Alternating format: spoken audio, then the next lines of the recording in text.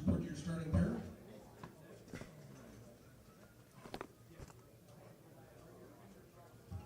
Players from your lanes come on 15 minutes of practice and your starting pair.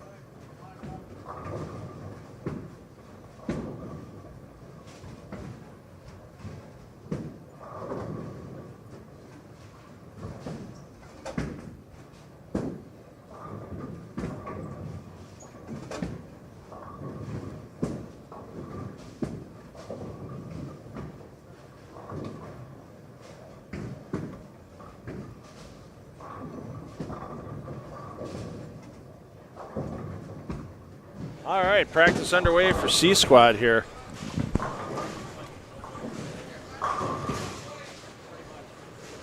In Bowling Green, Ohio.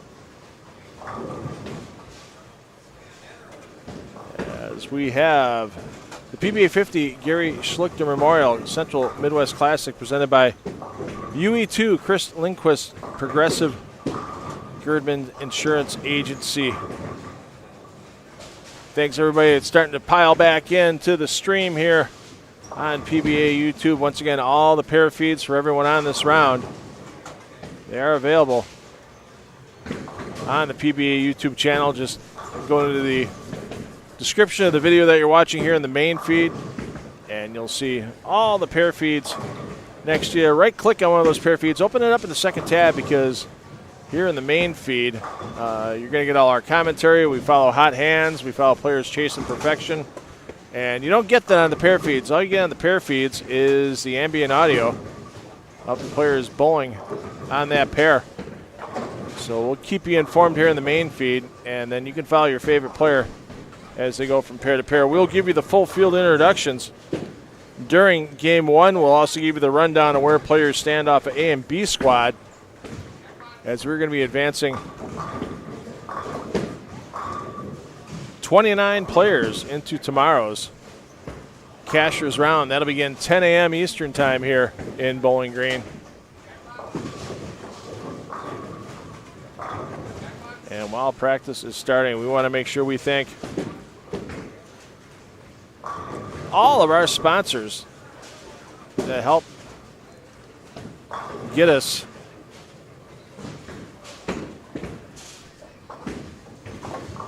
not just on the air here with this great event from Almar Lanes, but also with the tremendous prize fund that these players are battling for this week.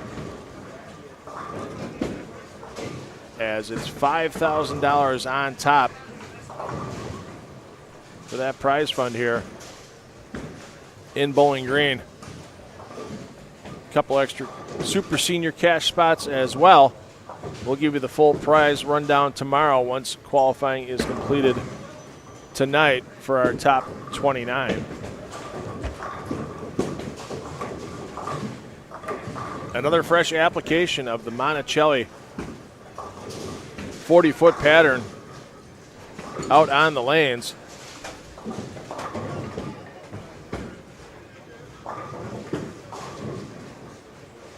For these players to battle.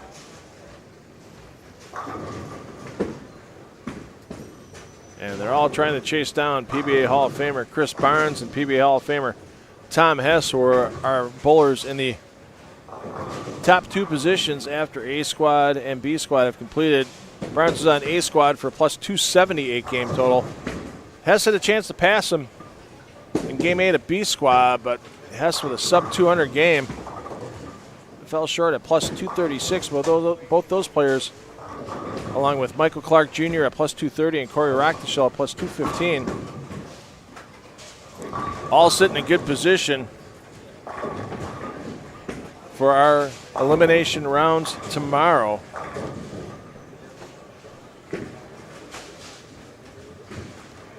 We'll get you more of our sponsors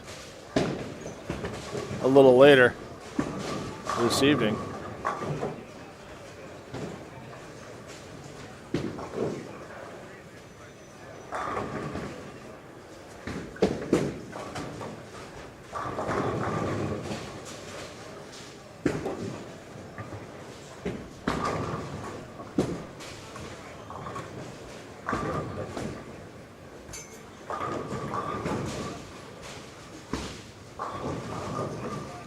Squad has about 9 minutes of practice remaining. We'll get you your full rundown of all the players on this squad in a few minutes. Thanks for joining us once again from Almar Lanes.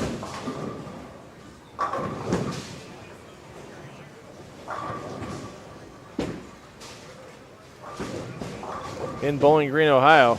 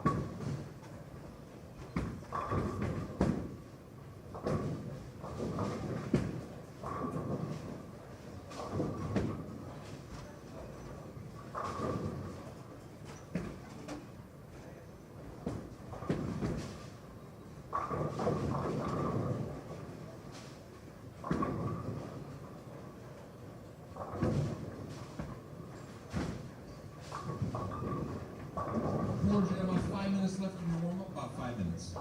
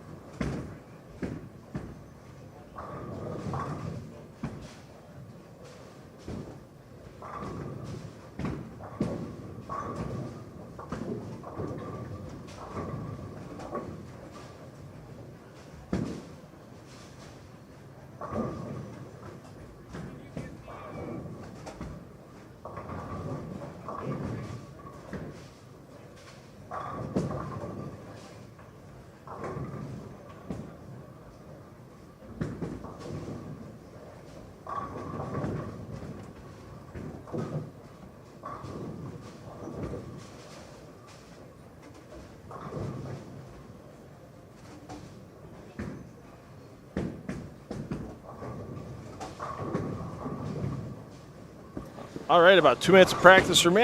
Closer to 3 remaining in practice here for C Squad. $2 Phil Brow. Hey, tell your family, tell your friends, share it on social media. PBA50. Regional action. You're going to be able to watch all weekend. They're getting loose. Is your PBA50 world champion from a little over a week ago, Mark Clark. Taking down that emotional title win over Chris Barnes in that championship match, honoring his friend Brian Dennis, who passed away less than a month ago. Brian finished in second in the Senior U.S. Open. And you know Mark's still bowling with a heavy heart. And you know Mark's going to try like all get out to bring another title back home in memory of his friend Brian.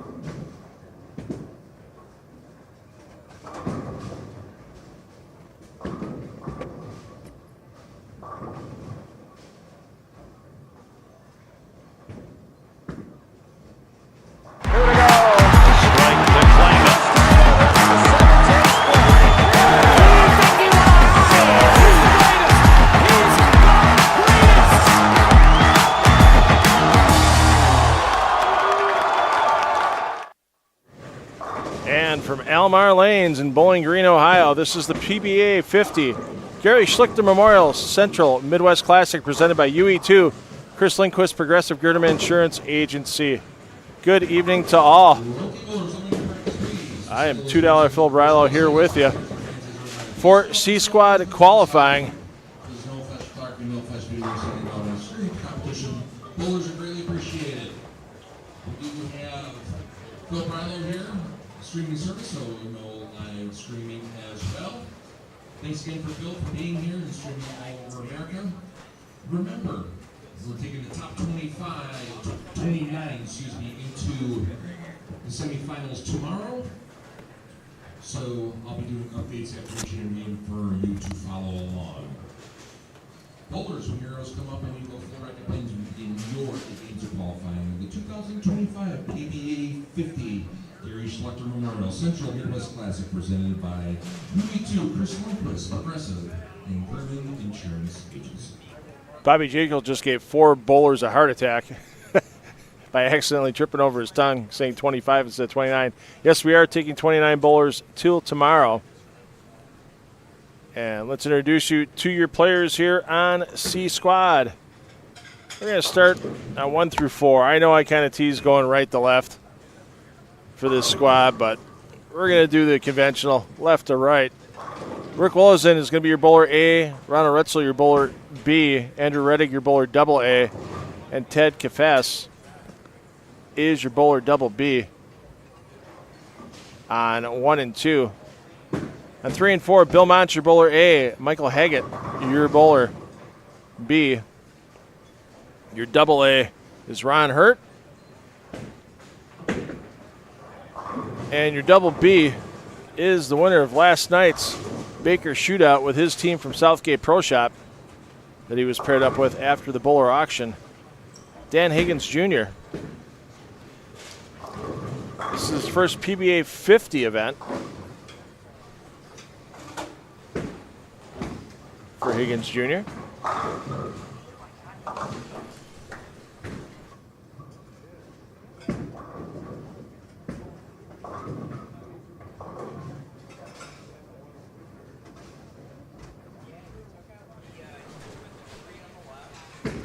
Bill Mons, there's a guy that's taken a few of my dollars in the Milwaukee area bowling over the last couple of decades. One of the reasons why I retired, as Mons goes high on this fresh application of the 40-foot.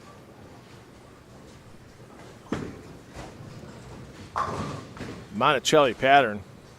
I want to thank Bill and Yogi Wames from here at Almar Lanes in Bowling Green for bringing me in to live stream this event. As 10 on the Deck Productions gets the stream once again on the PBA YouTube channel. I want to thank PBA Commissioner Tom Clark, Vice President of Communications, Carissa Del Bene, and YouTube genius for the PBA, Jeff Goodger, for getting everything set up to allow 10 on the Deck Productions to stream to that page.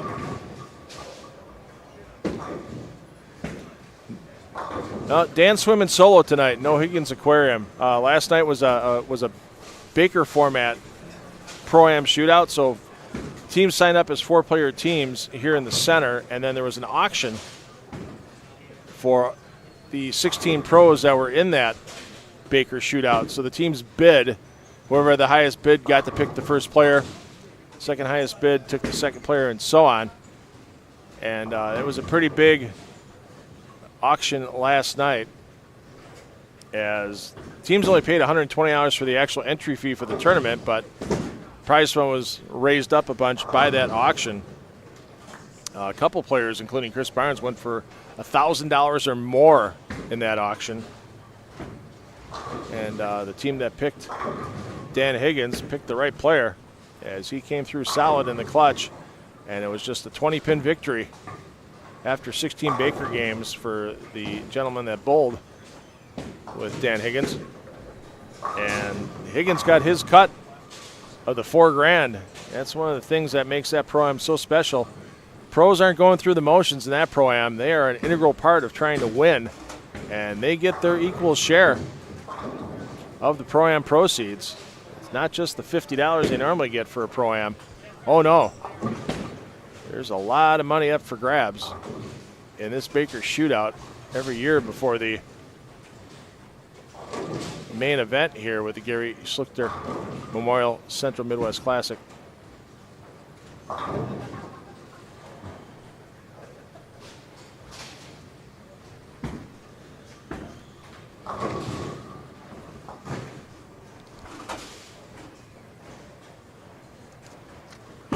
So as we said, Higgins, his first PBA 50 event.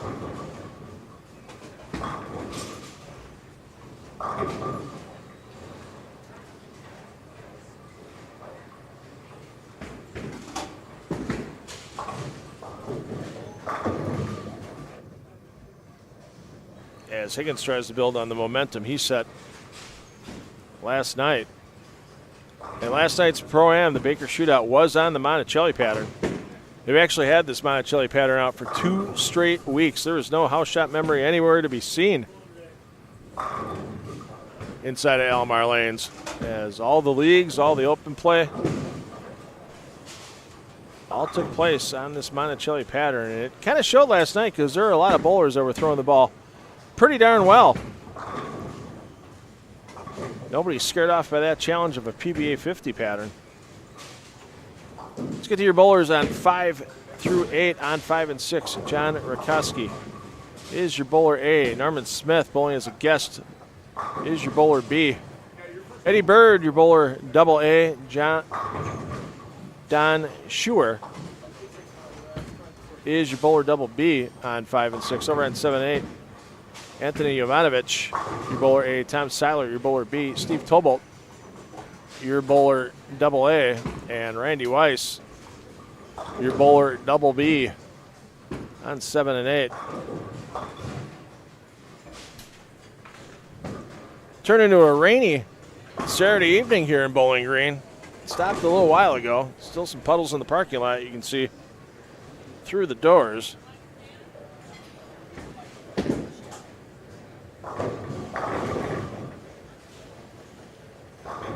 And there's some more rain on the way.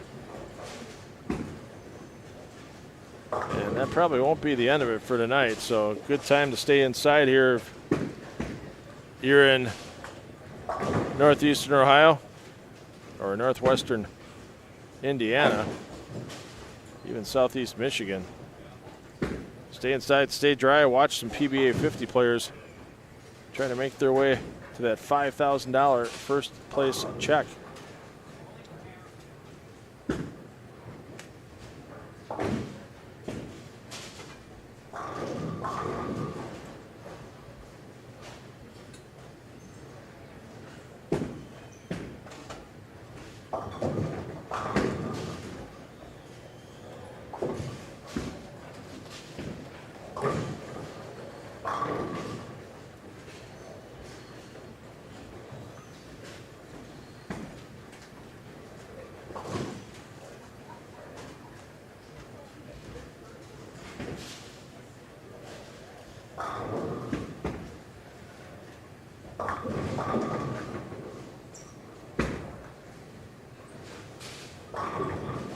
Oh, and Tobolt with the wrap 10.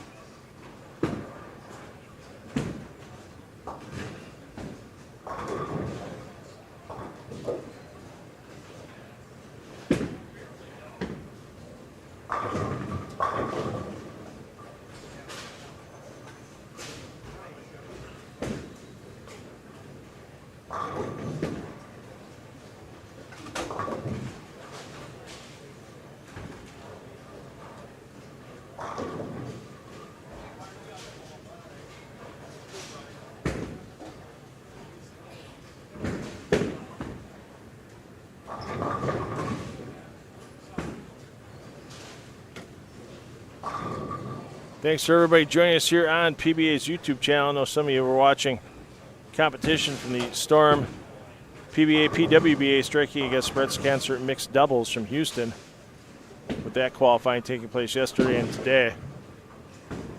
Jordan and Frank Snodgrass leading the qualifying rounds by just 2 pins over Aaron McCarthy and Andrew Anderson, so that's going to be a big battle tomorrow.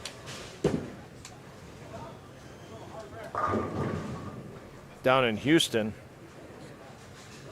Meanwhile, as Chris Barnes is here leading qualifying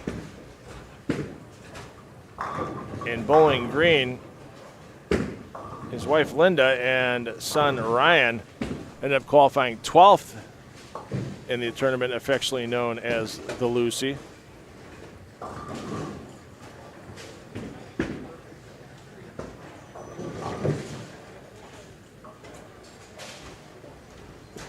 And they have a pretty solid shot if they can advance through the cashier's round and get into that top 12, or actually remain in the top 12 since they're in 12th position now. They can make a move, maybe get that title. 12 games of round-robin match play after the 4-game cashier's round tomorrow in Houston. So lots of bowling to choose from. We're glad you're here with us in Bowling Green for this Gary Schluchter Memorial Central Midwest Classic.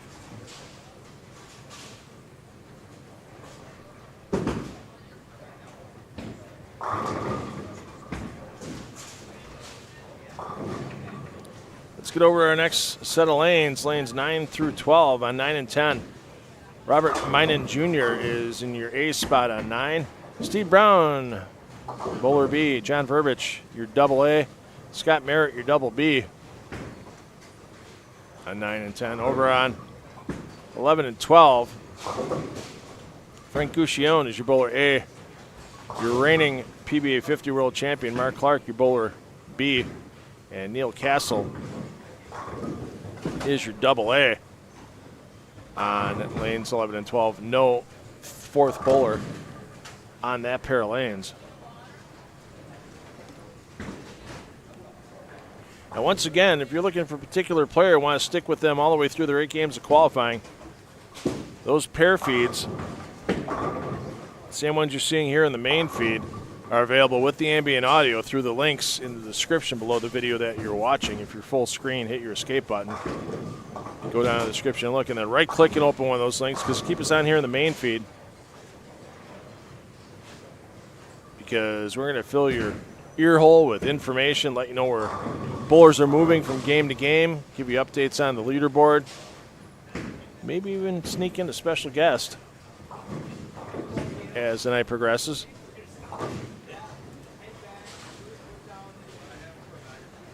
So we already mentioned the 4 players that are over a plus 200 from qualifying: Barnes, Hess, Clark Jr., and Rochtashell. John Shreve Jr., plus 193. Brad Angelo, plus 176. Brad Snell, plus 153. Snell had a chance to really make a move, but back-to-back opens on splits in Game 8 and 9th and 10th frames held him back a bit. Steve Kenyon, plus 140. Rudy Kazamakis, big 278 game for Rudy Revs. Got him up to plus 113. Same number as Carlton Chambers. Boy, those 2 guys are on the same pair tomorrow morning. Watch out. That pair is going to be broken down real quick in practice. Eddie Graham, the only other player at plus 100 or better, in 11th place. And since we're looking at 29 spots advancing, if all things are fair, just, and right in the world, we'd have 10 players off of 2 squads, 9 players off the 3rd squad, but we all know it's just simply the 29 highest pinfall totals after 8 games of qualifying, regardless of squad. So we've got Fran Luzzi in 12th at plus 96, Stephen Krywai plus 95, John Marsala plus 94, David Molnar plus 90, Troy Stuss plus 76, Tom Carter plus 60, Larry Verbal plus 59. Right now, 19th place is John Brockway at plus 54. 20th place is Glenn Smith at plus 48. And it's a pretty even distribution between A and B squad. In our top 20, it's 10 and 10. You can't have it any easier. So if you look at that, and that trend continues here on C squad, you're looking at somewhere around plus 50 to plus 60 for your cut number. Of course, these bowlers on the lanes now have a lot to say about it. We could have a pretty high scoring squad. A lot of bowlers could find the right line at the right time. Or we could have a train wreck. It's happened at tournaments before where some bowlers get ideas about how to play the lanes in a spot too early, and then things train wreck as the round progresses. And it's not like the scores for the cut line have been going up in later games. During A and B squad, that cut number stayed relatively right around that same average pace of about 207. A couple games it actually fell backwards and then gained ground the following game.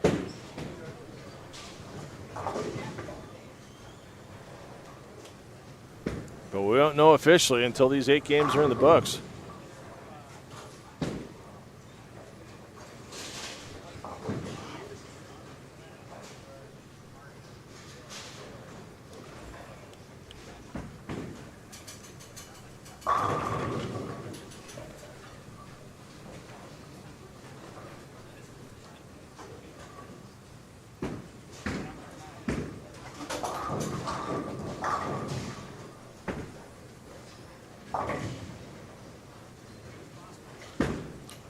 Scott Merritt was has the crowd go mild for that strike.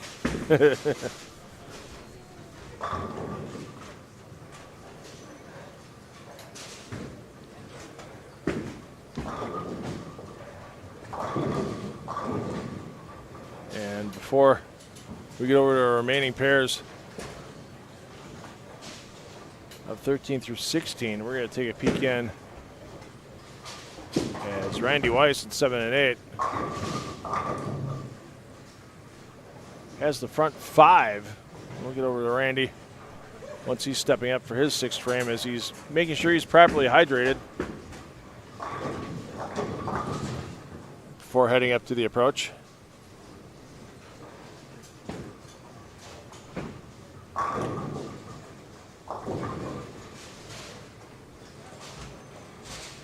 And there you see Weiss stepping up to the approach.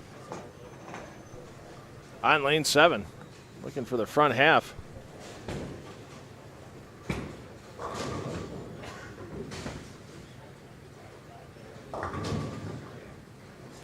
Not quite done to midnight bowling today. I mean, it was an early sunrise here in Bowling Green, but we started at 8 a.m. with A squad, and C squad here is definitely going to go to midnight or a little later with their bowling. So at least the bowlers that advance here off of C squad, they'll be able to get at least 7.5 hours of rest, get back to the hotel and try to shut down right away as Randy Weiss has the front half, and then get back here to get ready to bowl at 10 a.m. tomorrow for the advancers round. Lanes 13 and 14, we have Steven Jansen, Bill Fabian, A and B respectively. Double A's Bill Watson, double B Curtis Matlock. 3 Wisconsin players on this high end. On Wisconsin. Okay, enough of that. Troy Lind, your bowler A on 15 and 16, Jeff Walsh. Your bowler B, Lyle Kuhlman, your bowler double A.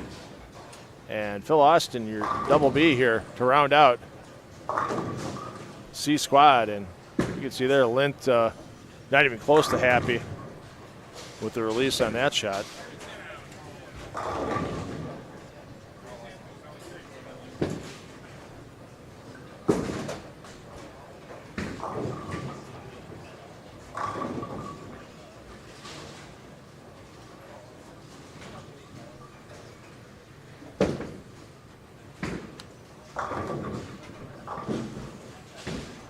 Wrap 10 for Kuhlman.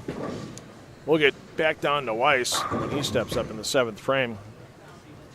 A couple players that runs at perfection so far.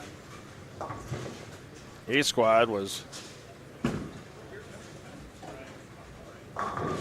Corey Rockdashell in game 8. A couple players had good runs on B squad. John Brockway had the front 10 for a wrap 10. Caught him. Steve Kenyon had a nice run on a front 10 as well. And Kuhlman with the miss. And not a good start to the night for Kuhlman. 3 opens, no doubles, first 7 frames.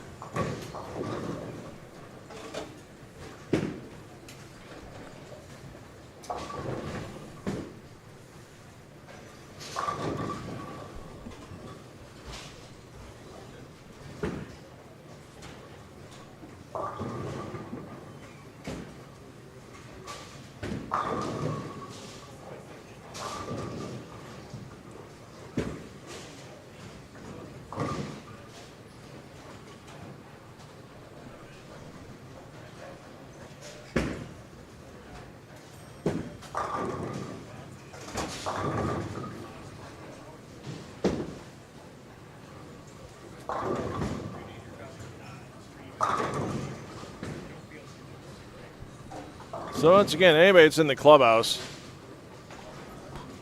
I'd say from 90 over up, 15th place, Molnar up in the standings.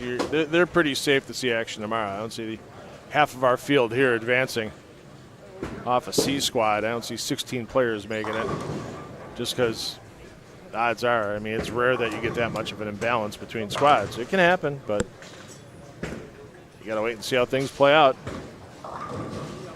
But those players, Tom Carter on down, 17th place Tom Carter, plus 60 on down. Yeah, there's a definite sweat. And players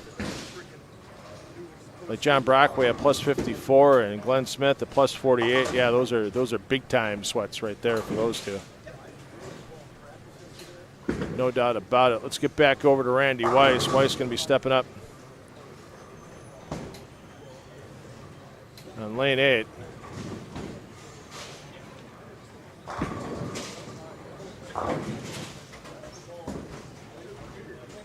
Yeah, it's a little bit of an angle, but let's get you a little closer look at Weiss.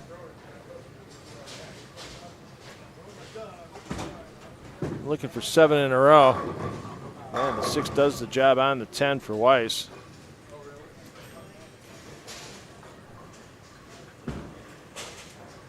Toys can be fun when they're electronics and cameras.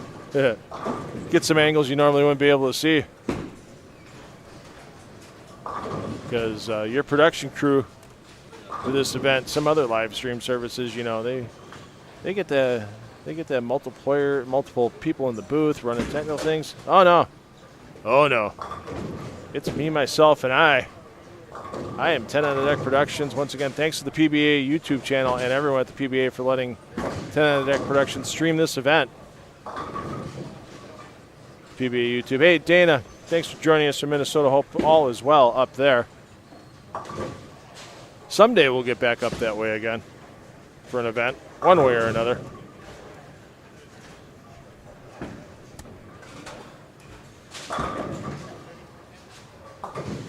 Hope you're enjoying the coverage here on the PBA YouTube channel. And once again, couldn't do it without Bill and Yogi Wames. Couldn't do it without our friends at H5G Brands. That's right. Beat that fall league rush. Everybody wants their jerseys at the same time. They meet at the first night of bowling. Hey, let's get our jerseys. And then you're piled behind everybody else. Go call your friends up, meet for a beverage, meet for dinner. Talk about what you're looking for in a design. If you can't figure it out yourself, get a hold of one of the designers at H5G Brands, and they will bring your concept to life. Be bold, be creative, be original. Check it out with their new low pricing at h5gbrands.com. And even though this year's edition of the PBA LBC National Championships is wrapped up with just the Clash remaining, your leader off of A Squad, Chris Barnes, is going to be in that clash as the winner of the Senior Classic Division. He and the other 7 division winners will be battling it out for some additional big money. Date, time, and place to be announced shortly, and also all the details of the 2026 LBC National Championships will be announced as well. Bookmark that address right there, pba.com/LBC tournament, or just go to the pba.com homepage, scroll down a little bit, and you'll see that link for the PBA LBC National Championships. You never know who you might bowl with on a squad. As Randy Weiss now front 8. You never know. The look on a couple of gentlemen's faces when they found out they were paired up with EJ Tackett and Natalie Tackett. Oh, that was fun to see. They had no idea they were going to be on that pair. Now, obviously, you're thinking, oh, no, I'm on the same pair with a PBA Pro. I'm bowling against them. Nope, they have their own division for the PBA Elite players. So if you're a player that just bowls for fun, has a few pins of handicap, there's a men's and women's handicap division for you in the LBC National Championships, even for the young players, boys and girls handicap. They can bowl as well. And if they're a young player and they want to move up in one of the classic divisions at scratch, oh, look at Jana Brandolino in 2024. Took down $60,000 in the Clash after qualifying through the Women's Classic division. And this year, the winner of the Open Classic division, Weston Griffin, 17-year-old player out of Tennessee, taking on the $25,000 top prize as scholarship money. And yeah, if those young bowlers move up to a scratch division, they have the option of taking any money won as scholarship money.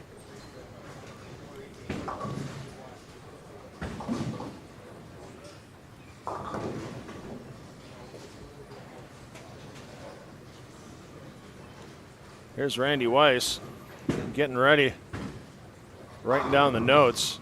You never know where you're going to hit that pair again.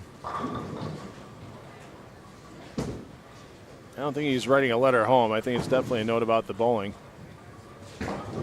As Weiss is going to be stepping up here on the front 8.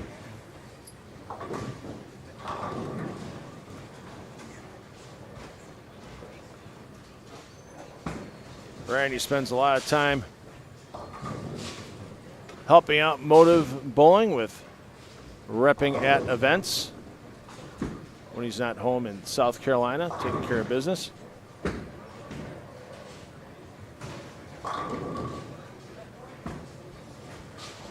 And everyone defers to the man with the front 8. Let's see what Weiss can do here.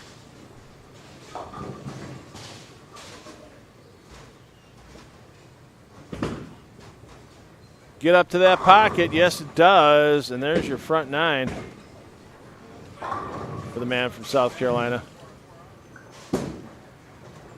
And another chance for perfection. We haven't seen it yet. As Weiss goes back, takes a sip out of 2 different beverage containers. He's got one with water. He's got one with something that looks like a sweet tea almost. And Weiss now just playing spectator until he gets his chance to step up in the 10th frame.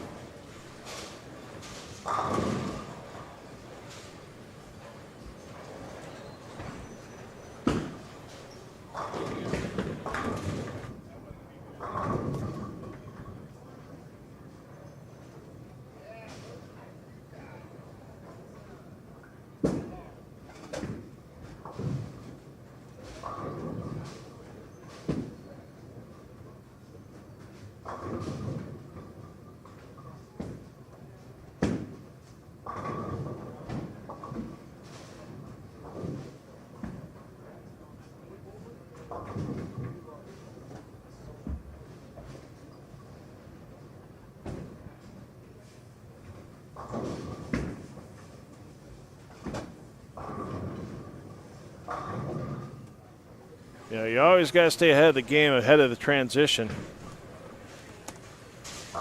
at any PBA event. Randy Weiss checking out some of the action on 9 and 10, as that's the pair he's going to be moving to after he completes his game on 7 and 8. Every little bit of intel helps. And probably taking his mind off of what he has the chance to do over on 7 and 8.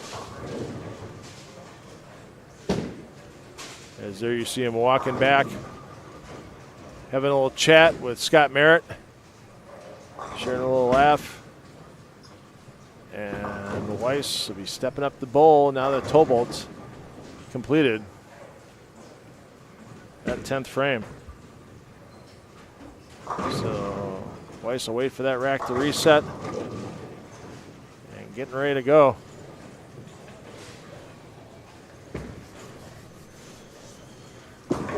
Another hit of water to stay hydrated, a little stretch on the way back up to the ball return. And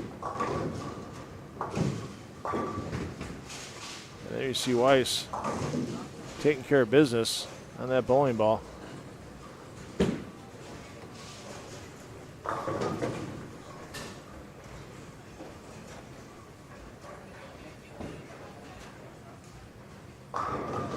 Yet to see perfection yet here in Bowling Green in this event.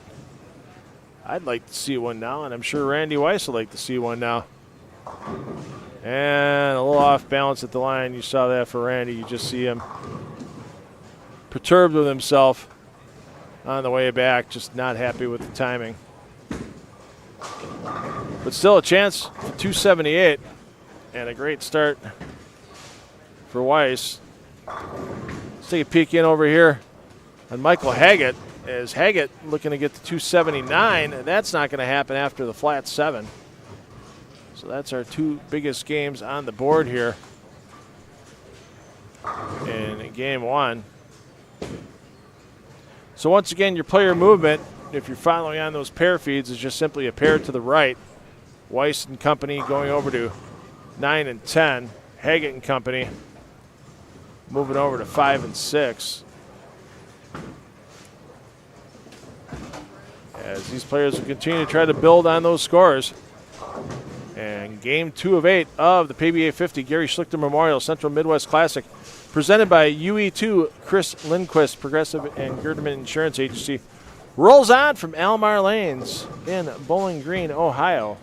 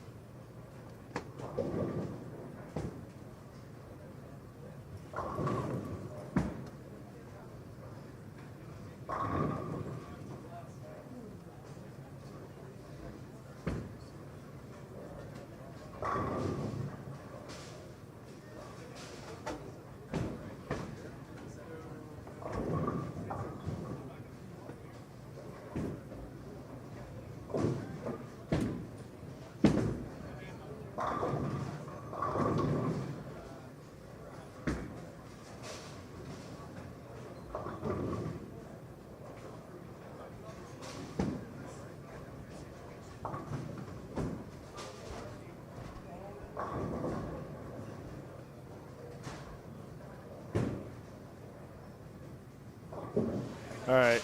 Jeff Johnson, thanks for that info. I'm going to have to ask Randy once the round's done what kind of suspension system he had custom installed on the back of that Ford SUV. That's not going to have a heavy-duty suspension system.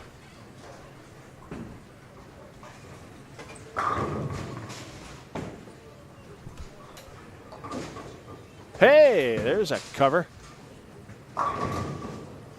To start things off by Rick Wolzen.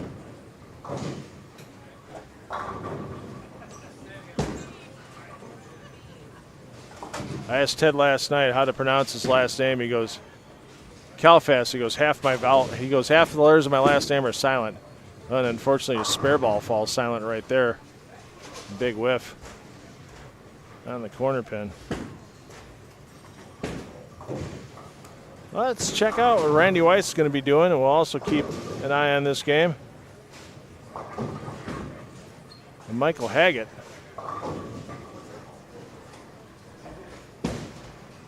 Haggett's going to be on 5 and 6. Weiss you'll see stepping up right here on 9 and 10. Yeah, let's give you a little over the shoulder on Weiss. Why not? We got the camera shot. Let's make it lively. And Randy wasn't sure on that when you see all the way. He comes back. Gets all 10. Weiss, your bowler, double B on 9 and 10. Over here on 5 and 6. Michael Haggett's going to be your bowler B. He's already started with a strike here in game 2.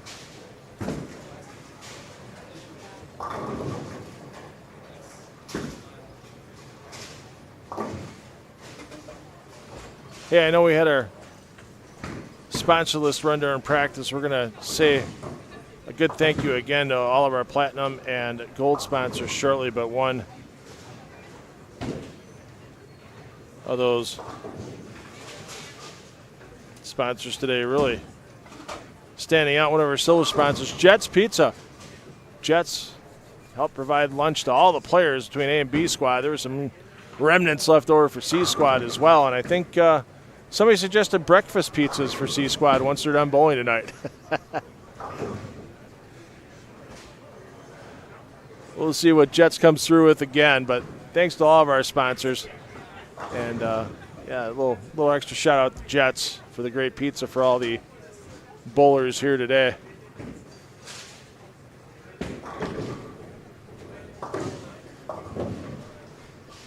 I'm going to try to see how good Google Translate actually is. I see a comment in the chat, and I think it's Korean.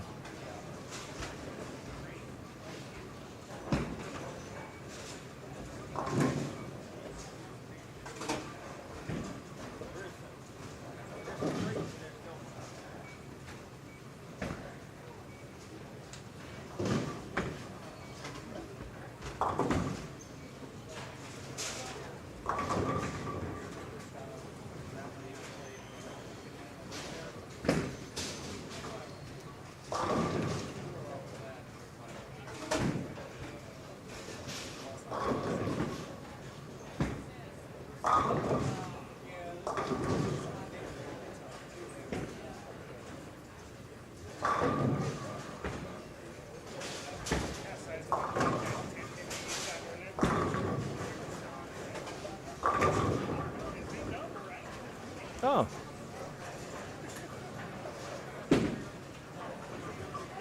Polaris number 2 providing some bowling advice in the chat.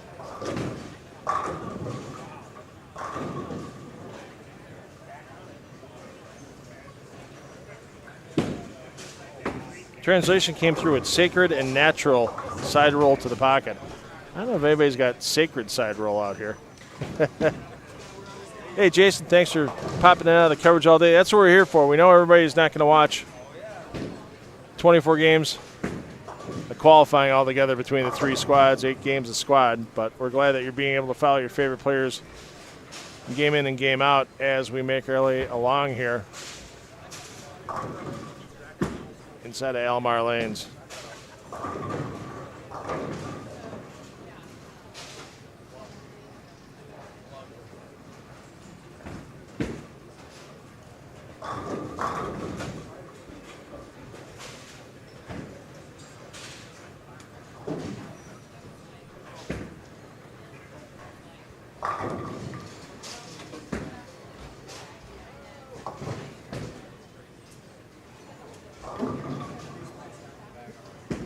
Rudy Revs, I don't know if Rudy Revs went back out to his truck for game 8 today. I'll tell you what. Came through on a tough pair. A lot of players weren't able to score on 7 and 8 during B squad, but he found a way to put up 277 on the board in that final game. Get to a nice, comfortable number.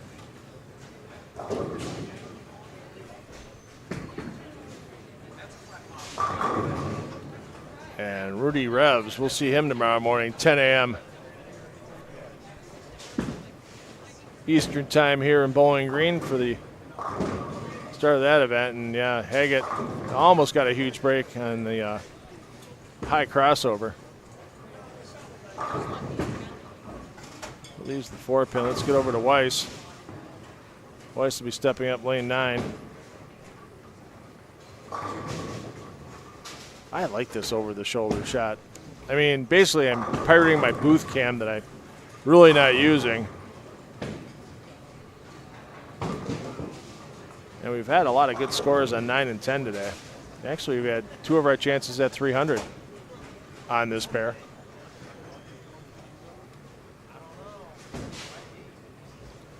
Let's see if Weiss can make it 3 in a row. You see that follow through across the body. Fist pump and a turkey for the man affectionately known as Rando.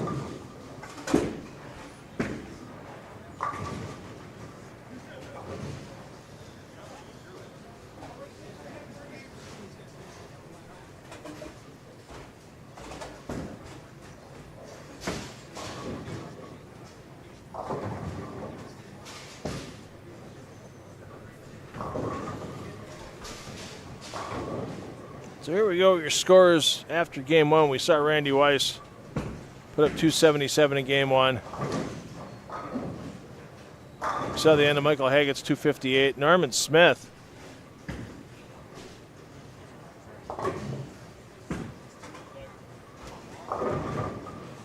is right now bowling on 7 and 8. We'll peek in on Smith momentarily. Smith started with 256. Scott Merritt, 251. Ron Hurd, 246. Bill Watson, 240. Eddie Bird, 239. Andrew Reddick, 238. Mark Clark, 218. Dan Higgins, 216. John Rakowski, 216. And Phil Austin, 214. So there's your top 10 or so on C Squad. Everybody's got to start figuring out what to do now as they move from pair to pair. They had the 15 minutes to figure it out in practice. No practice when you get on that new pair.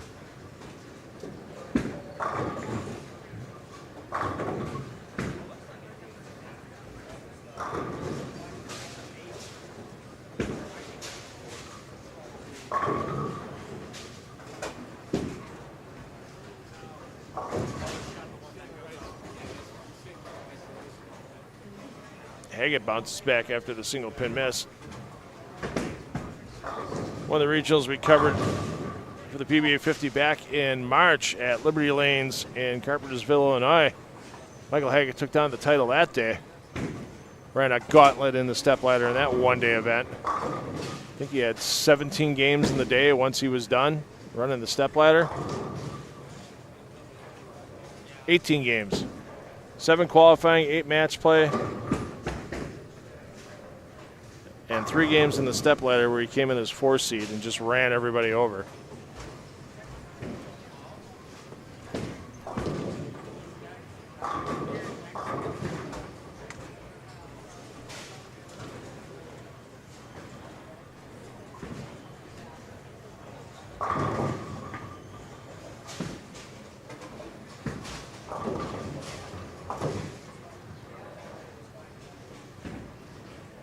Bird with the start of 239, just left at 8:10 on lane 7.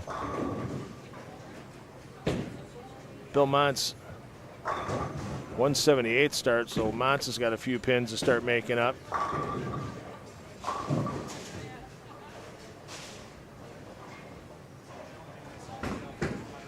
Rokoski 216 start.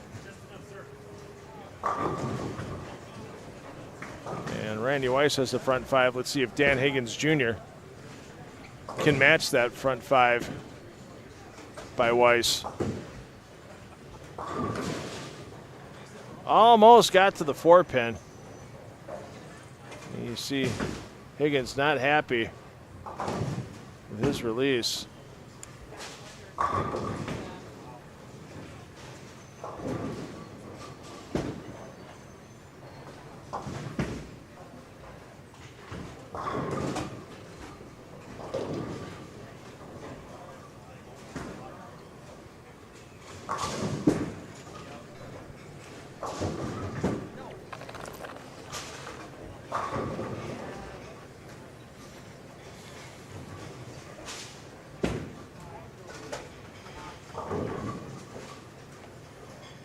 So Weiss front 5, Tobolt.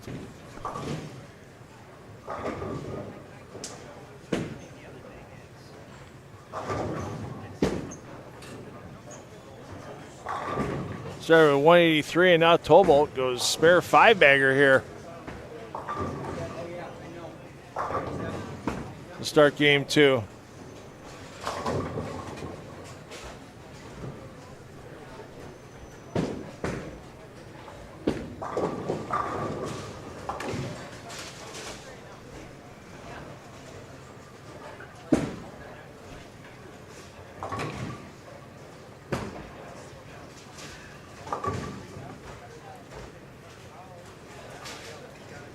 Get a little more up close and personal with Weiss. There we go. Good look at lane 10. Weiss once again for the second game in a row looking for the front half. Hey, he had the front 10 last time. The front 9, pardon me. There we go. A little unsure. But it holds for Rando. And back to the notebook.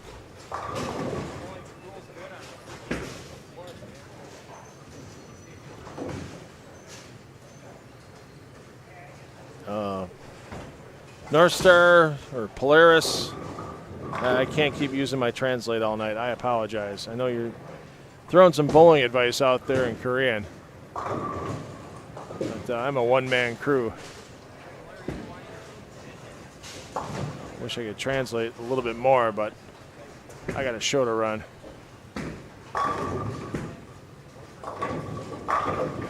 Verbich looking to put up a number this game.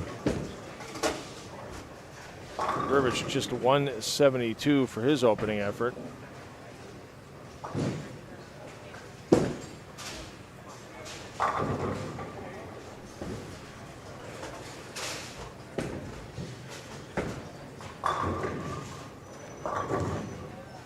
Scott Merrick, good opening game, 251, working on a 4-bagger after the first frame open.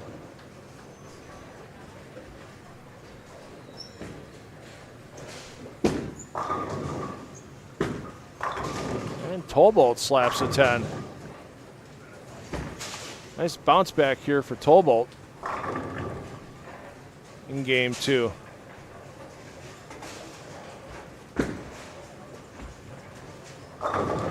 And Merritt scrambles him down. Jovanovic.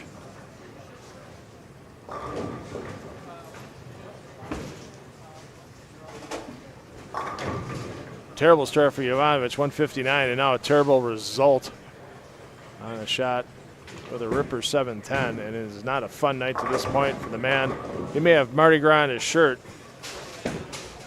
but he's not having a party on the lanes.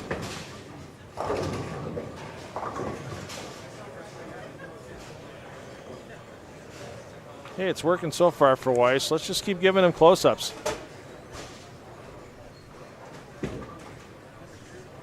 Front 7, yes indeed. Randy Weiss, super hot. Starting here.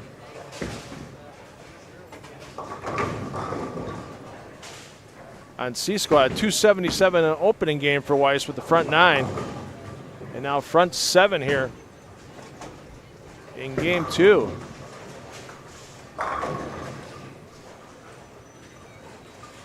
Let's check in on Haggett and crew.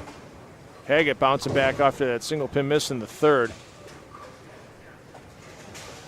And Higgins, single pin in the 5th with that 4-pin, bounces back with a strike in the 5th.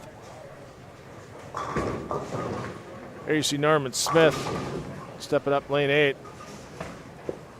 Smith, 256 his opening game, but he can't even get there this game, 236. Actually, 234 Smith's max here in game 2.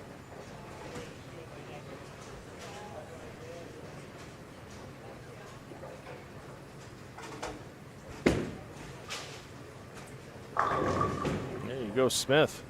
Tolbolt.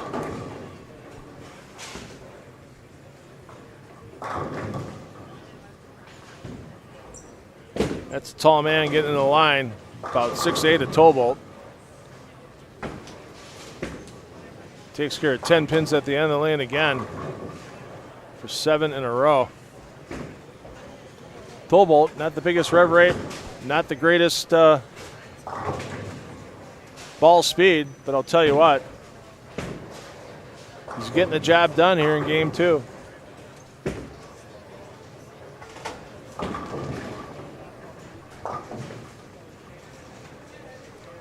What the heck? Let's stay close on Randy Weiss.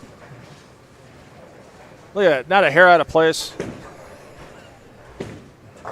Well groomed. Imagine he's exquisite smelling at this moment, as the cologne and everything is still fresh in the game too. Tell you what, as hot as he is right now though, that cologne's probably burning off. That might be fueling a fire right now.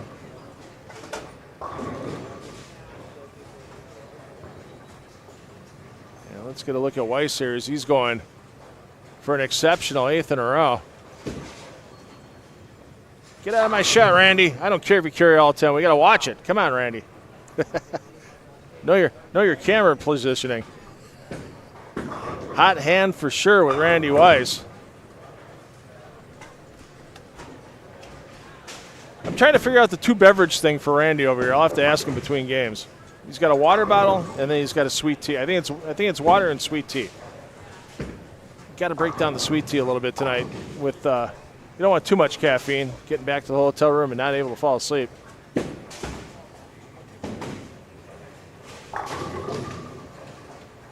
Let's check back in on Higgins and crew. As Higgins picks up the single pin.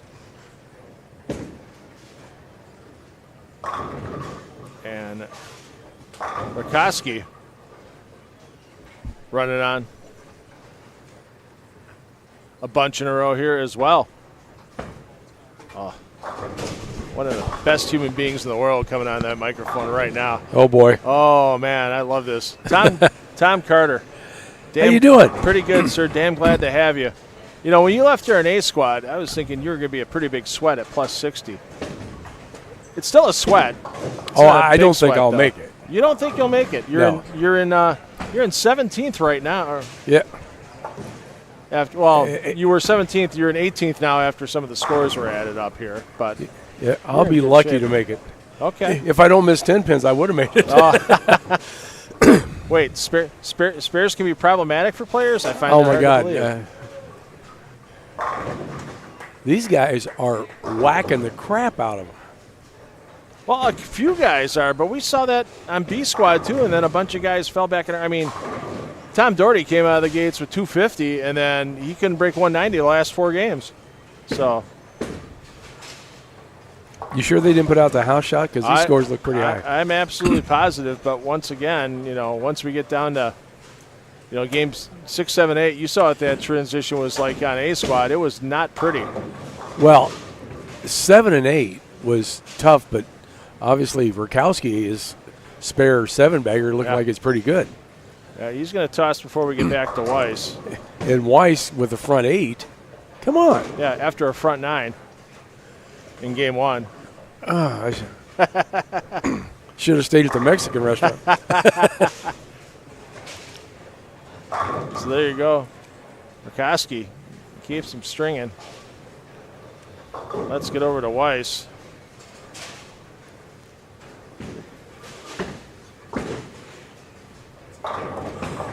There was, I thought, a boatload of 7-10s in this tournament. Yeah, there's been a few already here on C squad. We saw there were a bunch of big 4s on bad shots.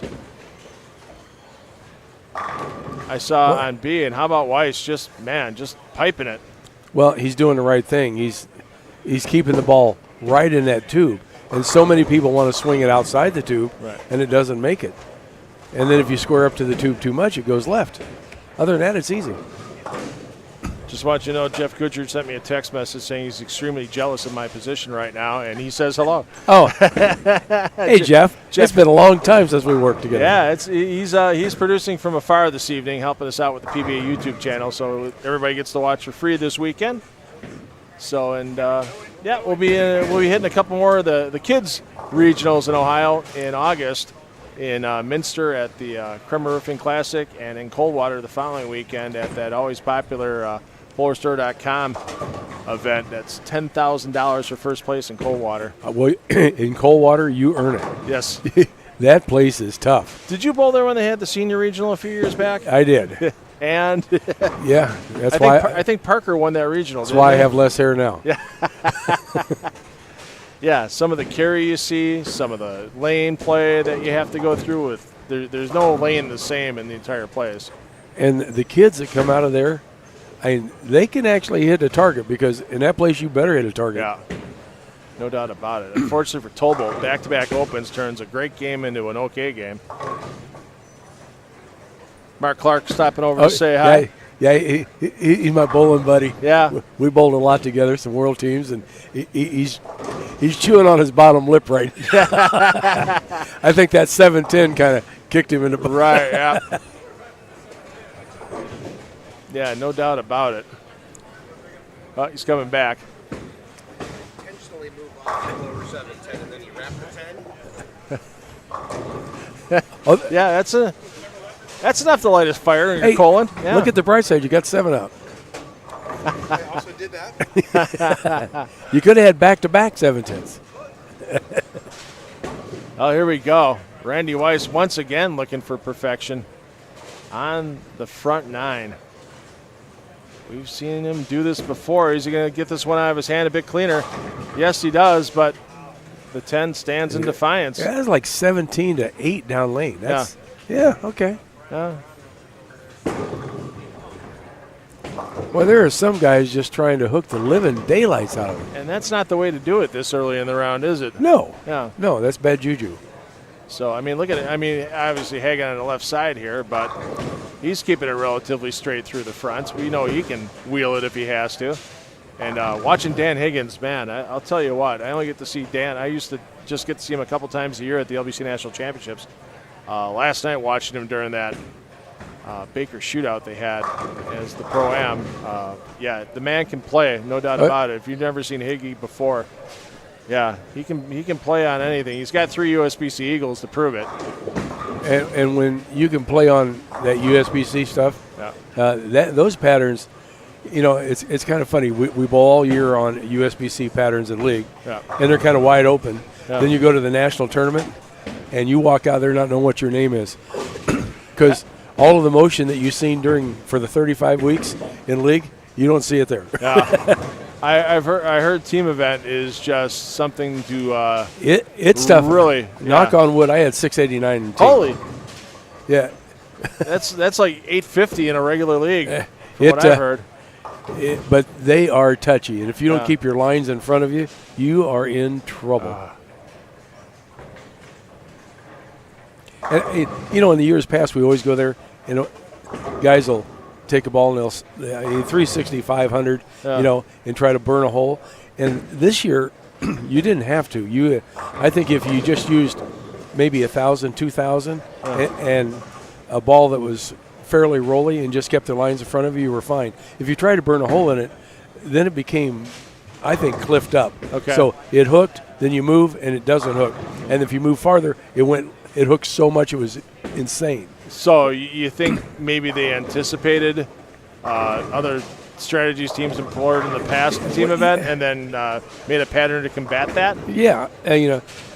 I think they took what people like to do right out of play, and you got caught off guard because we've always done pretty much the same thing for years. Yep. So Rakoski here. He's shooting 290. Yeah. And this is right up his alley, too, where he literally right up his alley, where he can keep the lines in front of him and not have to swing it. Well, he only started with 216, but still 106 over after 2. Not a bad start at all. Yeah, well, that'll work. So, you want to hang around for another game? I got a little technical thing I got to bounce around and do, but I'm more than happy to have you for another game if you want to hang around. Sure, I'll be here. Let's take a 5-minute audio intermission. We got Game 3 coming up next.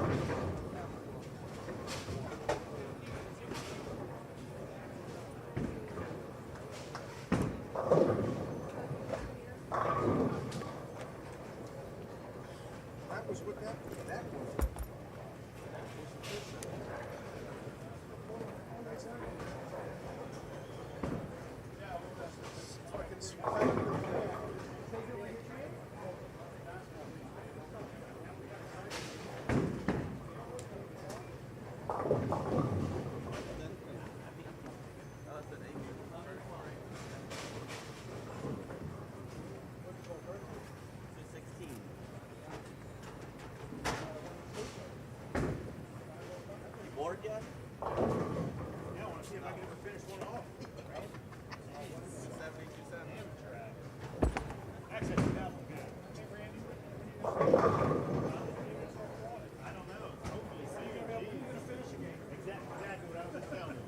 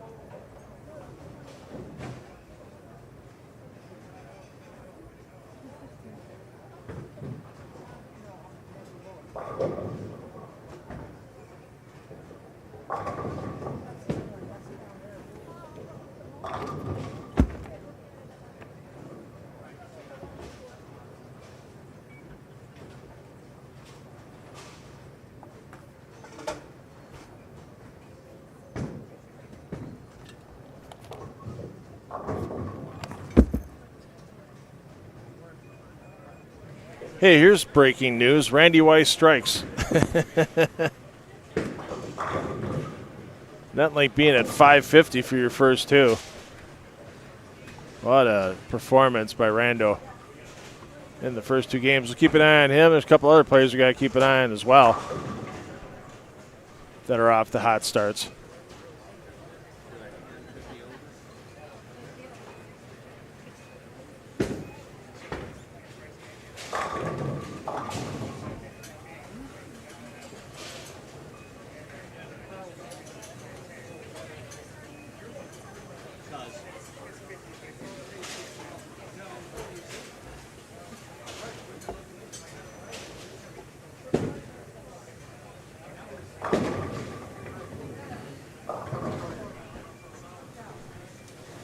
So we'll get Tom Carter back in the booth with us in a little bit. Always glad to have the man who is just a fountain of knowledge on this sport of bowling. Been around it, well, hey, forever. Always enjoyed back into the extra frame and flow bowling days, being able to call championship matches on the PBA50 tour.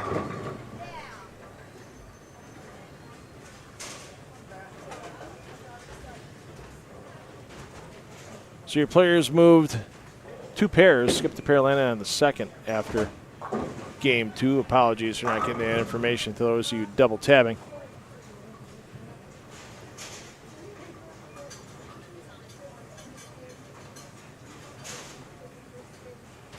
We got Weiss, we've got Rakoski, Higgins is hot hand. This guy stepping up on lane 9, Michael Haggett, hot hand as well.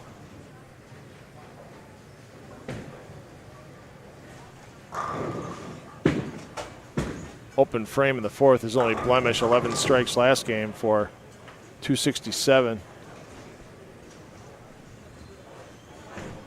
Rakoski, 290. And Rakoski starts with a double.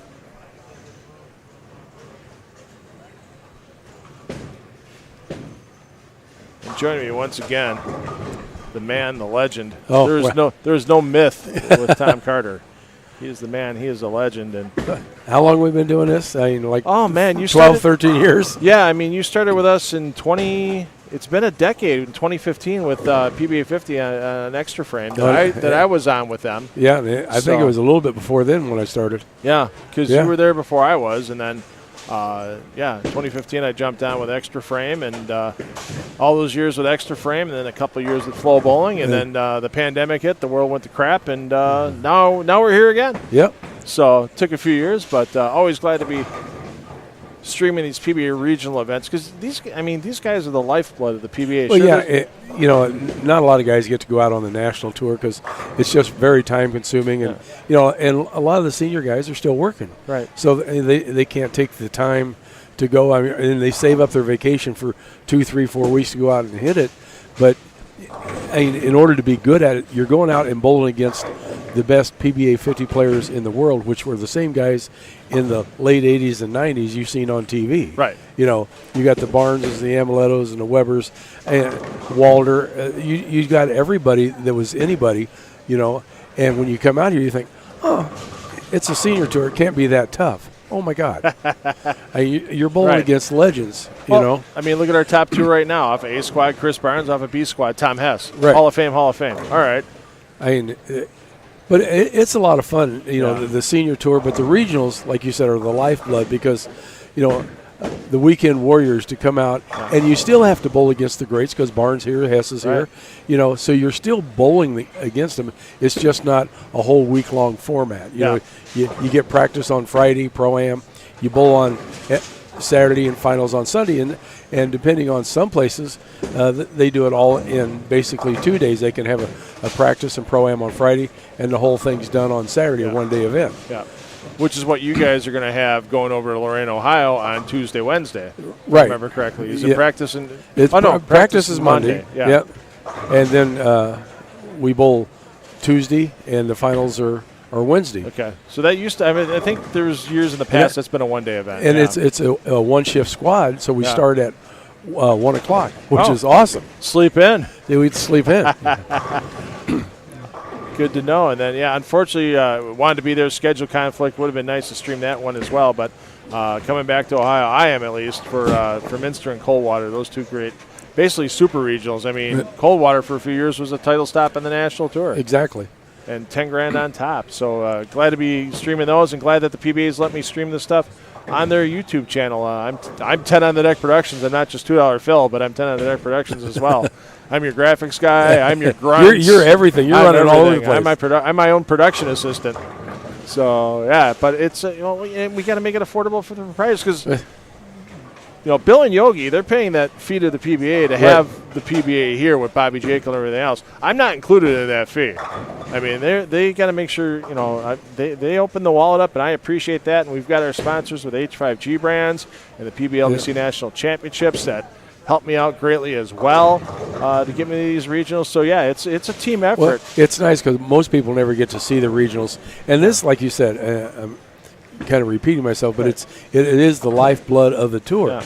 And a lot of people at home probably don't get to see some of these guys. Yeah. And there's some quality guys that come out on regionals you just never get to see on a national tour. Right. I mean, one that comes to mind because I know him locally from Wisconsin is Tony Oliva. I mean, he's only had a couple of events this year, and he had a great run at World Series of Bowling. Yes, he did. And I think he almost made the finals division, didn't he? He made match play. Yeah, he did. And so he is a quality player. Yeah. He can do tricks with the ball that most people can't even think about doing. Yeah. And you'd walk by him and go, oh, well, he's a straight player, but he can split hairs. My God, that guy is, and he reads lanes so well. Right. I wish I could do what he can do because there's times that you got to keep the ball in front of you, and he does it effortlessly. Right. Yeah, it's he took enough of my money over the years in Wisconsin. So, but one of those guys that loves to compete, loves to bowl whenever he gets a chance. But once again, getting around the full-time gig and everything. Yeah, it was tough for him for the World Series because he had to take extra time because he had made the finals, and he's using all of his vacation to come out here. Right. Yeah, you gotta have an understanding wife for that one. Hi, Jenny. So, didn't Ron Hurd have an issue at the World Series of Bowling where he couldn't bowl a match? Yeah, that was terrible. He had a deposition he had to be at, and it was at 10 o'clock, and that's when match play was started. And Tony Lanning was nice enough to give him a 30-minute grace period. Yeah. And I'm thinking, man, it was supposed to start at 10. Yeah. It's not going to start at 10. Right. And he come running back in about 11:15. He had his jersey on, but it was all over because at 10:30 he had to bowl against Tom Doherty, and Doherty went ahead and bowled his 3 games. And it was, you bust your butt to make the top 16, but this had been going on. It was 4 years waiting on this deposition. Oh, yeah. He couldn't miss it. Right. So he had to go. Yeah. But then not to be able to do the round of 16, which stinks because, that's a chance at a title, because if you win that round, now you're in the round of 8, and depending on your standing where you're at, you can make the show. Yeah, you can still lose and get in the round of 8. Right, if you're exactly. seated high Yeah, enough. if you're the higher seed. So, but he did make the World Series, which, I guess that's a little bit of a benefit, Right. but it's real heartbreaking you have to take 16th place. Yeah, you still got the check at least. That's Right. a good thing. It wasn't a DQ. It was just he got scored 0 for his match. There was a lot of against guys that Doherty. didn't get checks. Yeah, that's true. So how many weeks have you and Linda now been on the road for PBA50? We left the last week of April, and I should be home August 11th. Wow. Any periodic stops back in Columbus or no? I guess that's a no. No. Get at that. No. We did get to go home at PBA60 there, Yeah. so we were there for a little Okay. bit. Keep an eye on the homestead. Well, keep an eye on the spot in the parking lot you guys have outside of Wayne Webb's Columbus Bowl. Right. And the shop there, of course. A lot of people might not know that are watching tonight. Tom has a great pro shop inside of Wayne Webb's Columbus Bowl, and you got to have good staff to keep that running while you're gone too. I got 2 wonderful people that run it for me, and they've done it. I've been there 12 years. Steve Thomas and Brandon Donahue, I'd be lost without those guys. So, yeah, you got to it takes a world to get these PBA events done, not just for the actual event itself, for the bowlers to get to the event sometimes too. You got to have that support on the homestead, on the business front. As you said, a lot of these guys have jobs, so that's why I think in Tom Clark, we had a nice chat at a sweeper series I've been streaming in Milwaukee during the summers on Wednesday nights, and we had Tom as a guest, and he goes, it's a labor of love. He goes, I appreciate it as a bowling fan, and that's what it is for all you guys too, man. It's a labor of love. Well, Linda helps out Tony Lanning on the tour. Yep. And I'm the player services rep along with Jeff Johnson for the Brands of Brunswick out on the tour. So, we got our hands full. But, thank God the tour ends in the middle of August. Yeah. Because a lot of the guys out on the tour and even on the regional tour, leagues are starting. They're pro shop owners. They're proprietors. Yeah. And they got to get back to work. Right. Because you definitely can't leave your shop when it's the busiest time of the season. No, because nobody comes into your shop in July and wants one of the new bowling balls that was just announced at Bowl Expo. They all want it last weekend in August. Right. Well, because they come out with stuff, like the 1st of October. Right. And that's what nobody pays attention to what comes out in July. Except for pro shop Guys, operators. yeah, pro shop operators and guys on the respective 50 and, for this week at least, the Strike Against Breast Cancer mixed doubles down in Houston. So, geez, what a firepower lineup that is again. Oh. My goodness. I mean, the Snodgrass is just snuck past Andrew Anderson and Aaron McCarthy for first place after qualifying. Have you ever been down to that tournament? I got to be there in 2019 when Flow Bowling covered it. And it was the closest finish ever because going into position round, the top 4 teams were separated by 25 pins. Oh, my God. Yeah, I mean, that doesn't happen in that No. tournament. Usually, if you're lucky, you get a match. I mean, like last year one time in the last 2 years with McEwen and Simonson, it was just a runaway. Like, once it got to position round, it didn't matter. They needed like a 50 game to lock it up or whatever it was. They didn't need a lot. But, yeah, that was the year that Kyle Sherman won with Amanda Green.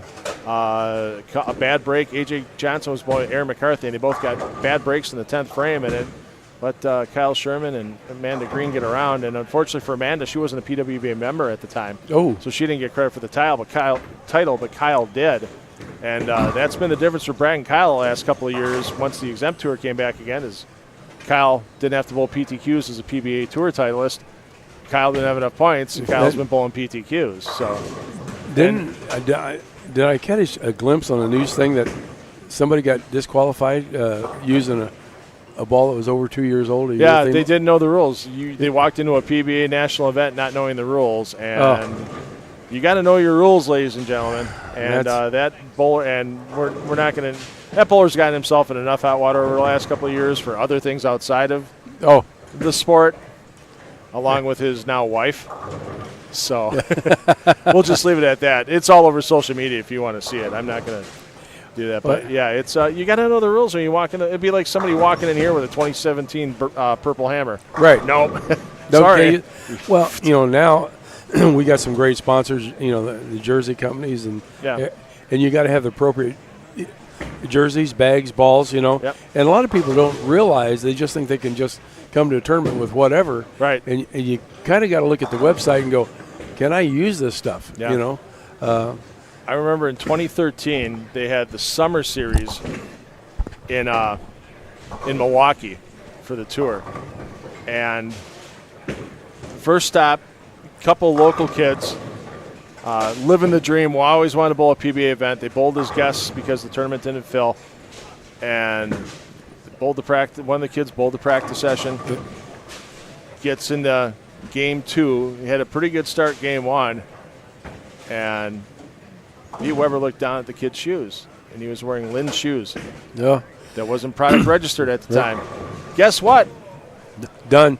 Unless you got another pair of shoes somewhere. Well, they found a pair, and he was a left-hander on top of it. So they found an old pair of single slide sole shoes in the truck. Keith Brovald found one pair of shoes for this kid.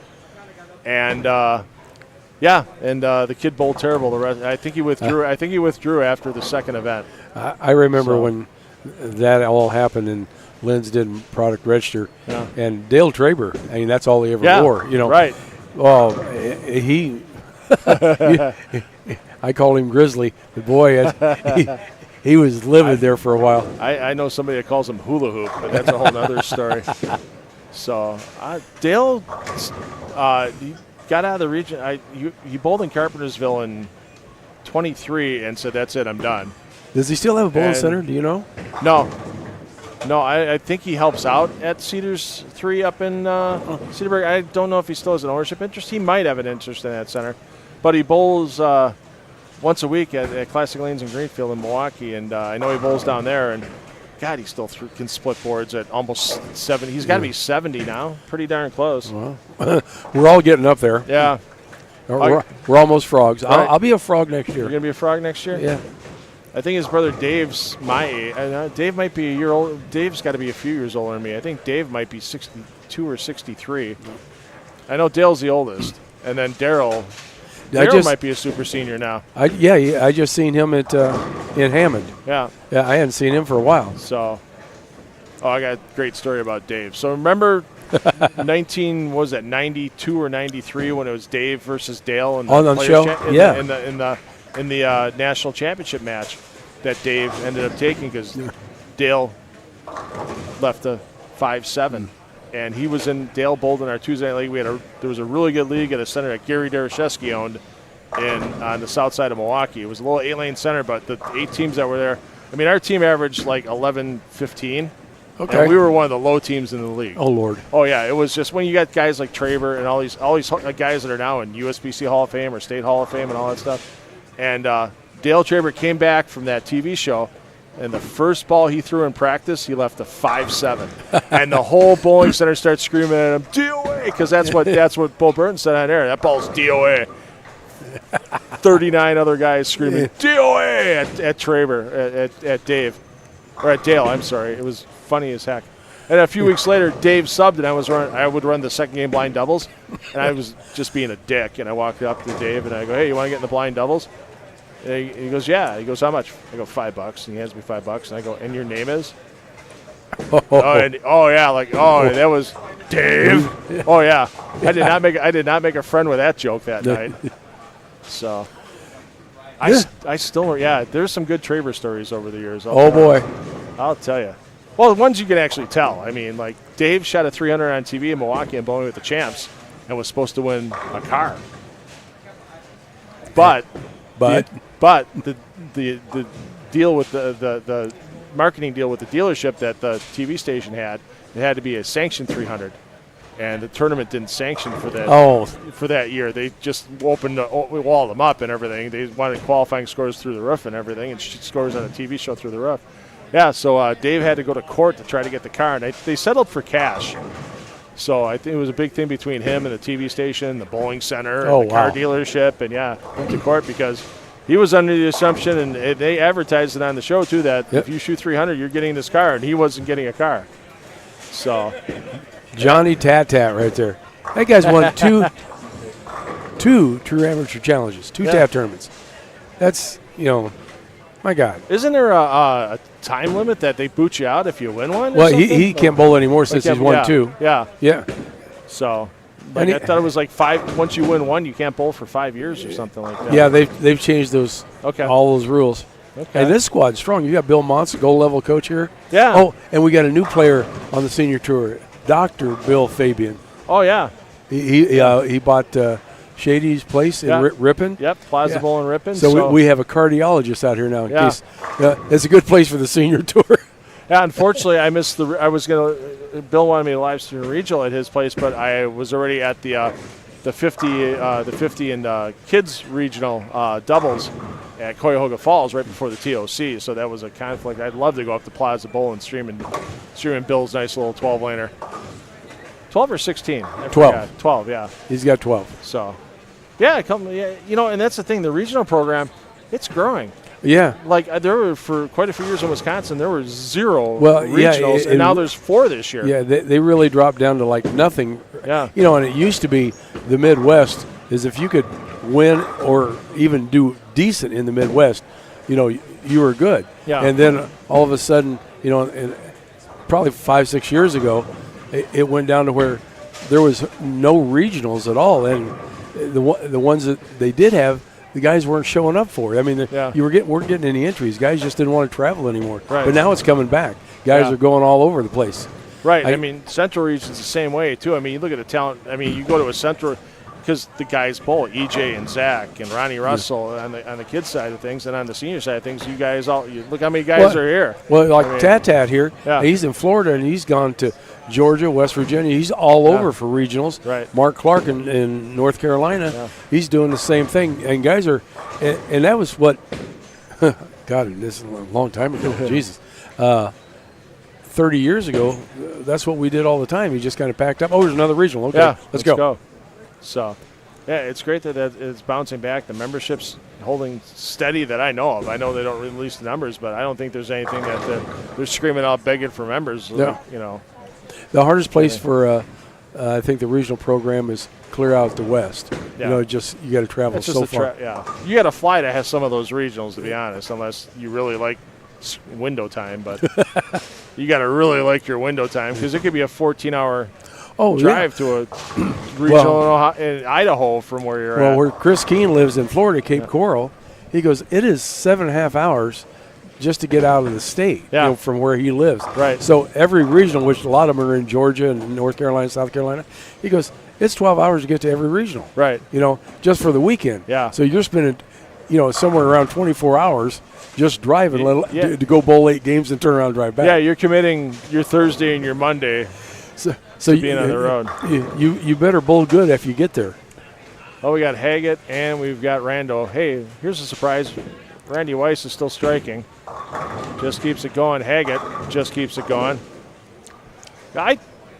Man, you might be right. Your 60 might be in trouble. I thought you were going to be right near 26, 27. Yeah, this squad is way stronger. Yeah. You got it's a sneaky strong because you're not saying Hall of Famer. No, but you're in front of it. But yeah, you got Troy Lint. Right. You got Former Mons. player of the you year. got Reddick. Hurd had an okay start. Haggett. Yeah. Eddie Bird. Right. You got Tat. Yeah. My God. Right. You got Randy Weiss. Merritt had a great start and is still plugging along. So you got Verbiage. Yeah. I'm just looking around going, holy cow. Yeah. There's just a ton of talent on this squad. But if you only follow the 50 tour, you might not know some of those Yeah, names. yeah, Because, Yeah. Oh, you got Watson down there. You got Higgins. Yeah. I mean, Clark. Yeah. Yeah. I think there's probably 12 guys on this squad that could. Yeah. Well, that still leaves you 28th, though. So Yeah. Well, thank you. Appreciate that. hey, I got to root for you, man. Got to root for you after all this time, no doubt about it. When will you guys talk about the bowling going on here? We'll get there. So sorry, Jay. It's we're catching up. We're telling you about what we see going on, and we'll get you caught up on stuff in a little bit. But yeah, I'm into. Let's see. This is game 19 for me. So yeah, I'm a little punch drunk right now. Oh yeah, and you're going to be here till midnight. And Yeah. if there is a roll off tonight, Oh, I'm not covering it. it'll be 1 o'clock in the morning. I'll tell people about it. I ain't sticking around to cover it as much as I want to. No, not going to happen.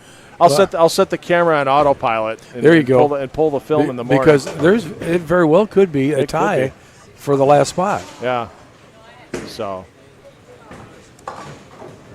So let's get over the Weiss because, yeah, this man is just 270, and now looking at a possible 280. Bingo, he's going to be, 200 over for his first three. First three, yeah, well, nothing like taking the lead early. Right, and that's the thing with this tournament. A lot of those tournaments you have on the PBA50 National Tour, hey, if you're 9th or 24th, it really doesn't matter that much because you're going to get paired up for head-to-head match play pinfall drops. Right. This all weekend long, it's elimination rounds, and your pinfall carries over from round to round. Right. So, yeah, you got to pile on whatever possible. Yeah, the top 29 go tomorrow. Yep. You get 4 games, then they get to the top 16. Right. Then it's another round, then they cut to the top 8. Another round, top 4. I mean, it's going to be a lot of bowling. Yeah. I mean, you could have, if you're 3 or 4 seed in the step ladder, you could have 20 games in this weekend, 12 of them being tomorrow. I know. So It was kind of funny. We talk. At least I talk about it. When I made the show, it was 2 years ago. The game I bowled on the show was my 21st game that day. Yeah. That's a lot of bowling. Yeah. I was wiped. I had to bowl Lenny Borsch, which ran over me, but I was lucky to get there because he bowled well enough. He got some of the buys. Yeah. I came from the bottom up, and they're like, oh. It's like, yeah, it's I needed a ramp that day. and the next day to roll out of bed. Linda kept a forklift next to the bed and just kind of lifted you out. And turned When you've already had 3 knee replacements and a shoulder replacement. I was going to say, yeah, you're basically bionic for anything involving bowling. Yes. So, Well, the scores are. Randy Weiss is just going nuts. yeah. Bill Mons, he's got a. Let's get the score update here. I don't want to see it. Oh, I know you don't want to see it. As long as your name's still above that dash line after 8 games, you're going to be plenty fine. So let's see. Randy Weiss was plus 156. He's looking at 800. Next was Haggett, plus 125. Oh, hey, he's still striking. He's got a chance to get to just under I'm 22nd. 800. Yeah. But Norman Smith, plus 55. And then a big drop back to Hurd at 38. Watson, 34. Guccione and Higgins, 30 over. Castle, 25 over. So those bowlers still got a lot of games to go, and it hasn't been easy in the middle of these blocks with the transition time. We've seen players there's some pairs that are just, I think they're just tough to strike on. I don't know how new the pins are, but they almost act like brand new pins. They're like logs. Right. Yeah, and then you get to the outside pairs that play nothing like the middle 12. Right. And so if players aren't paying attention to that, I mean, Tom Doherty finished his block today on 1 and 2.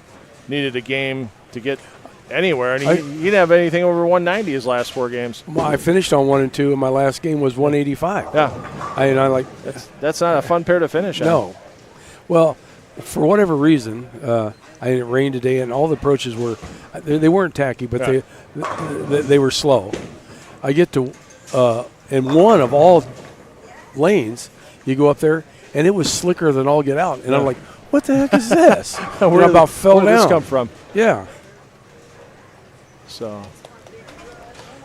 yeah, we got some players that are hanging tough, but we'll get back over to Randy Weiss in a second, as he and Haggett are just having a fight for the top spot. What's on Troy C-Star. Lent doing? And there's a guy Well, that, you know, is coming back after surgery. It's throwing it absolutely phenomenal. Oh, let's not. You know what I mean? I was like, I didn't see you.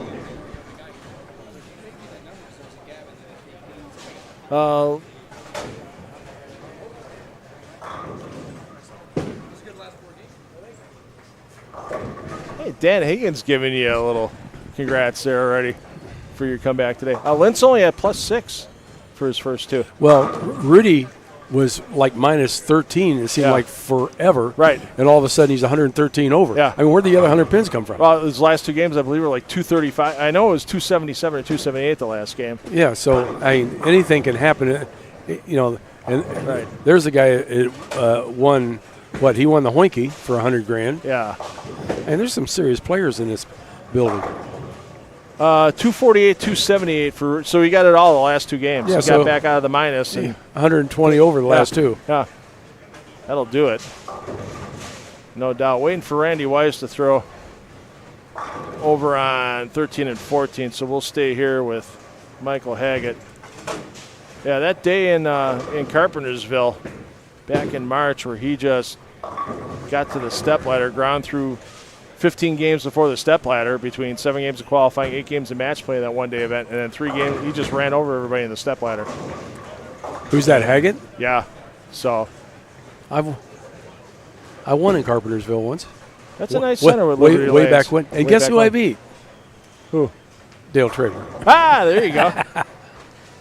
Yeah, I like going to Jerry Morano. They're a great proprietor, great host for the PBA, and that's usually the kickoff event for the Midwest and the Central region in March for the PBA50 guys, and Jerry puts out a nice event for those players.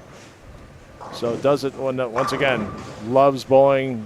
He missed it a couple of years ago when he had some injury issues, but bowled this year. And that's how guys bowl and run their bowling center and everything else at the same time. It's tough. Trust, I had a bowling center for 15 years. Yeah. You know, it had a full-blown restaurant and 16 lanes and a good-sized bar, and my wife and I ran the whole thing. And it was like 102 hours a week when we finally sold. We were putting in 102 a week, and Wow. you got burnt. Yeah. And I'm Yeah. done. Yeah. Oh, Randy Weiss finally strikes in the 10th frame. I don't want to say that too loud. I don't want him to hear me and punch me in the face.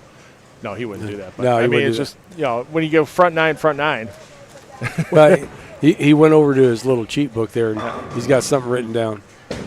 Yeah, he's been adding to Look at those Higgins. notes. Higgins is shooting 270. Yeah. We'll get back to Higgins' fill ball. So once again, that's another guy that was slow start in 2 teens, but then fires now a couple of big games, and he'll be easily 100 over plus. And like I said, this squad is brutal. Yeah. But, I mean, this is only Unless game somebody, 3. unless I trip somebody, they ain't gonna make it. Let's take a look here. Let's get Higgins in the 10th frame, filling out for 277, and then we'll get back to Weiss. Oh, if Weiss was in the jackpots tonight, my goodness, he could take all 3 first games. 277 for Higgins. Yeah, might not be enough for the jackpot. Rando can get to 280. And Haggett, if he strikes, is 245. And he was at 125 over, so he's going to be at about plus 170 or so. And Randy he struck again, so he's shooting 278 to 280 somewhere in there. Hey, Johnny Tat, how you doing, buddy? Well, he's got a. Uh-oh, hopefully that's not a break. Oh, he's wrapping something around his interchangeable. Okay. Is that something to change the fit? Wrap something around the base, or is that just secure it a little bit better? Probably just snug it up. It might felt like it was a little loose. Yeah. Sometimes the interchangeable. There you go. Sorry about that. That's all right. Sometimes the interchangeables, they for whatever reason the cores either swell or shrink. Okay. But when they shrink, the in the inner side, the inner I'm going to call it, feels loose. So they wrap tape around it to snug it up a little bit. Okay. All right. Well, here's the final shot for Randy. You want to hang around for one more, or you got some stuff going on, Tom? I have nothing going, and that is 270, 280. Oh, there you go. It was 279. 7 Right. fell over.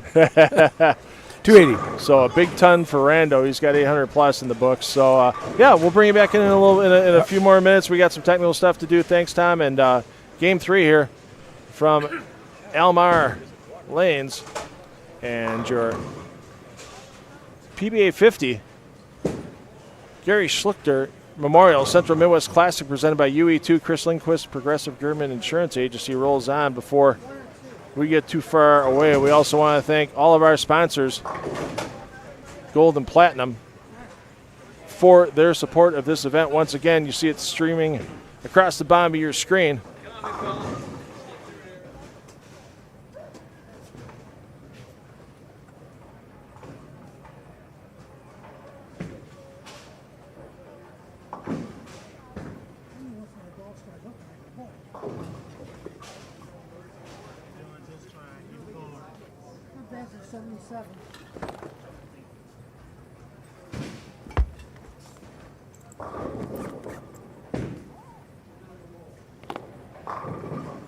And for those of you looking for your player movement between games 3 and 4, they're going to skip 2 pairs and land on the third. So the players you see here in 3 and 4, they're going to make their way up to 9 and 10. 1 and 2 goes to 7 and 8. So want to make sure you have your player movement if you're double tabbing us.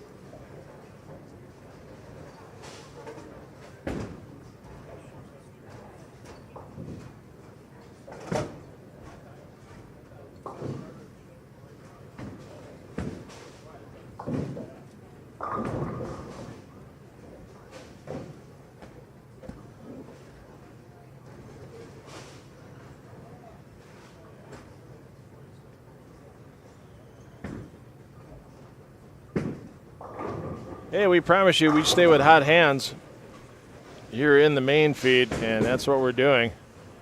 We got Michael Hagan at 15 and 16, and this guy who opens up with an 800 set for his first 3, Randy Weiss, getting ready to shoot his first toss of game 4.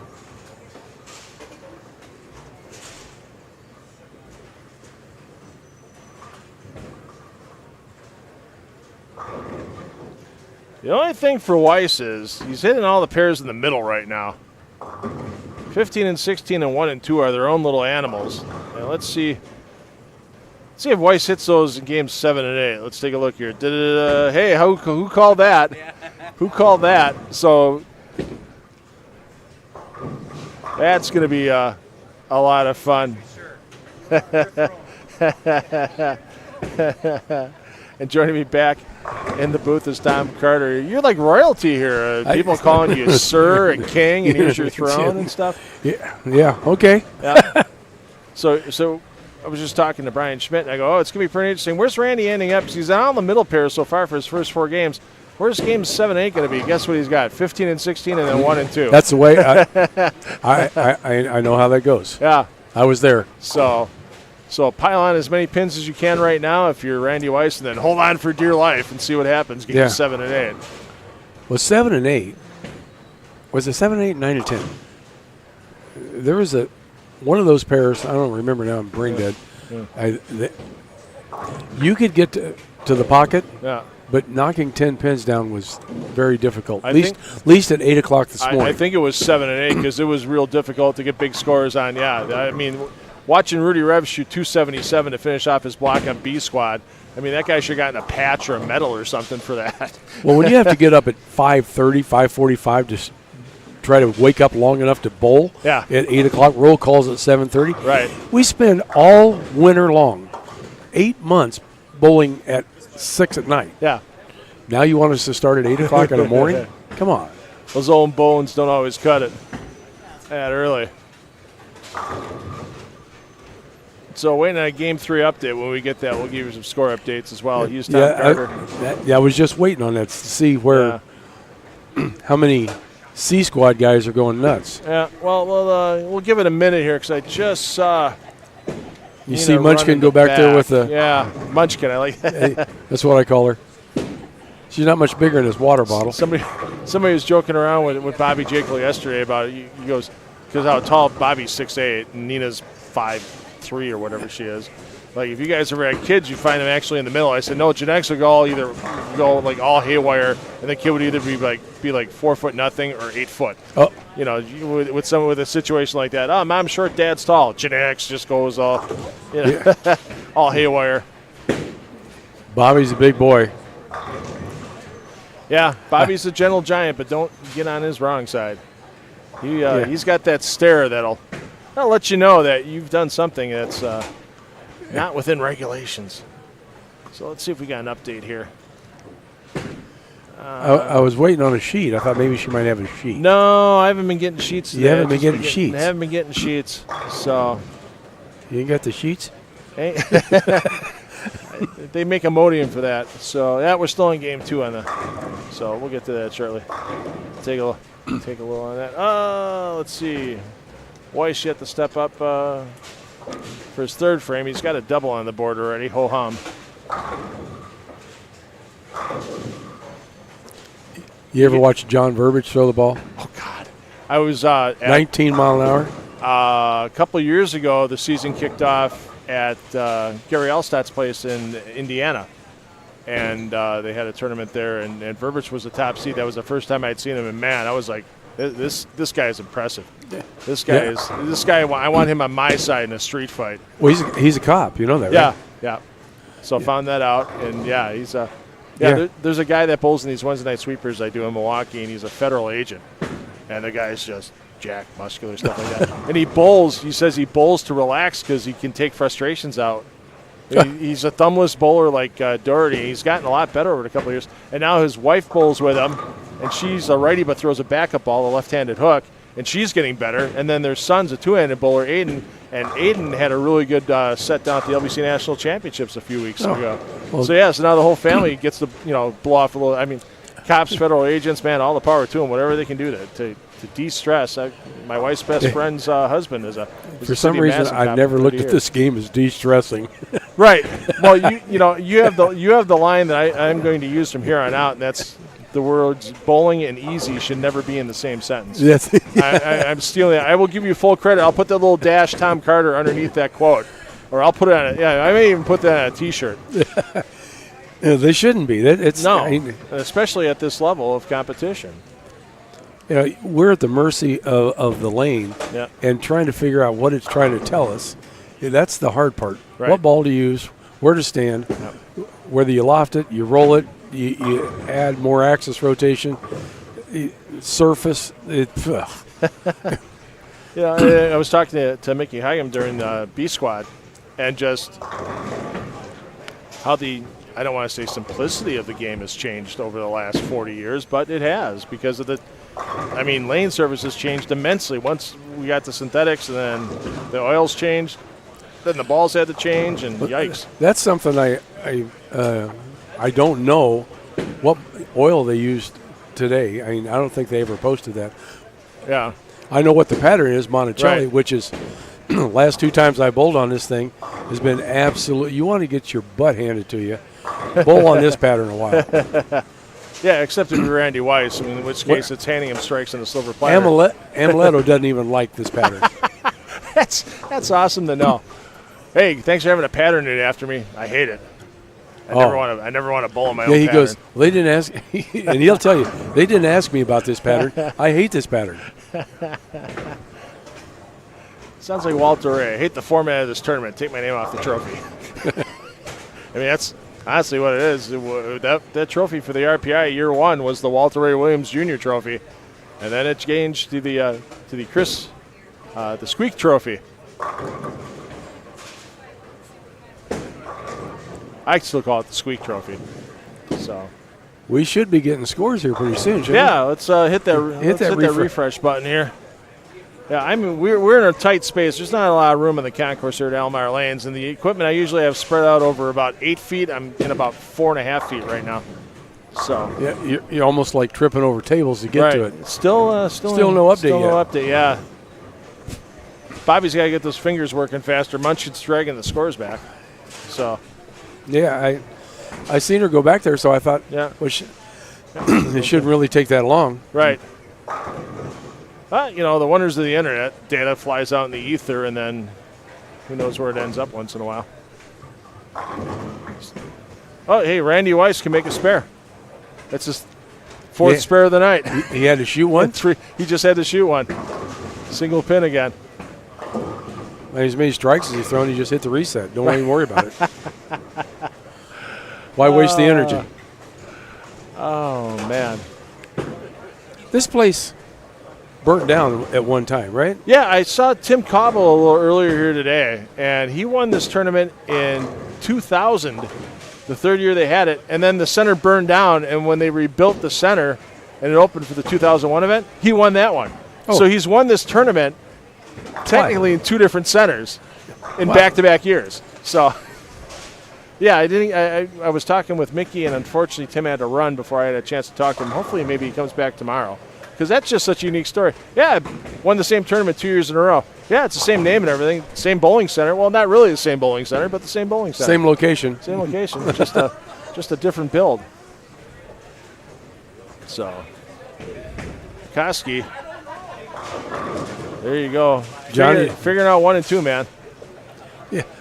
I walked down there to get a water, and like I said, I'm the ball rep for the Brands of Brunswick. Yeah. So he's like, all right, this is what I got going. I'm going to rep him right now. And I go, wait, you're kicking my butt. Why do I need to rep you right now?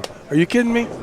That's got to be a little bit of a – I'm sure it's easy for you guys because it's a team effort, no doubt about it. You and Jeff Johnson, you're out here when you're not on the lanes at the PBA National 50 stops. You're repping all these guys and that kind of thing. And do what you can to help them win. But every once in a while, it's got to get a little tough going, hey, I haven't bowled yet, and I'm helping you, and I'm on B squad. Right, I would think. Guys will ask, you mean to tell me that you have to lay out balls for guys that are going to bowl against you to kick your butt? And I went, yep, that's my job. That's your job. So, and I get paid for it. So, oh, hey, we got an update. Well, he did. Well, if he did, then I should. Let's take a peek here. Hey, there we go. So we got Randy Weiss at, just a little 836 Yeah. for his first three. Well, then you got Haggett at 169 over. Yep. John Rakowski 128. Scott Merritt 110. Dan Higgins 107. And a big drop back to Bird. Eddie Bird at 75. Is that what 76? Yep, 76. And then Norman Smith at 55. Guccione is just in front of you there. Oh, at 65. At 65. Then Smith at 55. So you're sitting in 24th right now. Cut number currently is Peter Canap. But boy, you get down below that, and there's some guys that really need to make moves with Verbich and Hart, Montz. They're all in the 20 to 40 over range for three. And if they keep pacing that way, it might not cut it. And some of those guys probably haven't hit. Like Montz this game, let's get over to him. He's on 15 and 16 right now trying to figure out what in God's name he needs to do. Oh. He's got a three-bagger in the middle. Yeah, 5 spare, there. 3-bagger, 9 spare. Yeah. How you like that? So, and Haggett's got to figure it out in that pair too, because Haggett's got 2 spares and now a 3-bagger. Yeah, but he's on the other side. Who cares? He's just a left-hander. He's throwing it with the wrong hand. There you go, Vermont. Gets things going. Yeah, he's another of those guys. Full-time gig, still part-time's helping out at a pro shop, and then makes his way out here whenever he gets a chance. So, living the weekend warrior dream. Well, that's what it is. You know, you come out, and actually, I think the regionals might be a little more stress-free and more fun, realistically, than the national tour. Obviously, it's a lot of money. You got a $500 entry fee. Right. You got hotels for the week. So, I mean, you're looking at probably $1,500, with meals and everything. Yeah. You're out. And so there's a little more pressure to perform out there, where here, you're spending a couple $100, and a lot of times the regional people, you can travel a long ways, but a lot of the guys are within, hours away. Yeah. And then some guys, if they're within an hour, hour and a half, believe it or not, they'll drive back home. Oh, sure. Then they'll come back the next day. Yeah, it's a lot easier to write off the mileage on the taxes at the end of the year, too, than the hotel room. It's true. I mean, that's one of the benefits for a lot of you with the mobile homes and that kind of thing, because you get all that mileage you get to take care of to offset some of the earnings and taxes and that kind of thing, where hotels, you don't get as much out of it. And I do about 11,000 miles a year. Yeah. On my RV. Right. That's just but it's home. It's full time. Yeah. Yeah. Once the end of August hits, it'll be parked for a while, won't it? Yes, it will. Yeah. It'll be parked until we start again in April. Okay. I might start it up every now and then, but it's not going anywhere. It's not going anywhere. All right, Randy. Let's see what we got here. Troy Lent, he's making a move. Spare 4-bagger. I'm telling you what, right? I think this squad's going to light them up in these last couple of games. Okay. Oh, Norman Smith. What time they start in the morning anyway? 10 a.m. Okay, well, see, then that's better. Better than 8. Yeah, that's right. Trust me, I'm going to be working on my second night of about 5 hours of sleep by the time this is done, especially if there's a roll-off. So let's get over back to Montz, since he's trying to keep things going here. And there we go. Another double for Montz. Rettig trying to make the comeback. I think all the lefties got left off the A squad. There are a couple on B squad. And there's a bunch here on C squad. The left-handers? There's about a half dozen lefties on C squad. Yeah, and they're running away with us. Yeah, Marsala was 90 some over. Yeah, and I think he was high lefty to this point today. 94. Yeah. Haggett went around him like a freight train Right. passing a tramp. Oh, Snell had a good block on B squad. Oh, that's beautiful. That is beautiful. Yeah, and Haggett's already passed Snell with his plus in 3 games. Snell was plus 163. And here we go.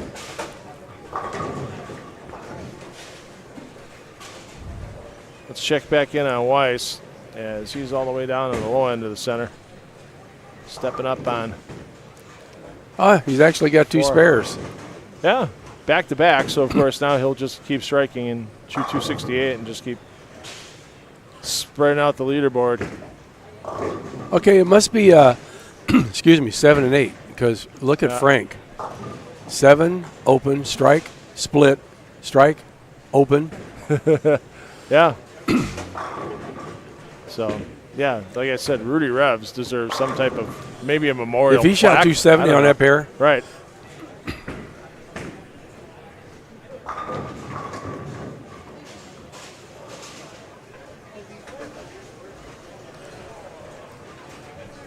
So, and yeah, everybody, you might not know the name Dan Higgins Jr. right now if you don't follow a lot of bowling, or a lot of non-PBA bowling, I should say. But if you follow quality amateur players, Higgins is one of those guys, 3 USBC Open titles. I believe he's a member now for PBA50. I believe he had to get through. I think he did join. Yeah, so with Higgy's Aquarium, his big team for the USBC Open Championships, I'm sure something changed. Either lineup-wise or that lets him be eligible to be a PBA member, because that's a rule I've never gotten either. Yeah, that's kind of a dumb rule. Right. I mean, it used to be just 2 pros. You could only have two PBA regional pros on a team or whatever that kind of thing. Well, okay. What about the great amateurs like starting in Higgins? 26 though? If you're over 60 or 65, if you got national titles, it doesn't make any difference. matter. It doesn't matter. Yeah, I think because I know Jeff Riggles, I think, is bowling with his original team because all the members, I think, are over 63. Yeah, something like that. It's mid 60s for that rule. But yeah, like, come on. And you think about it, and then Mark McDowell on his team is leading singles at the USBC Open at 65 or 66 years old for McDowell. And what Shady's gone, how many years? 20 years, something. Never shot less than 1900. Yeah. How do you do that at the USBC? Right. Never shoot less than 1900. I mean, he's on track to get to the 100,000 pin club before he gets to the 50-year club. Right. That's incredible. So let's check back in on our guys on 15 and 16. Hurt's still having some issues here. Now he's got a 4-9. So that's not going to help the cause. Haggett continues to strike. We'll get back down to Weiss momentarily, as he's going to be stepping up in his 7th frame, working on a double. 2 spares double for Weiss. There's no way this squad's done before 12:30. I'm checking out the time here. We had a couple of long days in cold water over the years, but we also had a couple with roll-offs. So we had one year in 2018 in cold water. We had a roll-off. We got finished late, and then there was a roll-off, and the bowler got back to the center like 20 minutes after they called it. And I think we got out of there about 1:30 that morning. And then right back at least there we started at 11. So yeah, but yeah. So Troy Lint getting up. How many senior players has a backswing like this? Oh, I know. It's like watching Jason Couch back in his prime. Yeah, back in the day. Because Jason's swing is easily 8 inches lower than it was. So is Pete Weber's. Prime, yeah. So is Amaletto's. Same, yeah. And then let's get over to Lint after Higgins. Can't take the 10, maybe not quite. So you'll see Lint step up here in lane 11. And this boy's in shape too. Yeah. I mean, I would not want to arm wrestle him. No, I don't. I wouldn't want to be in a dark alley. Yeah. That'd be all bad. And it was right knee surgery that kept him out of last year. Yeah. After a great 2023. And he was making posts. He didn't know if he could come back. Look at that backswing. Yep. He's just got a ton of speed. He was asking that one to push out of his toes. So, wow, that's the first multi-pin lead we've seen for Haggett in a while. And you don't leave a 5-8 by hitting the pocket No. on the left side. So that was definitely a real errant shot. Oh, wow, Higgins with the unforced error. And he may be eating his jersey right now. No, all right, he let it go out of his mouth. I thought we were going to have some jersey eating there. I've seen people rip their jerseys. Yeah.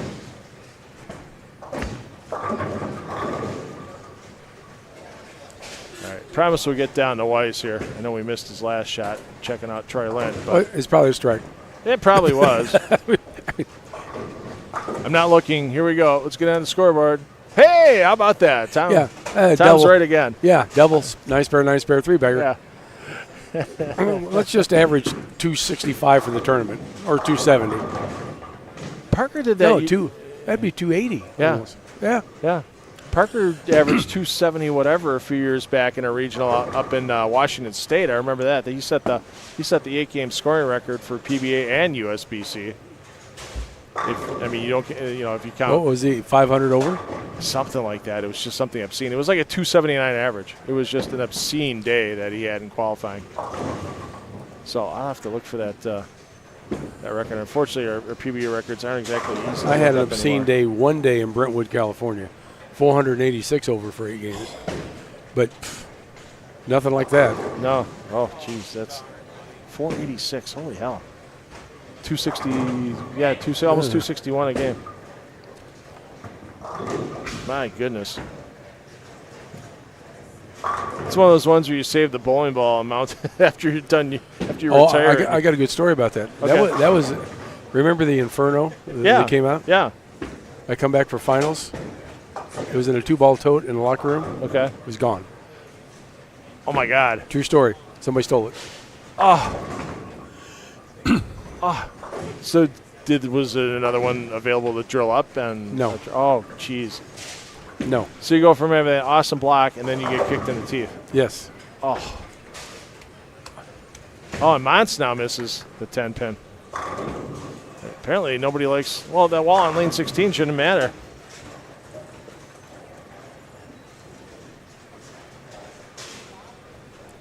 Let's see if I can find that. It's not so much the walls that a lot of the PBA players use it more of an extreme angle to shoot a 10-pin. Yeah. And that part of the approach, on some of these pairs, is actually really slick, but on a lot of them, it's really sticky. It's not used that much. And you go up there and you come to a dead stop, and you jerk the ball.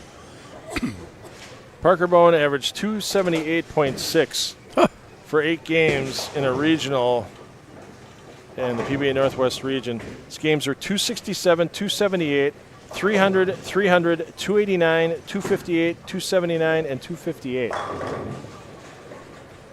Yeah, okay. He only beat the old scoring record by 26 pins. Guess who held that?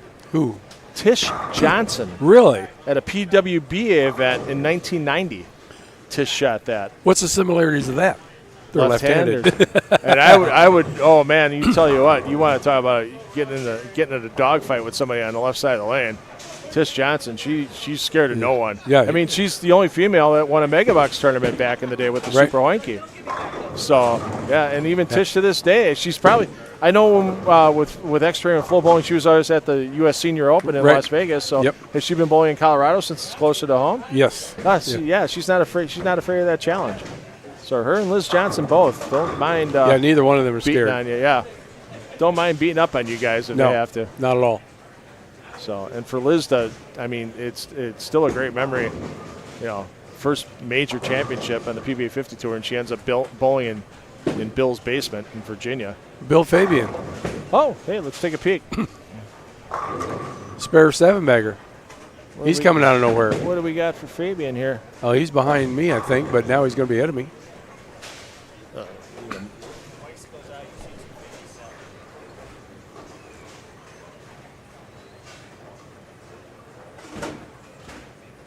I thought he was anyway. I thought he was too. He can't be that far down. Oh yeah, there he is, minus 27. Huh. So, but hey, 290 here, and yeah, I hate to say it, but I mean, He's plus still 70. He's still got 4 games to go, but yeah. And as we saw with Tom Doherty earlier today, hey, just because you're 100 over doesn't mean you're going to make that number, because he was Right, 70 under for his last 3. He ended up behind me. Yep. That was Yeah. for him to shoot back-to-back 180s is unheard of. Right. Yeah, his last 4 games, his high was 190 on the head. That was just incredible. Let's take another look at Lint. He's going at a 250 pace. If he can take it off the sheet. He didn't like it. Still go shoot 230. I always worry about when you got the scoreboards out here, everything that cuts off the bowler's head. Well, that cuts off Lint's bowling ball on the backswing. That's how high that backswing goes. My goodness. There's got to be some type of hyper flexibility still at his age for that arm swing. I got a new shoulder pad. I was going to say.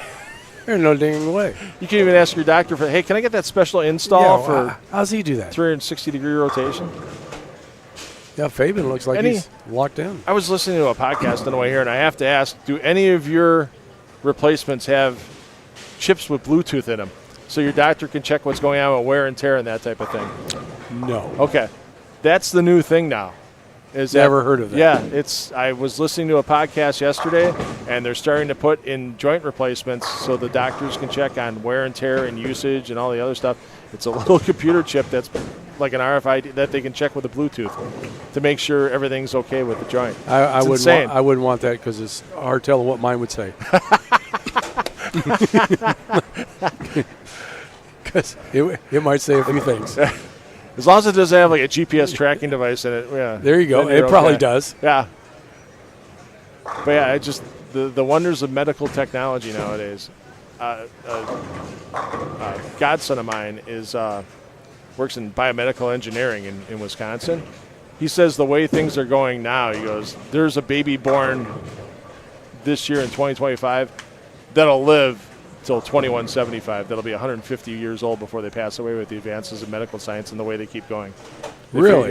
They figure, because you look at the human lifespan that's gone from, I mean, back in the 1700s, if you lived 40 years, you were lucky. Right. And now, average age in America, people are living in their 80s easily. Right. And now they're saying that. Yeah, but if you weren't in good shape, would you want to be 150 years old? I mean, right. The technology's got to be a heck of a lot better, because you see people that are 100, and there's very few of them that look. Well, you never hear of anybody that's 100 years old. This is great. Yeah. Yeah, you never hear that. Yeah. The only thing I've ever heard, these golden years aren't so golden. Yeah. The only thing that's golden are my sheets when I roll out of them in the morning, not in timely fashion. Yeah. Nice. Mark Clark with a 234. Fabian going at 290.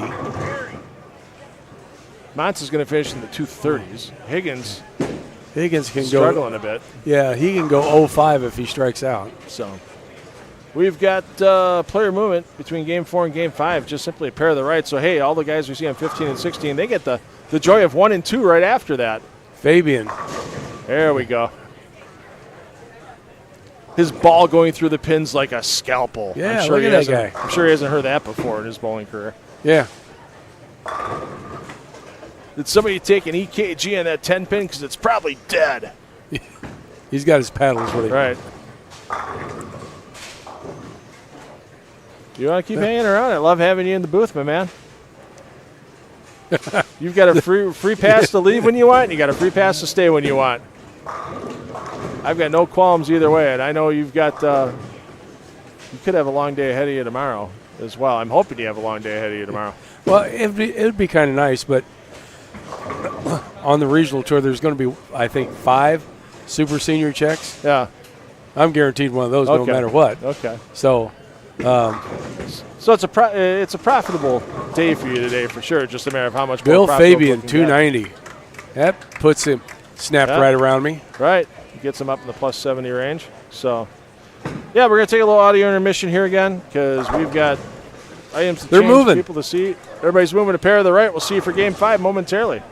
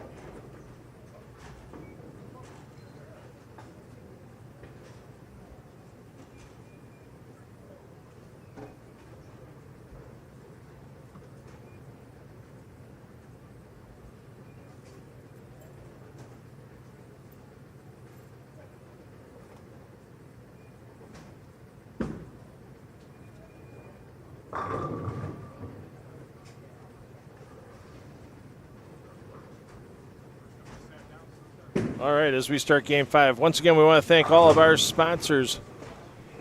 You'll see our Platinum, Triple Platinum, and Gold sponsors scrolling across the bottom of your screen momentarily.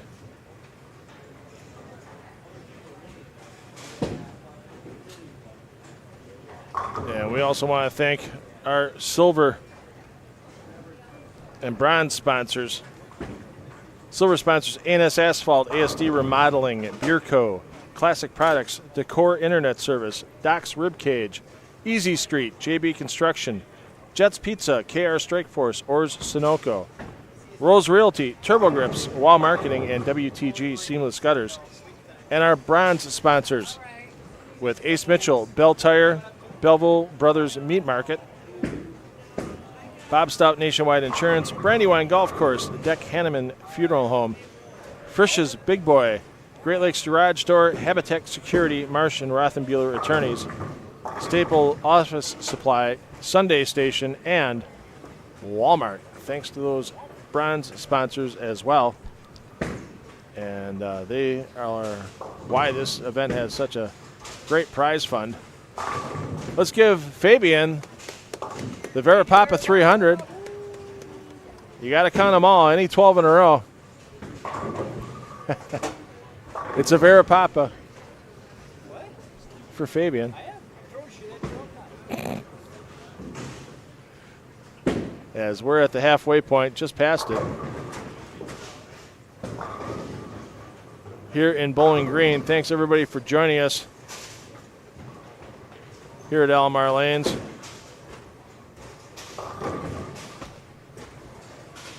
For the PBA50 Gary Schluchter Memorial Central Midwest Classic, presented by UE2 Chris Lindquist, Progressive at Gerdeman Insurance Agency.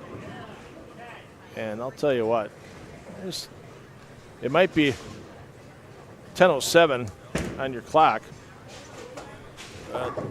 Still some fans in here. I know there's a lot of you watching at home on the PBA YouTube channel. Keeping comfortable. Nothing wrong with watching a little bowling in your pajamas. I wonder what the house record is and what Randy's first 3 count is such. I don't know. Let me ask Bill Wames. I mean, 834, it might not be the highest ever. Let me see if I can find Bill. I'll get an answer on that. Be right back.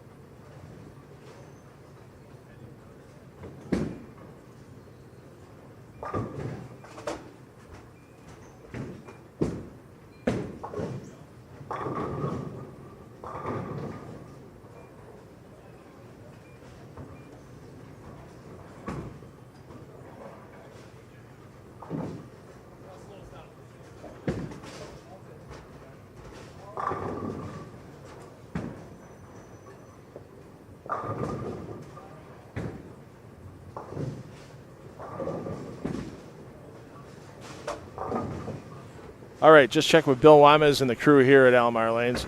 That question, 834 for the house record. No, Kevin Tabor, 857 is the number. That's the house record here at Almar Lanes. But that was on 1 pair of lanes on a house pattern. So, I mean, if you count moving pairs, game to game to game, I'm sure that 830 is probably going. Jeff Johnson, tell Tom to have a glass of wine and relax. All right, we'll see. I'm hoping. I mean, I love talking to Tom, but you and I both know that, you know, Tom would rather be out on the lanes, and I'd rather see Tom bowl, and I enjoy talking to him, but I can talk to him after his accomplishments on the lanes. Waiting for the Game 4 scoring update.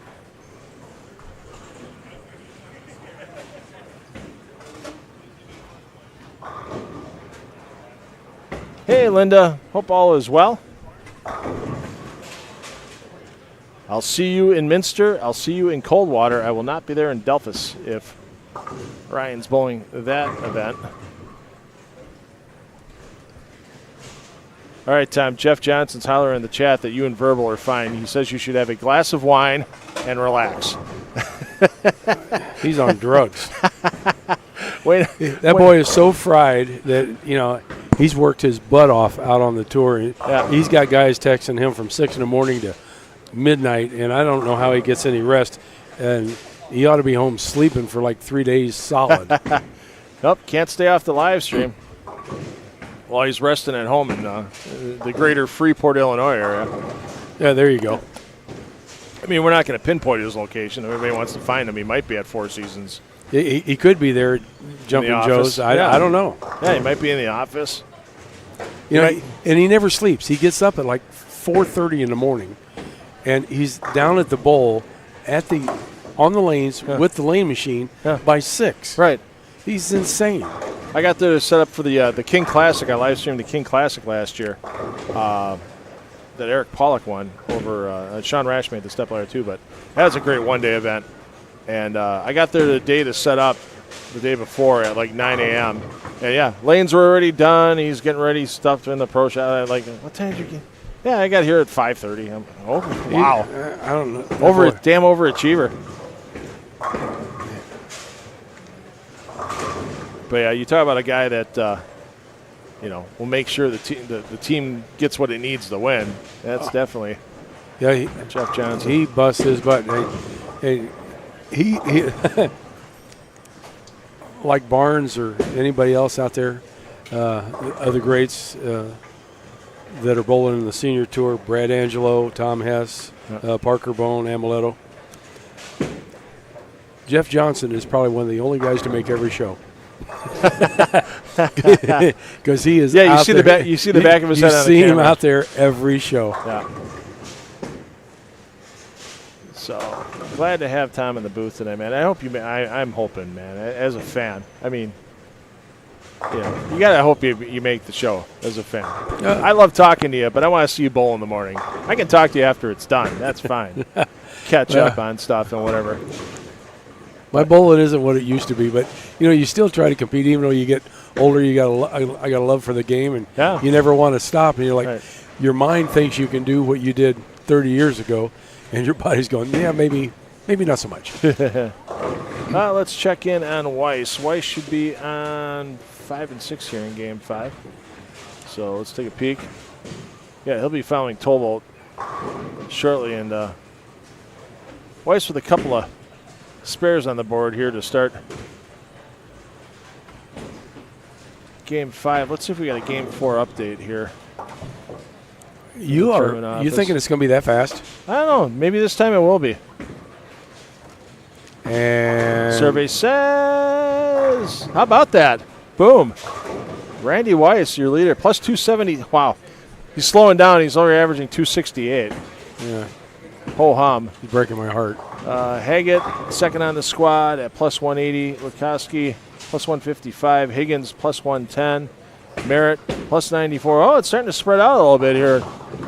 Eddie Bird, plus 78. Norm Smith, plus 70. Smith's dropping backwards. He's losing ground. Let's see here. Neil Castle, plus 61. Tom, you're still 25th. And Mons and Verbich are just a few pins behind you, but they still have to get through a bunch of games. Bill Watson at plus 49. Retzel plus 44. Fabian plus 43. Clark plus 43. So, yeah, there's a bunch of sharks circling in the water. But they got 4 games left, right? Right. I can't see 5 guys. It's 2 hours of bowling. Yeah. It's after 10 o'clock. Right. These guys should be asleep. Yeah. It's a senior tour. We should all be asleep. Somebody turn off the damn lights. Hey, it's Cosmic Bowl here for the PBA 50 Regional Tour. Let's see if this is the longest Randy Weiss has gone in a game starting without a strike in 5 games. Everything else has been at least a double the start, and heck, the first 2 games were the front 9 each time. There we go. I don't think he's changed balls yet either. I think that's that same black motive ball that. Why would you? Yeah. You're averaging 270. Why you want to change? It's amazing when you actually see that rare time where a player posts on social media where they go, "Yep, just one ball, the whole block, the whole 6-game or 8-game block or whatever. Yep, just one ball." I mean, that's not easy to have happen nowadays with the way all these lane oils change and that kind of thing. Hey, here comes Mark Clark. He's got the front 4. He's at plus 43. Yeah, buddy. So you were cheering him on before, and he was giving you, Yeah, well, what happened. He's a good friend. Yeah. And, look at Troy Lent. He's starting out the same way. Right. Double 3-bagger. So yeah, scores are going to be a little interesting here the next 3 games. I still 4 games. Yeah, I still have not had a chance to sit down and watch the final game of the PBA50 World Championship. Oh, and I want to make sure when I watch it, I have some tissue. I have a box of tissue with me. Yeah. Because that's just you hate stories that revolve around someone dying and that type of thing. It's the last story you ever want to hear about. But the storybook ending is just and it was incredible. Mark Clark's best friend passed away just days before we started the PBA 50 World Series. So Mark threw the very first ball of the tournament Yeah. to commemorate his friend. And then he won, and in the 10th frame, he needed a double to win the World Championship. He did, and the class act by Chris Barnes, he went up and finished his 10th frame Yep. so Mark could throw the final ball Yeah. of the tournament. So Mark threw the very first ball and the very last ball of the Yeah. tournament. Yeah, that was really awesome of Chris to do that. And I mean, you don't see that often in the sport, but you see it in golf where like a golfer will let, hey, you putt last, you're going to win this tournament, so everybody else putts out before him, and they leave him with the last little gimme putt, so he gets the accolades and stuff like that. But to get the accolades in that situation, and for Chris to have the situational awareness as well, to just have that happen, I mean, it sucks bowling isn't in the ESPYs anymore or anything like that, because Sportsmanship Move of the Year award, give that to Chris Barnes. Agreed. For that moment. Oh, Randy with wow, that's 3 frames out of 4 that he hasn't struck. He must be getting tired. Maybe. I told you the lights are going off. Well, and some of these guys, I saw a couple of these guys in there during A squad checking out what was going on and everything. So why were they in here at 9 o'clock in the morning? You don't bowl till, and they got started at 7:30. Yeah. Yeah. They started practice at 7:30. So yeah, 10 hours later. Let's get next door. Let's see where Higgins and company is at. You got Higgins. You've got we got an open frame there for Haggett in the B spot. Who's in the A spot? Open strike, open spare. Mott's in the A spot. Ron Hurt's in the double A spot. So Higgins has got spare strike, spare. Yeah. So Mott's was trying to creep up on yours. Oh, there you go. How about that? Solid 8. Hey, hold on one second. I got to grab my cell phone and call the Bowling Green Police Department and report a robbery. Yeah. Dan Higgins Jr. That is full-blown larceny right there. Yeah, that was all bad.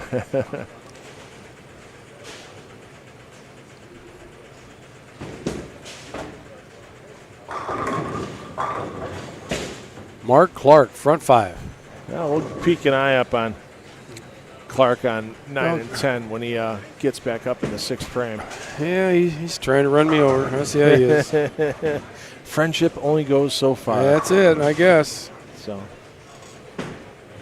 thought we were buddies. So once the 50 tour season ends and you get back in the shop, do you hit many of the Central Region events for the PBA50 guys, or are you pretty much busy with the shop and everything? I'm pretty much busy with the shop. Ron Moore has that big tournament out in Vegas. Oh, yeah, the senior shootout. Yes, and that's kind of right before Thanksgiving, and that is our busy time. It's just, Wayne's got 48 lanes. Our Sunday morning league is a 48 by 5 all men's league. It's the oldest men's league in the nation. Yeah. No spectators allowed, so there's 240 guys there. Yeah. It paid out $144,000 last year.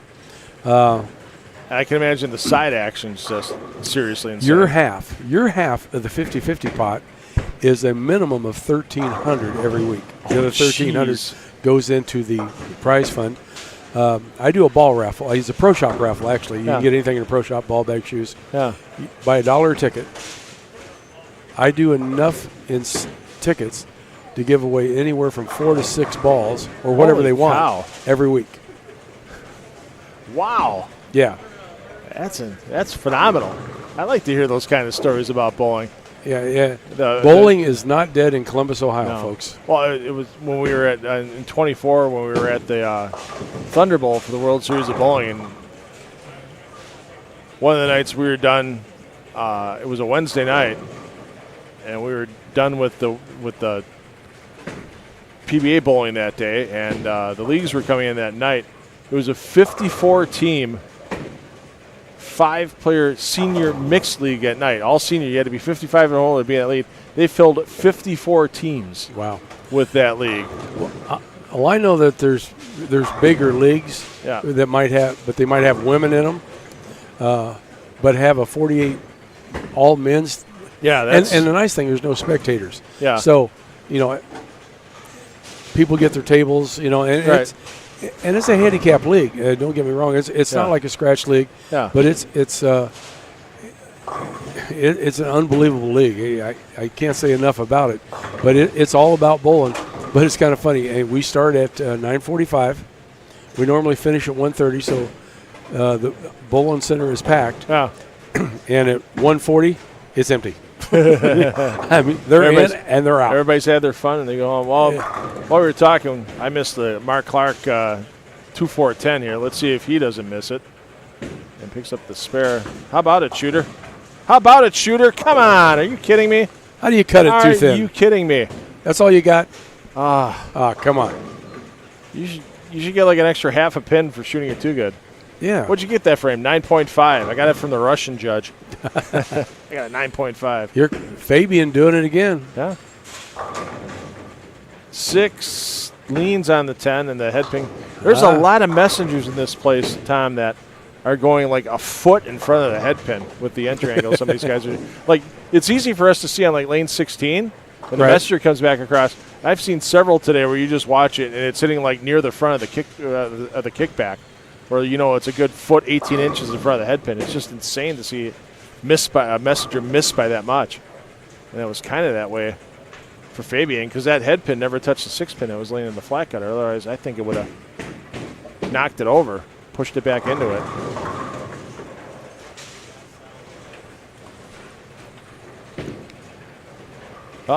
We have a first blemish on the scorecard tonight with an open frame for Randy Weiss.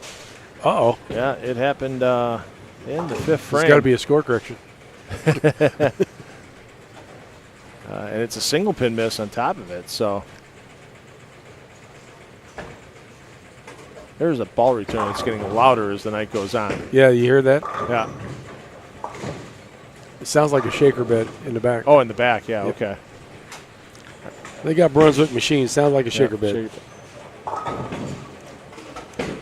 There's a couple of PBA regionals going on this weekend on the string pins. There's one out east, and I believe there's one in the south this weekend that's happening on a string pin. Do you hit those bad boys yet anywhere? Or try them? At Chris Keen's place down in Florida. That's right. The very first, it was an inaugural PBA event, whether they were going to actually give a title to it. I don't know if they've ever. Yeah, they retroactively gave Walter Ray the title. Oh, they did? Okay. Yeah, they did. They gave him credit. That was the very first one, and I actually enjoy bowling on string pins. Old school, you don't get as many messengers, so you got to make better shots. High flush is really good, but those half pocket hits, you don't get so many half pockets if you get any. So it kind of levels out the playing field for us Rev Challenge guys compared to the guys that can wind it up. Well, and even for a player like EJ Tackett, talking to him, he goes, there's players that are out there that, they get a messenger and it's like, okay, I don't really have to move yet because if I do this again, I'm going to get that messenger again to take the 10 out. At strings, you don't get to sit there for an extra frame. You better hurry up and make that move. And EJ says it's made him a better bowler since he put him in his center in Indiana. And with his year he's had on tour this year, I'm not going to argue with him. Yeah, it really pays credibility to hitting the pocket flush. I know these balls are like atom bombs and they're amazing, and they create a lot of pin carry, but it's more like old school bowling. You better hit flush. And I don't have a problem with them. I know a lot of people don't like them. They think, well, you're going to get some extra carries, but I have yet to see a string take down a pin, and I bowled on them 3 times so far. But you've got 2 different regulations. You got recreational and tournament, and the string length is different, I believe. Yeah, the string length's about a foot longer with the. It's actually more than a foot longer, I believe, with the certified string length. And the machines can go back and forth. I know the cubic AMF machines, like they have in Chris Keen's place, they can go back and forth. They can, if they want to just make sure there's not a lot of tangles for recreation. And there's really not a lot of tangles anytime anyway. They can just put it in a recreational mode. Otherwise, you put it in certified mode, and there you go, and away you go. And I see it the wave of the future, especially for a small center. Because can't afford a mechanic and all the parts and things. The benefits. There's no deadwood. You never have any deadwood in the chute. It just doesn't happen. Yeah, the pins are on spot 99.9% of the time. And I think the Cubica system, it tells you, I think it's every 10,000 frames that they have to rotate the pins. Right. So the 1-3 is not always the 1-3. Yeah. You know. So that way it evens out the wear and tear on all the sticks. So, yeah, the Hanen family, they're the owners of H5G brands. Got to give them a quick plug because they're our season-long sponsor for these live streams that we get to carry on the PBA YouTube channel. Our other big sponsor, too, as well. Got to kick it in there. PBA LBC National Championships 2026 tournament information will be coming out soon, along with the information on the 2025 Clash. The Hanens also own a couple of centers that they've installed string pins in, and boy, yeah, you walk in their pits. There's a lot of room to walk around now compared to what it used to be. And it's quiet as all get out. Yeah. Oh my God, that's what you got to get used to. Right. There's no noise. Yeah. I streamed last year on PBA YouTube channel the two regionals they did at EJ Tackett's place and at one of the Hanen centers. Yeah, during the step ladder. I had to talk like this during the step ladder because otherwise they'd hear me, right? 20 feet away on the approach. Yeah. It's amazing how quiet it is. Yeah. When they turn on, I was at Chris's place when they turn them on for league, and they go, all right, 10 minutes of practice. Yeah. The machines are on. Are they? You're looking around like, they are? The only thing that's weird is when that screen comes down to hide the pins. Yeah. And they untangle them and it goes back up. That's the only thing it's probably a little weird. Get a little used to. So Mark Clark bounced back off that 2-4-10 with a double. So we're going to join Clark and company up on 9 through 12 in their 9th and 10th frames. Bill Fabian plugging along as well. We saw Fabian with a good game. Curtis Matlock, possible 250 here. Yeah, there's a few hot hands on 9 through 12 right now. And I think that's Bill Watson with he's a bunch on the board with a possible 258. Yeah, that's Watson as your double A on 12. So, ho-hum just. He's behind me. He's going. So right now there's already 12 guys. Yeah. In the top 29. Yeah, and there was room for 13 from where you were at the start. So, like you said, you got a super senior check. Yeah, Fabian's going in, Clark's going in, I'm going out. All these guys are going around me. They're kicking me out.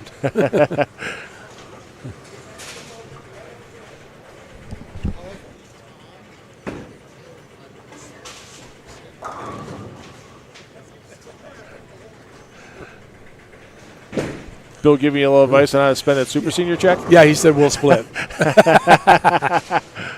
Oh, Bill keeps rolling the way he's rolling. He doesn't have to worry about that. Yeah, look at Troy Lynn. He's shooting 279. After shooting 290. Was that with him, 290 last game? No. Fabian was had Fabian with 290. And he's shooting 240. Yeah. Lynn's shooting 279. Clark's shooting 260. Yeah. And Watson's shooting, where's he at?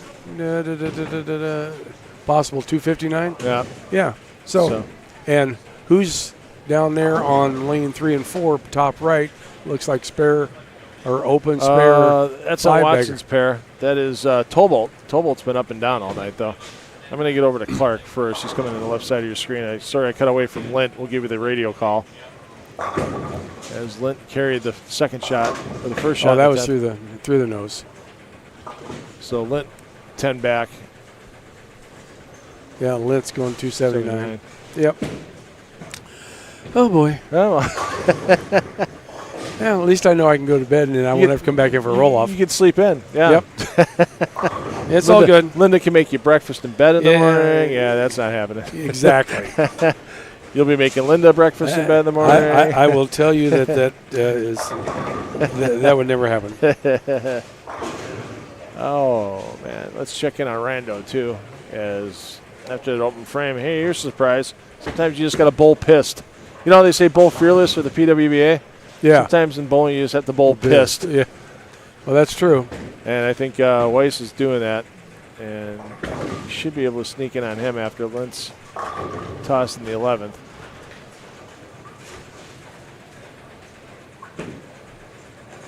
There goes Lintz. There it goes. Scramble over to Weiss. Yeah, he's 270.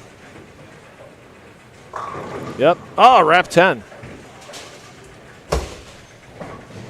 Ooh, what was that? That was a chair. We got one chair that Clicks. yeah, it's spring loaded actually. I think. Scared me to death. I'm like, what the heck is that? Yeah, I think that one's spring loaded. Watson shooting 240. Yep. Let's get back to Watson right now. Ooh, 245. Yada, yada, yada. Is that a paralyzed 5 or? Yeah, paralyzed. It looks like it. Yeah. That's like 3 or 4 of those I've seen today. Doherty had one earlier. Paralyzed 5. Usually you see like one every once in a while. You don't see 3 or 4 on the same day. So.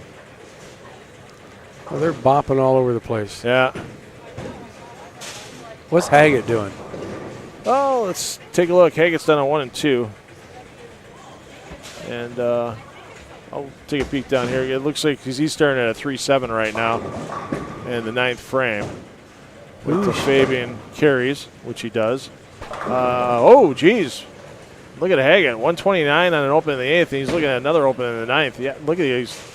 Mod's struggling. Haggett's struggling. Higgins can get to 220. And Hurt, the only player that's, well, Hurt can get to 250. But, yeah, 2 players struggling, 1 middling and 1 with a chance for a pop game. Oh, and another overcut. See, best he can shoot is 168. Yeah. Haggett. Wow. That's going to give back a few. It's going to leave a mark. Yes, indeed. So your player movement between Game 5 and Game 6, they're going to skip 2 pairs, land on the 3rd. So the players you see here with Fabian and such on 11 and 12, they're going to move down to 1 and 2. Yeah, so they get to have some fun in that end pair. And the players we're going to see here on 15 and 16, Mark Clark's got to go to that pair on 15 and 16, and we'll see how that goes for him. So another little audio intermission here. We got some score bugs to change. We got some drinks to refresh. And Tom, thanks once again for hanging in the booth with us tonight. Not a problem, buddy. But I think You're going to head out? I'm going to head out. I appreciate you. Yeah. Hopefully we get I'll be watching in the motorhome. All right. Thanks, Tom. I might be running back in. Yeah. All right. We'll see you in a bit. Well, hopefully he doesn't have to run back in. Hopefully he finds out he's in and can celebrate in the trail in the mobile home. So, thanks, Linda, for everything. I appreciate Linda Carter as well. Wonder Woman helps out a lot on the PBA50 tour with Tony Lanning running that tour. And yeah, it's been a good night here with Tom. Kind of like the old folks club. I apologize, catching up on old times, but. Yeah, I don't get to see Tom and Linda as much as I'd like. I used to see them all the time, and like I said, I've always enjoyed Tom's insight into the sport of bowling, especially during those PBA 50 stepladder matches.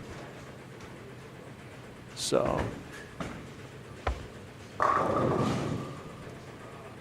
Linda, thanks for clearing up all the stuff about the Super Regionals. Yeah, Minster, Ohio with the Kremer Roofing Classic. That's the 3rd weekend in August, and then the 4th weekend in August is the BowlerStore.com Classic presented by Moxie's Extra Pair, and that's the 4th weekend in August. So looking forward to both of those events coming down. Lots of extra money. Yeah, I saw the announcement made by Community Lanes in Minster, the Center in Delphos, and Playmore Lanes in Coldwater. $10,000 up for grabs to the top 4 points earners during those 3 tournaments.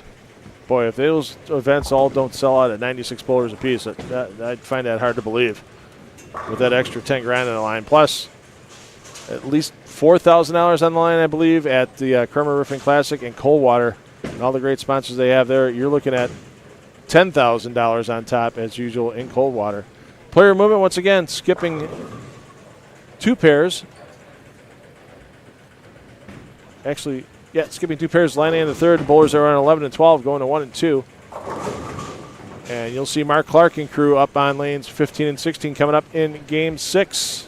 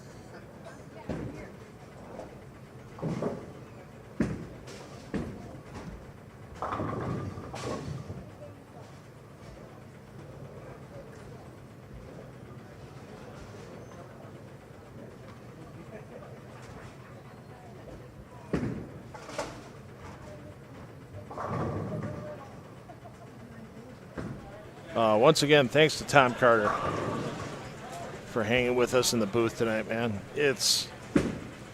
I always love picking that gentleman's brain and the knowledge he just offers up in a conversation.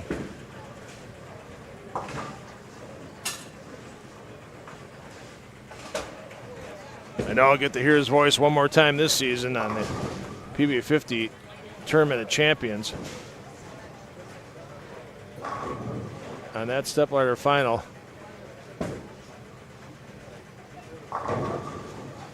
On Saturday, August 9th. I'll be home for that one. And the following weekend, Saturday, August 16th, we'll be in Minster, Ohio. For that weekend's Kremer Roofing Classic. That will also be streaming to the PBA YouTube channel.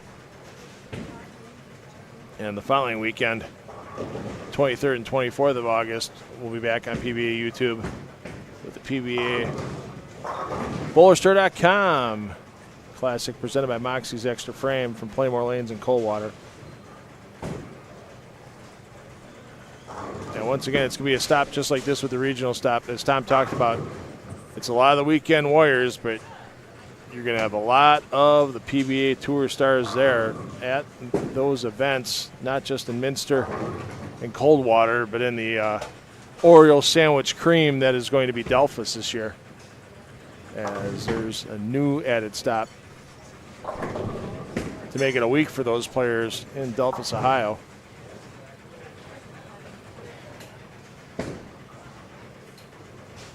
Unfortunately, my schedule doesn't allow me to stream that stop, but got some TV and live streaming commitments in the greater Milwaukee area.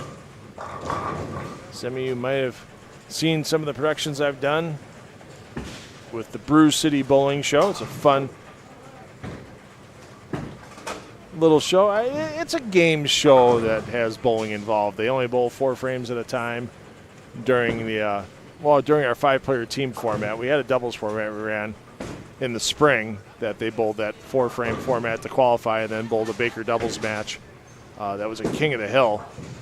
We had one team that won for 5 consecutive weeks on King of the Hill and took home about $2,000 worth of goodies from one of the casinos that sponsors the Brew City Bowling Show. So that was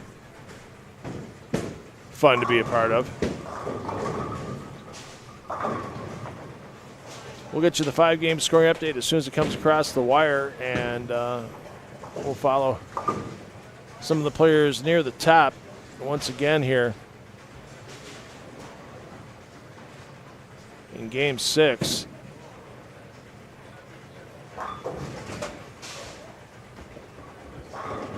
Appreciate everybody out here in the Eastern Time Zone staying up late with us tonight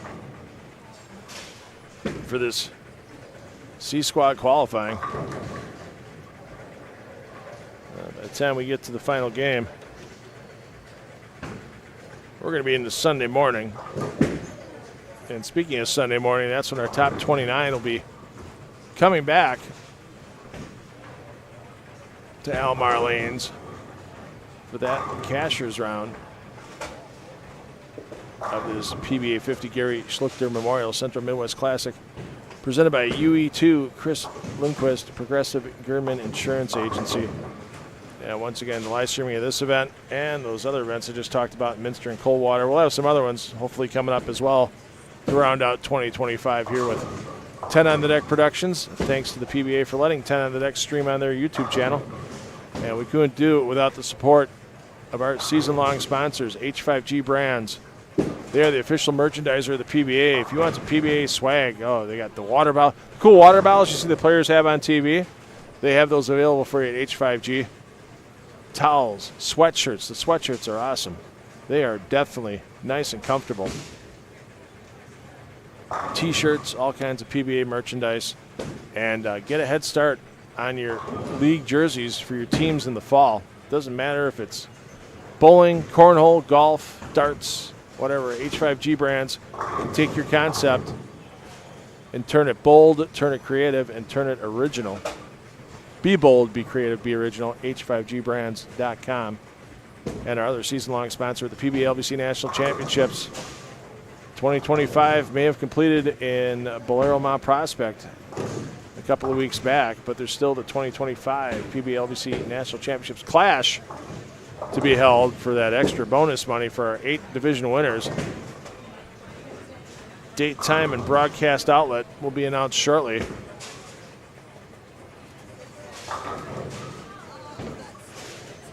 Along with details on the 2026 PBA LBC National Championships. I'm sure will be announced in the next short time frame. Bookmark that on your browser, pba.com/LBC tournament, or there's always that link from the PBA's main page.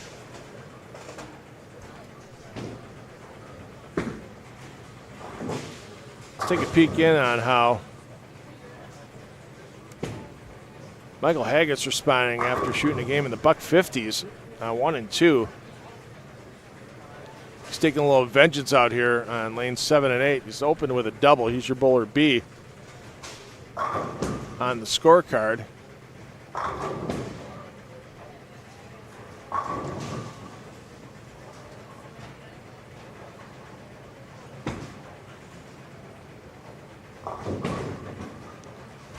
So here's your update. Randy Weiss gave a couple pins back to the plus in game 5, finishing with a 193.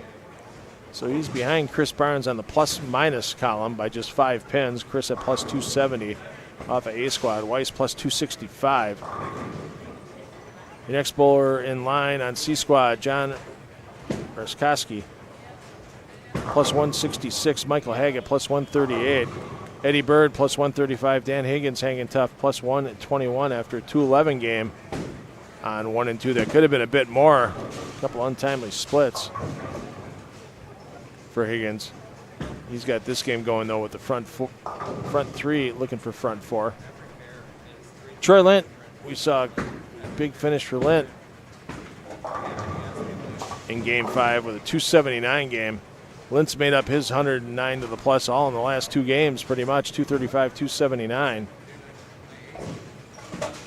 Bill Watson plus 94, Scott Merritt plus 83, Ron Retzel plus 81, Bill Fabian plus 80, Jovanovic plus 75, Smith plus 73, Clark plus 72, Hurt plus 70, Redding plus 63, and Verbic plus 61.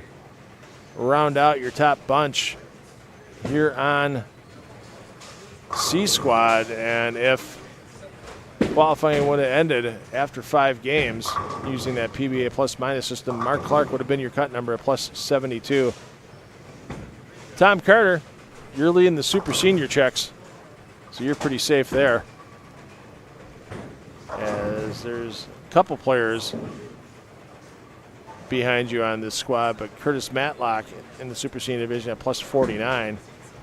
And then you look at another super senior on C squad, and that's Neil Castle at plus 5. So Castle's got some work to do. Same thing for Don Schweier.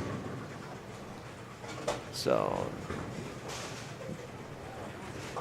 always good to have those super senior checks for our players that are age 60 or older.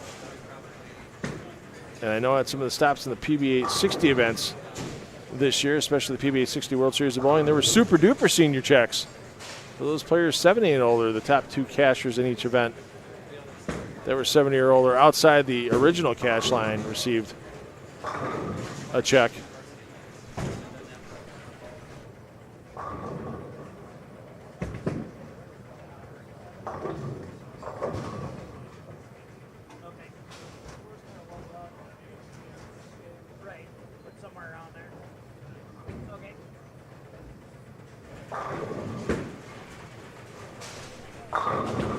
Let's get over to checking on Randy Weiss, our leader, trying to bounce back off a subpar game 5, and he's got a spare double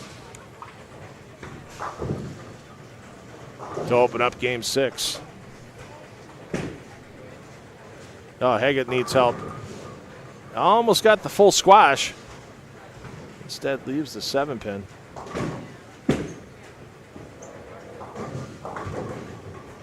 Yeah, I don't envy Randy Weiss after this game because we've seen a lot of players struggle on 1 and 2 and 15 and 16, and Weiss is going to finish on 15 and 16 in game 7 and 1 and 2 in game 8. Anything can happen. Sometimes guys find something on the pair, but as Tom Carter talked about a little while ago, they're not the easiest 2 pairs in the house.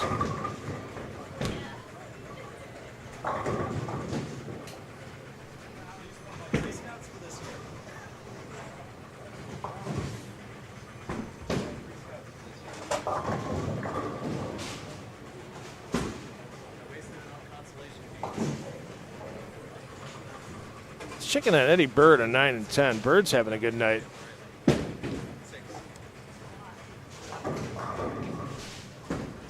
Bird sitting at plus 135 after 5 games. High game for Bird. Game 5, 257. His low game was game 4, 202, and that ball had a little wiggle, but still got there.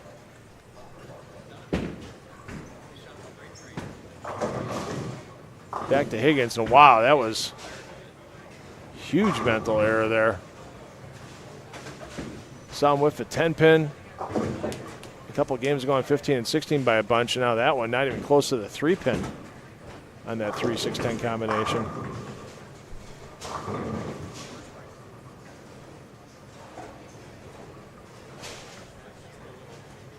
So as we mentioned, there's a group of 6 C-Squad players on either side of the cut number currently. Number currently Mark Clark at 72, but you got Jovanovic at plus 75 and 27th overall. Norman Smith, 28th overall, plus 73. And we got Clark at 29th, plus 72. Ron Hurt, plus 70. Andrew Reddick, plus 63. Verbich, plus 61. So yeah, there's a bunch by the cut number right now. So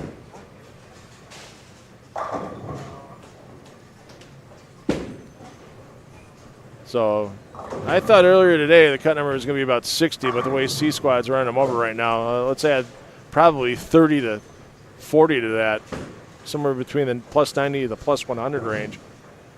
Still go with the plus 120 I called earlier today, saying walk out of the building at plus 120, and you're seeing action tomorrow. That I'm still comfortable with. I don't see this cut jumping 50 pins, especially because once you get by those players, you know, then you got Matlock plus 49, Mons plus 39, and a big drop back. Castle to 5, and then you got a bunch of players in the minus. So the players that are entrenched on C-Squad in the top, let's say, 20 right now. Let's say 16 down to Troy Lint plus 109. I mean, they just keep throwing 200 games, they're in. Anybody like Lint, Higgins, Bird, Haggett, Murkowski, Weiss, yeah. They just keep throwing deuces. They're fine. They're in good shape. It's the guys behind them that got some work to do. Try to pass some of those dead scores. See how quick Higgins dumped the memory banks on that atrocious spare attempt in the 4th frame. Easier arm swing, and there you go. Short memory for Higgins. We got a front 6 alert on 1 and 2 and a front 5 to go with it. A couple bowlers figuring out a tough pair early. Let's go down and check out who they are. Got Bill Fabian. Hey, here's a surprise. Bill Fabian keeps striking. My goodness. Fabian didn't have the greatest of starts tonight. Come out of the gates 188, 206, 159. Yeah, but pile on a 290 to 237. get yourself to plus 80 inside the cut number, and Bill just keep looking to move up. And then Bill Watson, we talked about Watson a little while ago. Watson already with the front 6 on the scoreboard. Watson at plus 94. And that's another player that didn't have the greatest of starts. 240, 194, 179, but now he piles on with 238, 245 in games 4 and 5.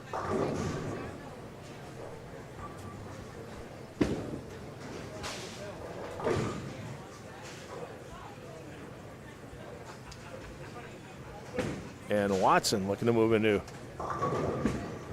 bonus bowling tomorrow.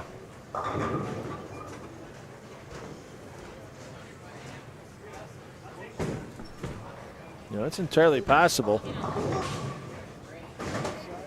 You know, those bowlers that are right around the number right now with Jovanovic, Smith, Clark, Hurt, Reddick, Verbich, I mean, they go move it up a little bit.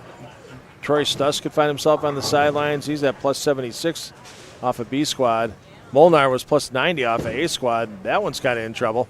And then Marsala, Crywye, and Luzzy at 94, 95, 96 to the plus accordingly. I mean, there's your 6 players that could find themselves on the sidelines. Those other players stay hot. So front 5 for Fabian. Front 6 for Fabian. Front 6 for Watson. We're going to stay here for a little bit and enjoy some striking. Nothing wrong with enjoying a little striking.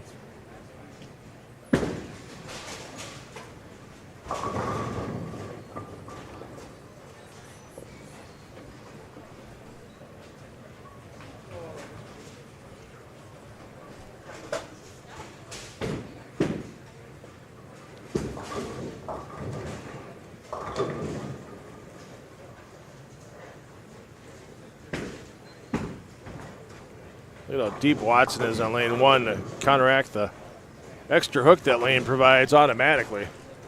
And there's a 7-bagger. You would have told me earlier today we have 2 guys with front 6s on 1 and 2. I would have laughed in your face and said, I'll take your money. And how wrong I would have been.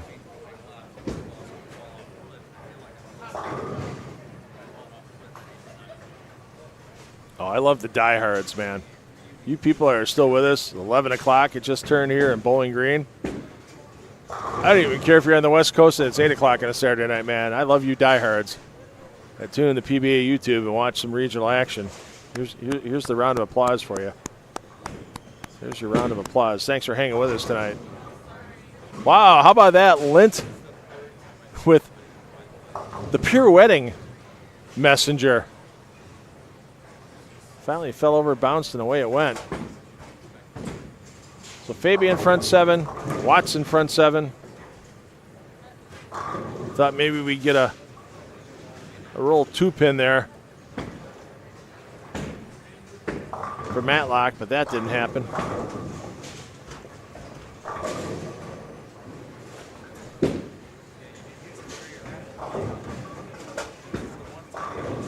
Front 8. Elementary, my bowling Watson.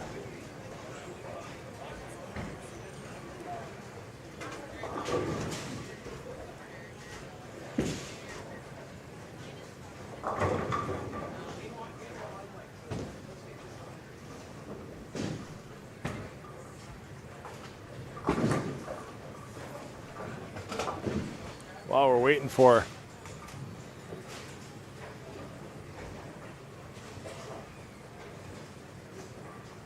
Fabian to get up. Looking for his 8th in a row.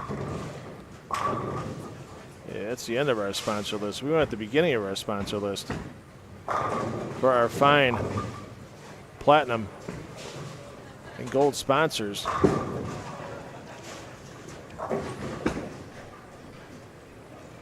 UE2, thanks to Chris and Irene Lindquist for their triple platinum sponsorships.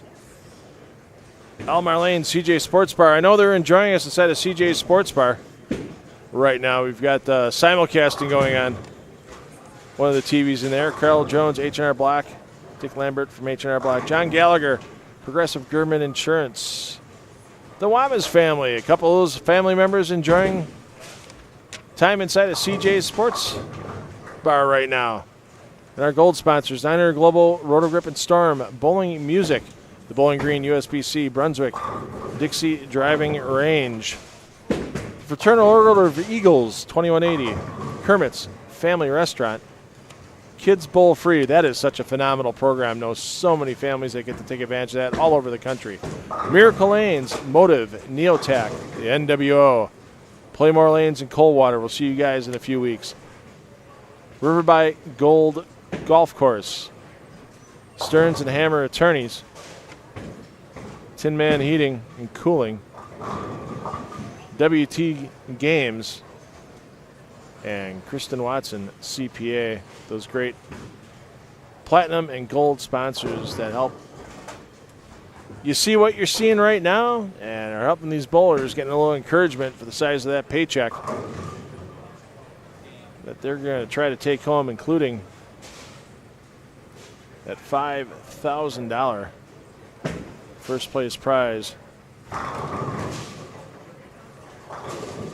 And Fabian gets that kick. And once again,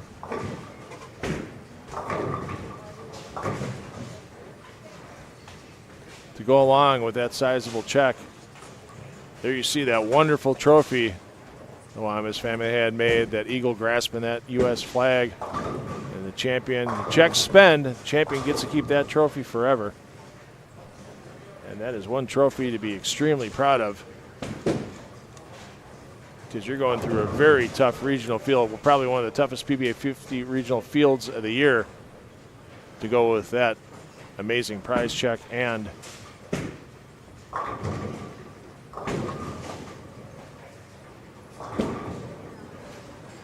that great trophy.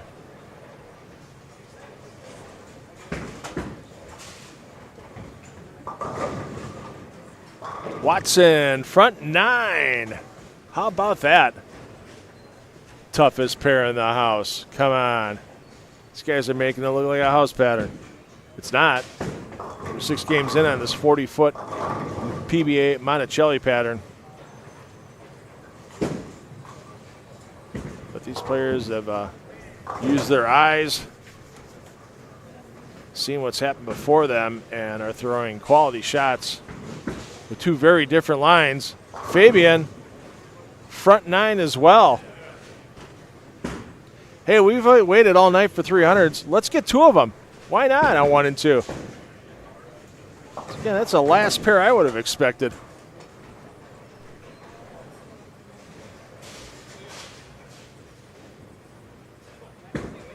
To catch a 300 on.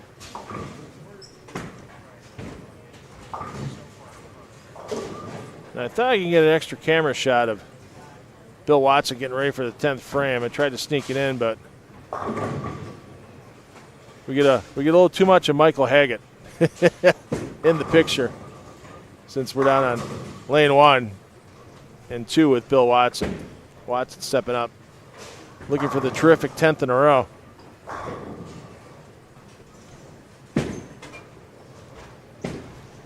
If this game here doesn't solidify his presence in the top 29 for tomorrow, nothing will. There we go, front 10 for Bill Watson.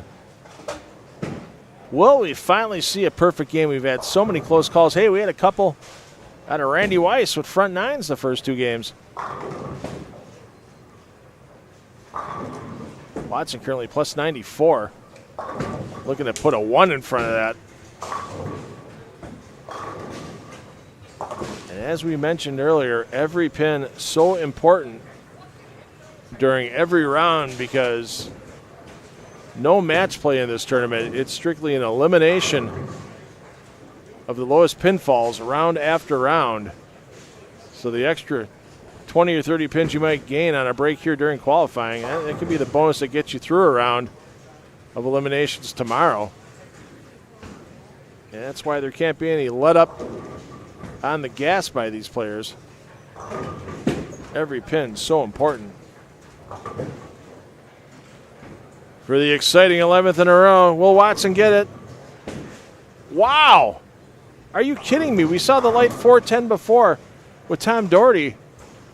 How? Twice in a day? Are you kidding me? The light 410 ends the bid for Bill Watson. Wow. I don't think he'd change anything he did on that shot. Just a terrible break. Absolutely terrible break.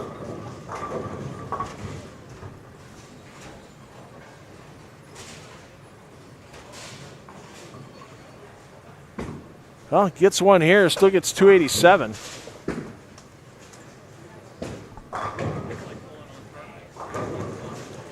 Make sure you get the stick, move on. No reason to try to be a hero and get two. Yeah, you just see Watson. He's just getting in and going. Oh, no. Aaron shot 286.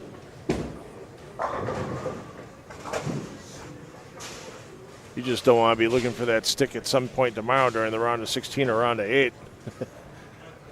If you missed the cut by 1 or 2, hey, where can I get 2 pins back? Where can I get 3 pins back? Oh yeah, I missed a couple of pins on fill shots I should have made sure I picked up.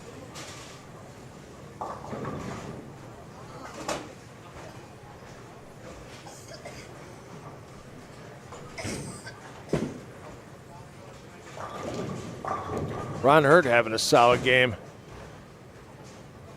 as well. He was the man just outside the number at plus 70. Hurt's going to possibly put up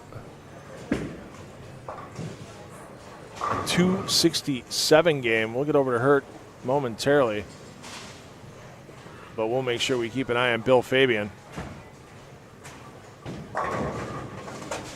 as well, because Fabian's looking to add a 1 to the front of his plus 80.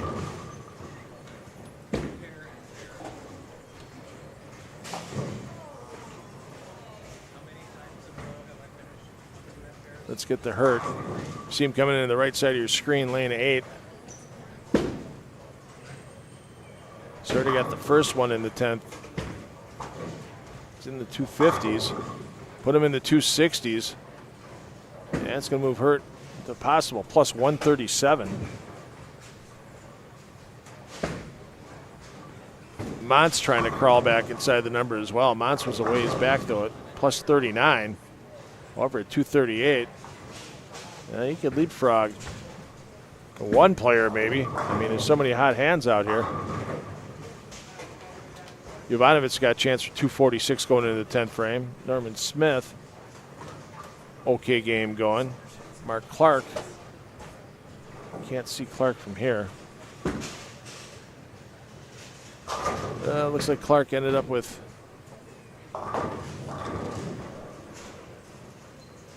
Clark can shoot 249, so yeah, here you go. Bill Montz, you're shooting 220, and you're not catching up to anybody in front of you right now, or just a few pins maximum. Fabian's going to toss, so we'll give you the radio report on Hurt's fill ball. We know he's in the 260s. It's just a matter of what that last digit's going to be. 266 after a 10 pin. Here we go, another chance for perfection. Somebody's got to get it to the 11th one at least. Bill Fabian. Trips the 4. How about that? That one was real high flush. 2-pin. Sawed its way off the sideboard.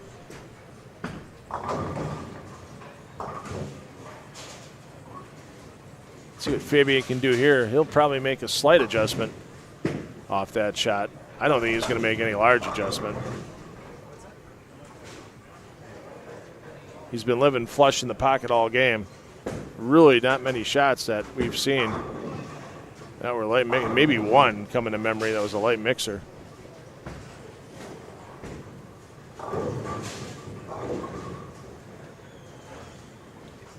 Lint with some struggles. as he's going to max out at 190, but Lint already at plus 109, so he's still at plus 99. He just can't really give a lot back for his last 2 games. Come on, Bill. That should be flush pocket. Yes, it is. And our first front 11 of the event. And Bill's going to take a second here, get himself recomposed. And there you see Bill through the crowd, getting that chamois on that bowling ball. Down on lane 1. Takes a look over, gets the wave. There you see that's a huge exhale. He knows you don't get many shots of perfection on the PBA Regional Tour. You get your chance. Don't miss out on it. All right, we're going to see our first 300 of the event. Needs to hold pocket. Does. Everything disappears. And Bill Fabian with a perfect game. Getting a few handshakes on the way back from the players and a big smile on Fabian's face as he talks things over with the lane mates. There you see. I don't know if that's his first PBA 300, but glad we could bring it to you tonight on the PBA YouTube channel. That smile's not going to go away for a few minutes, that's for sure. Your player movement between Game 6 and Game 7. Skip a pair, land on the second, so the bowlers you saw on 1 and 2, they're going to move over to 5 and 6. Let's check in on 11 and 12 because Jovanovic, we mentioned, just above the cut number, and he's looking to finish with 246, and now that's going to be in the 220s with a spare. And a strike on the fill.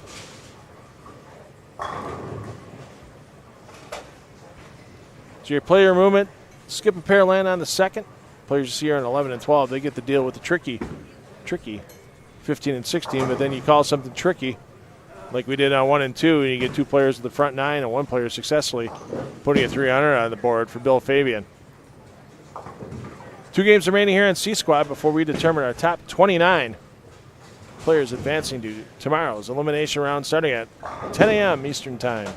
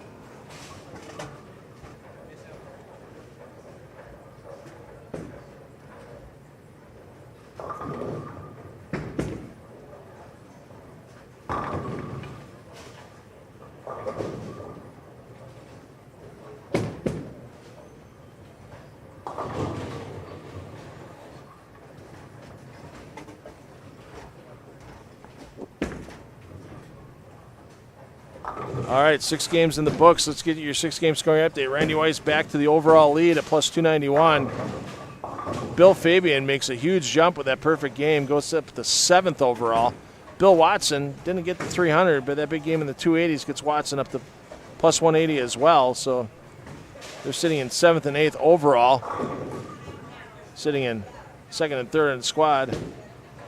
Okoski plus 179, Haggett plus 162, Bird plus 141, Hurt plus 136 for the big game, Higgins hanging tough plus 124, Mark Clark up to plus 110, Scott Merritt hanging tough at plus 104, Troy Lent gave a few back, he's at plus 99,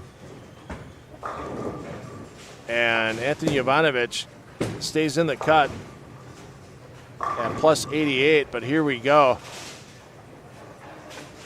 As there are 4 players just outside the number. The number right now is currently the dead score, Troy Stuss out of B squad at plus 76. So we've got Ron Retzel plus 75, Frank Guccione plus 71, Andrew Reddick plus 64, Bill Mons plus 62. So they're going to have to make some moves, because if those other players with Jovanovic and Smith here on C squad keep moving up a little bit, they're going to have to get past that group of 3 dead scores is looking pretty troublesome right now. John Marsala plus 94, Stephen Krywai plus 95, and Fran Luzzi plus 96. Yeah, those bowlers could be in a bit of trouble right now. Eddie Graham, I wouldn't be sitting too easy either with that plus 103 score. But once again, you never know if a player like Clark, Merritt, Higgins moves backwards, or if once we get past Mons on C squad, you got to go back another 17 pins to Wolzen and go back even farther. Verbich plus 42, Matlock plus 41. Matlock really hasn't done a lot of movement the last couple of games. Castle plus 26. So, you know, we saw it with Rudy Revs earlier today. Rudy Revs put up 100 to the plus for his 2 final games of competition. Will somebody do it again? Don't know. It's definitely not going to be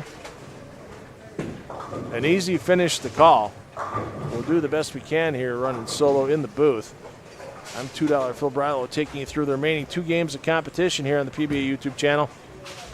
Love my diehards. Thanks everybody for hanging tough with us tonight, as we're going to be burning that midnight oil for sure.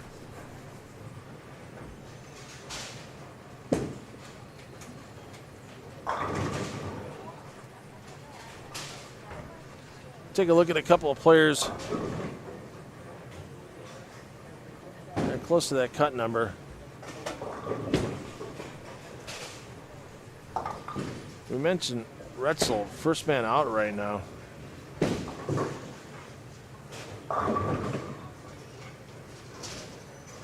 Retzel down to 9 and 10.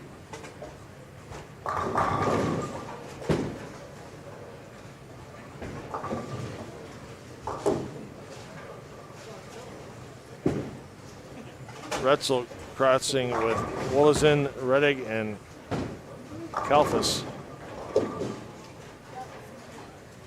As you mentioned, Wolzen, he's got some pins to get back into contention at plus 45. So he's sitting 31 outside the number. Reddig sitting 12 outside the number. And we mentioned Retzel Retzel just one outside the number. That number, Troy Stuss, yeah, that's in everybody's sights. I don't see this being a squad that lets the cut number go in reverse the last 2 games.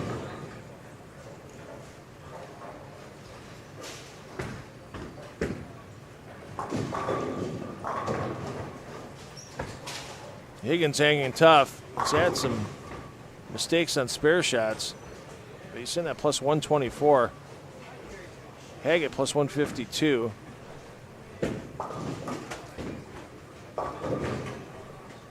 Haggett coming off an open. Hurt is at plus 136, and then Mons, yeah, Mons needs to make a bit of a climb here. As Mons is 14 outside the number, plus 62. Problem is for Mons, he started this game open, and he's got a bit of a hill to climb. And sometimes it's not just how many pins you're outside the number. It's about the number of bodies you have to get past to do it. It's sometimes not easy to pass 3, 4, or 5 scores in front of you, because those, all it takes is 1 or 2 of those players to fire a similar game, and they'll stay in front of you.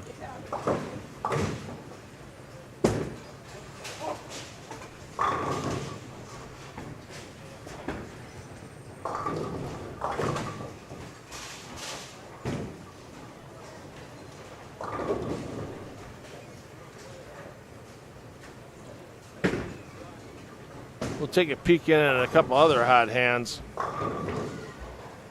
with Bill Fabian and Bill Watson momentarily as they're on 5 and 6. Fabian coming off of a perfect game in game 6. Yeah, that's now back-to-back opens for Haggett. There's Watson. Well, a little trouble there with 310. Once again, Fabian and Watson both at plus 180.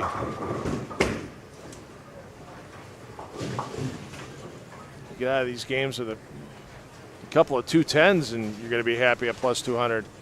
It's not a bad number to have. 200 right now, plus 200, that's going to get you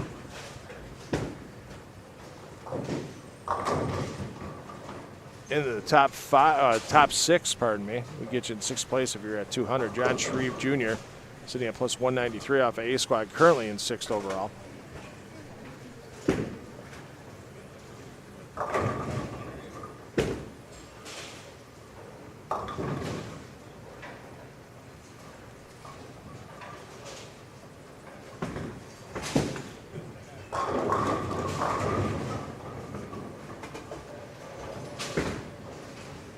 That needs to push, and the open frame for Watson. I mean, you're not worried about going backwards out of the cut number if you're Watson or Fabian. You're just worried about piling on the pins. Try to keep yourself close. You want to at least get a cut number that, a score that keeps you inside the top 8 getting into tomorrow. So let's face it, even though they're cutting to 16 after the first 4 games, they're cutting to 8 after the second block of 3 games. And then it's just battling for those top 4 spots in the stepladder.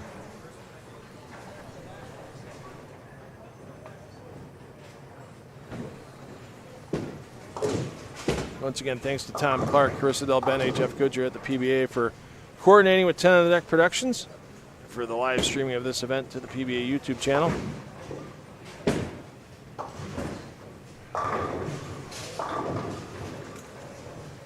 And thanks to our season-long sponsors for 10 on the Deck Productions of PBA Regional Action, H5G Brands, new low prices across the board, jerseys and PBA merchandise. Get yourself some PBA swag. Get yourself ready for the 2026 PBA season. Those broadcast contracts coming up on the CW and CBS Sports. Get a replica of your favorite player's jersey. Heck, get your own jersey. If you got an idea you want designed and you're not artistically talented, because I sure am not, get a hold of one of those great designers at H5G Brands and they'll get your design to life. they'll let you be bold, they let you be creative, and you're always original. Be bold, be creative, be original. H5gbrands.com, the website. And the PBA National Championships. Get all your information. Get ready for 2026. Sign up early. Get the day and squad times you want. When that information's released in a short period of time, PBA.com/LBC tournament.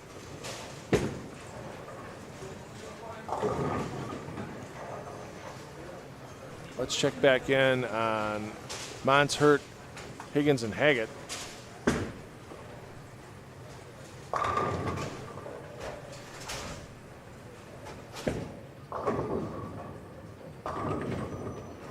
Mons trying to fight back to get inside the number, and that 4-pin doesn't agree to go down.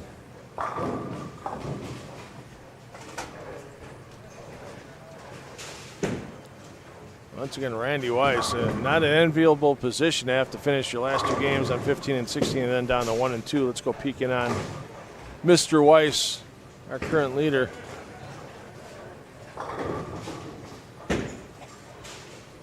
Down at 15 and 16 momentarily. Let's wait for Reddick to make his toss, as Reddick's one of those players just outside the number. And that 4-bagger comes to a stop before 5. 3, 5, 6, the remnants on the pin deck. 3-bagger spare strike for Weiss. He doesn't care about the reputation of the pair in front of him. He just worries about what it takes to knock all 10 pins down.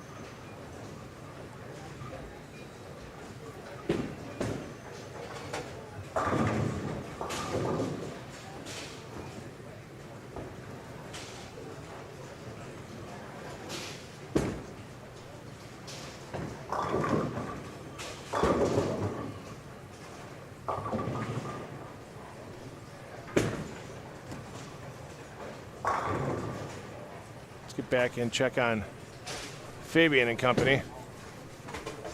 Keeping the score sheet clean. Only 1 strike for Fabian at this point.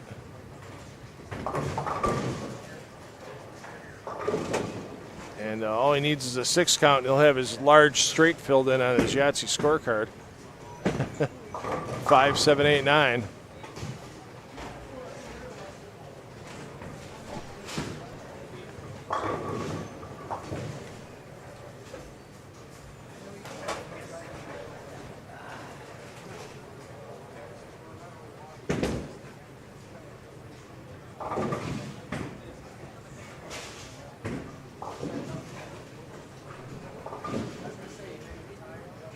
Go back to Weiss. He'll be stepping in the right side of your screen momentarily.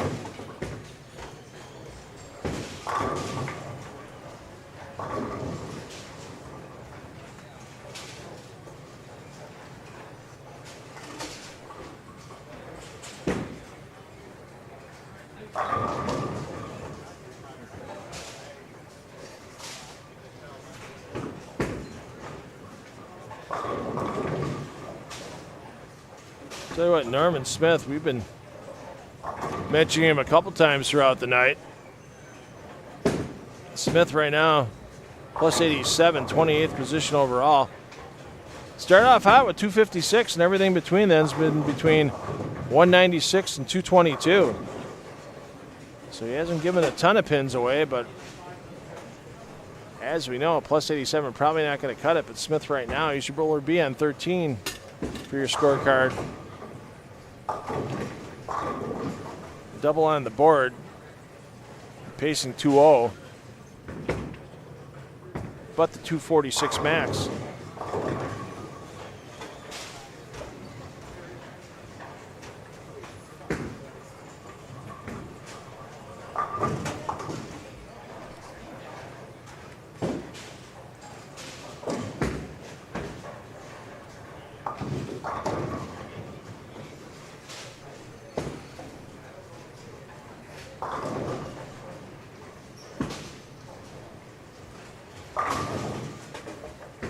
Oh, you see Higgins walking into your screen off at 12.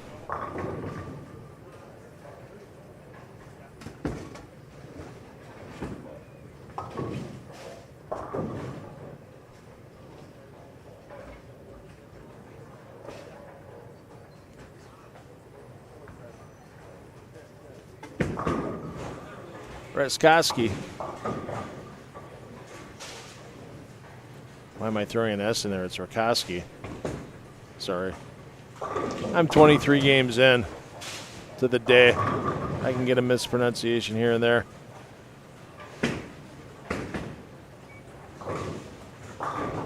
Plus 179 for Rakoski. Pacing 190, not a bad pace if he wants to see tomorrow. And pace 190 again, you're still seeing tomorrow. Don't make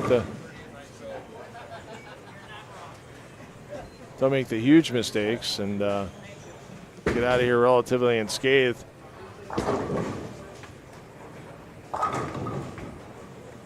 Here in Game 7 and Game 8.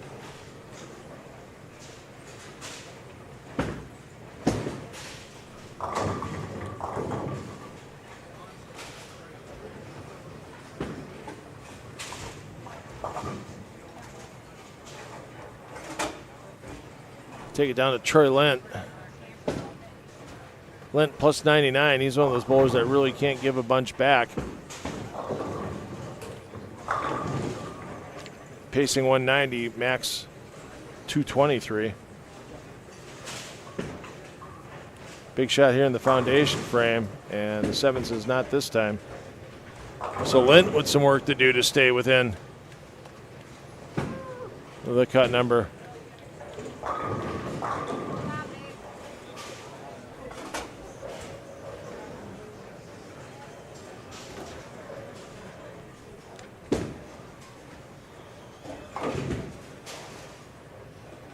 Jeffrey Walsh looking for a big game.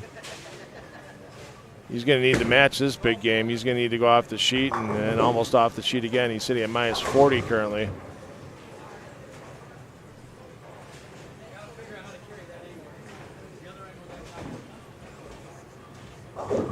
But big finish here, get himself in the plus and then do a Rudy Revs and get another big finish and maybe get yourself in the number.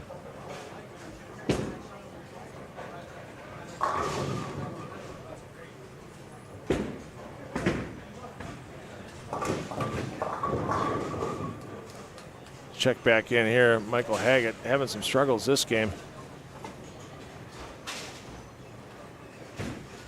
Haggett at plus 162. Messenger takes it down. So he's pacing 170. He could give 30 of that back if he puts marks on the board. Just can't afford maybe to do that again.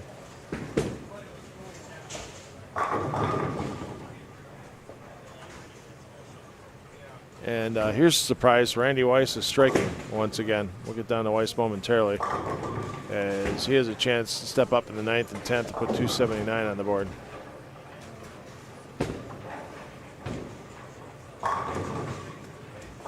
Montz peers it.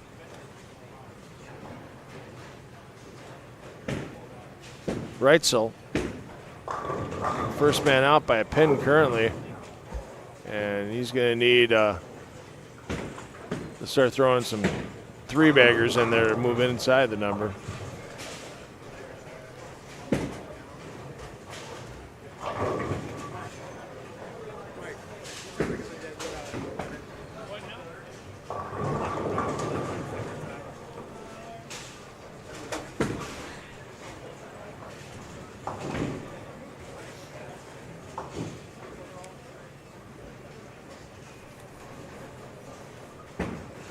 Let's see here. Weiss is going to be stepping up in the 9th frame. Higgins will shoot first, so let's get back to that pair.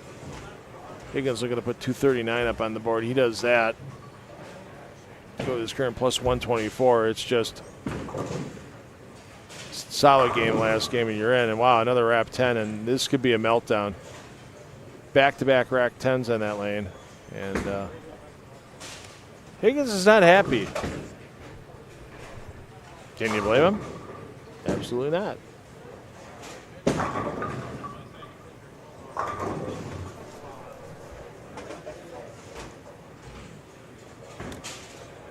Higgins ain't out here to just make a cut. Let's be honest. None of these players are out here to just make a cut. Everybody's out here to win.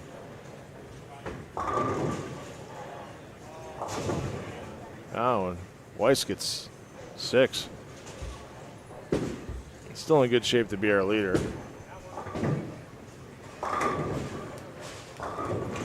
Back to Higgins. No problem on the cover. It's 219 max for Higgins, but even if Higgins gets 2-0 with a spare, still sitting in solid shape. They'll give him the plus 130 range. Get out another 2-0, and it's a shorter work day tomorrow, but you're still going to have to get some work done. Reddick, 12 out, getting into this game. And a big trip 6 there.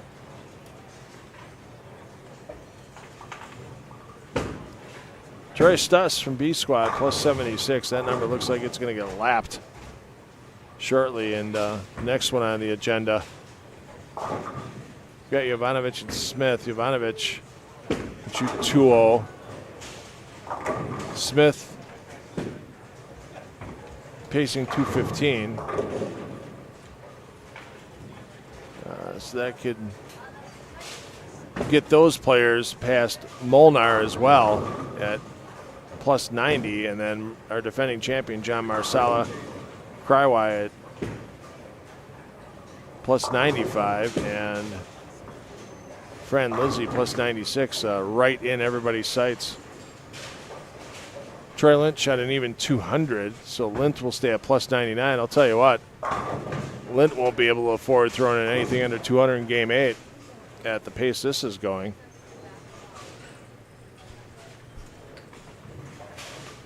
Just when you thought the pace is going to level off here on C Squad like we saw it on A and B, it's not doing that. I mean, sure, we're seeing a lot of games at 200 or 210 or 190, but A and B Squad, you see games at this point in time 160, 170, 180. And that's going to leave a lot of those players that thought they had a chance on A and B when they left.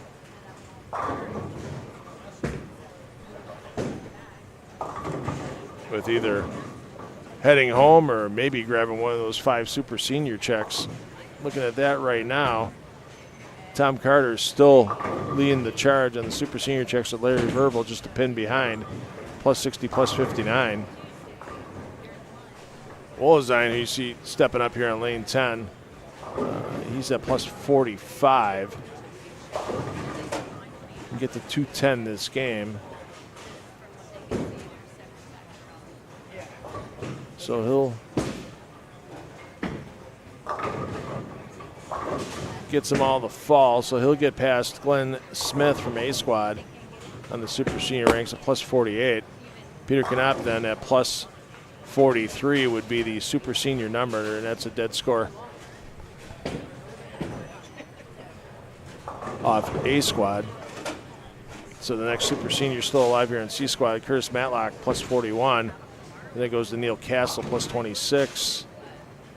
And yeah, let's get all the way down. Dan Schweier at minus 22. So, hey, I got to talk to Tom Carter, and I know he's going to be walking out of Bowling Green, or driving out of Bowling Green with a super senior check. So, thanks again to Tom for sitting with me in the booth for a few games here on C Squad. Highlight of my commentary month, that's for sure, talking with Tom.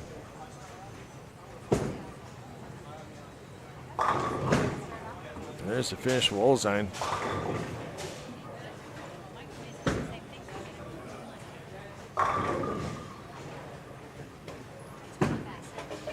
So Olzine gets into the plus 50-something range. Your final game for these players, they're simply just moving a pair to the right. So everybody you see on 9 and 10 is going to move to 11 and 12. Everybody you see on 11 and 12 is going to move to 13 and 14 and so on. Just a single qualifying game remaining here at Almar Lanes in Bowling Green, Ohio. And our final game of C Squad for the PBA50 Gary Schluchter Memorial Central Midwest Classic presented by UE2 Chris Lindquist on Progressive and Gerdeman Insurance Agency rolls on as we get to our top 29 for tomorrow's elimination rounds starting at 10 a.m. Eastern Time.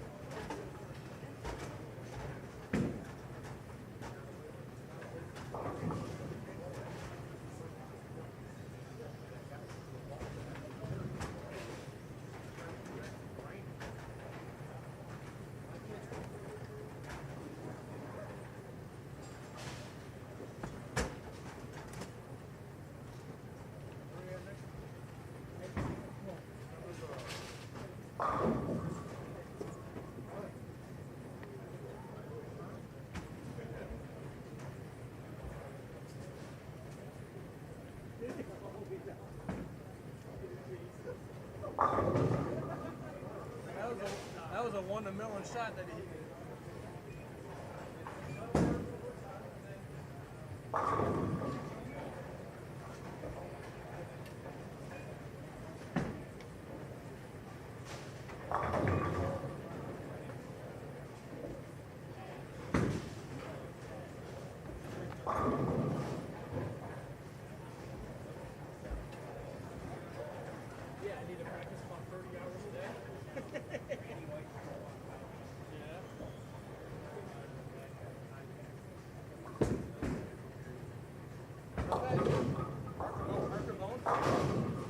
Dr. Bone does that.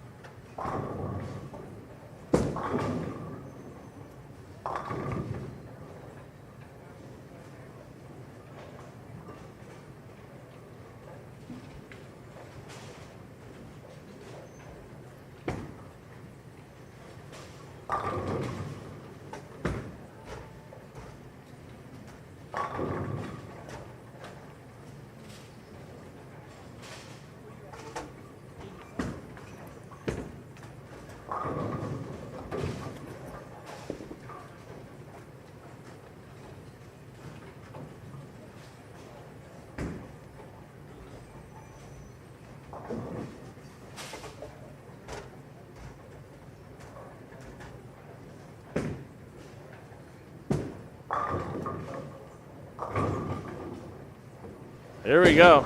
There's a lot of scenarios going on right now.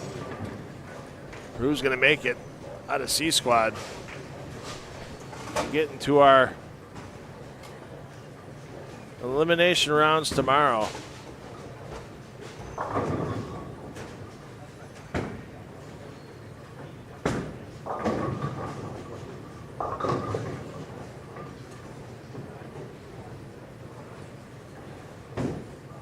Those elimination rounds once again starting at 10 a.m. Eastern time. All 29 players that make it through this evening's qualifying return for 4 games with pinfall carryover to make 12 game totals. Then we'll take the top 16.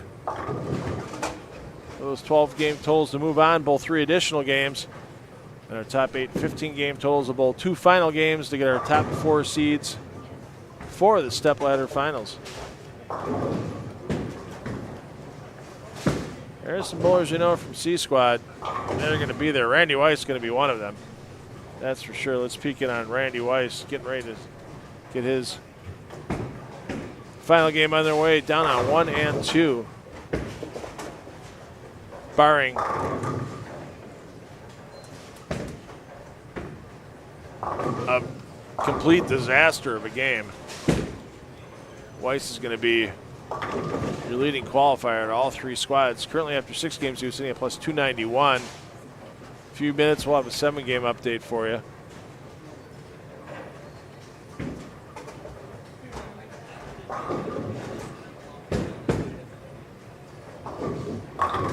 And nothing yet on an update, so we're still sitting at 6 games on the scoreboard for C Squad. Let me get you that link for the live scoring, and I'll drop it in the chat for those of you still hanging with us this evening.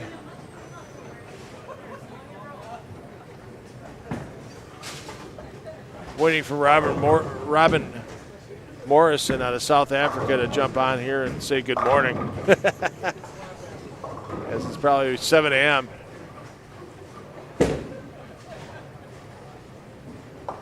Where he's at in South Africa. Meanwhile,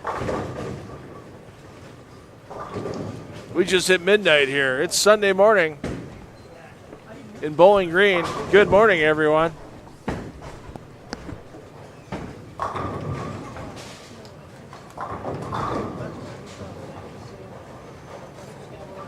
Thanks to everybody that's hung tough with us all day long.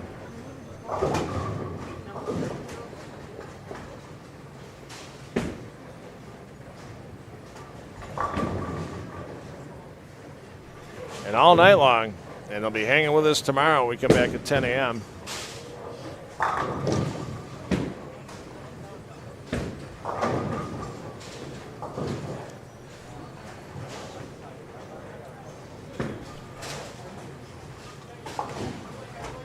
There's a bunch of C Squad bowlers close to that cut number and some dead scores in front of them. One of those being our defending champ, John Marsala. And he might not have an opportunity to redefend tomorrow.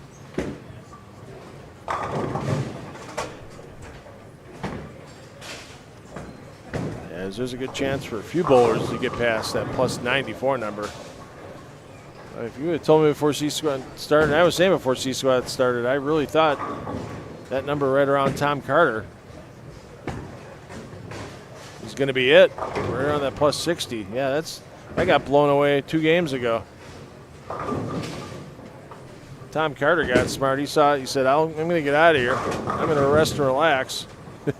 I'll pick up my check in the morning for that super senior spot. He's pretty much guaranteed one of those.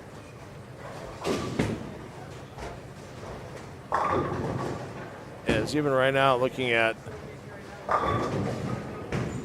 Lausanne, dead score 96, Marsala, dead score 94, Molnar, dead score 90, and Norman Smith still bowling at plus 87 after 6. That would still leave Tom Carter with a check if they're paying 5 extra super senior checks. I don't know how many. I know there's extra thanks to the prize fund. I know that's a Bill and Yogi Wama's thing for those extra sponsor dollars. They provide a few extra super senior checks. They also provide a heck of a prize fund overall for our players that are going to get a regular check. I mean, we're starting on top with $5,000. That's really incredible. And I want to thank all of our sponsors. We're going to give them one more run through for our platinum and gold sponsors momentarily.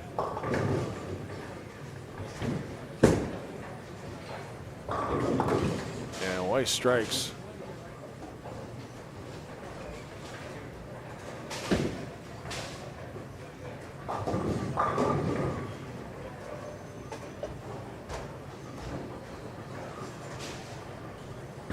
Let's get you all those sponsors across your screen one more time today, our platinum and gold sponsors. We appreciate their support for the 28th year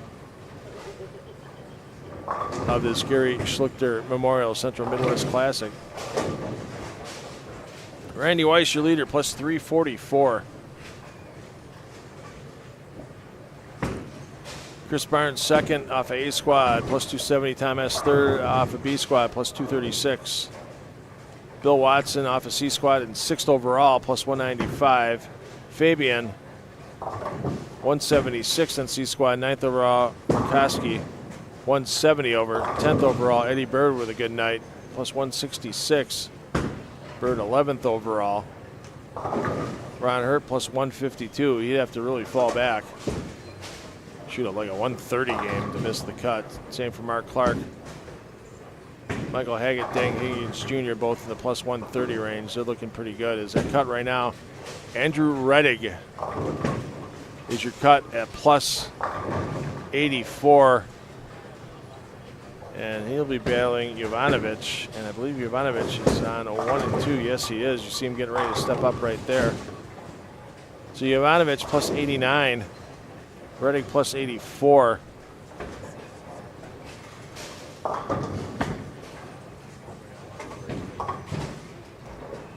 We'll keep an eye on Reddig on 11 and 12.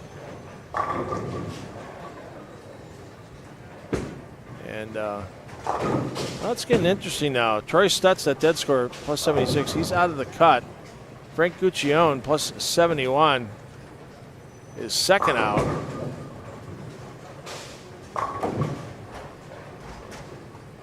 So there you see Jovanovic.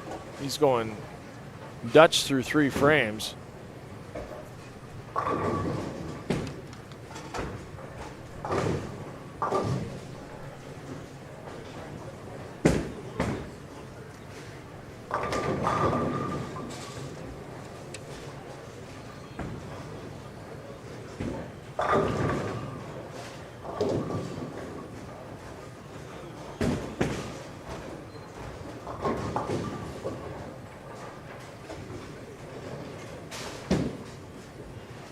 We'll take a peek in on Reddig momentarily as, whoa, Jovanovic, that's not a good place for that. Unforced error. Reddig on a double spare through 3. He's already passed Jovanovic.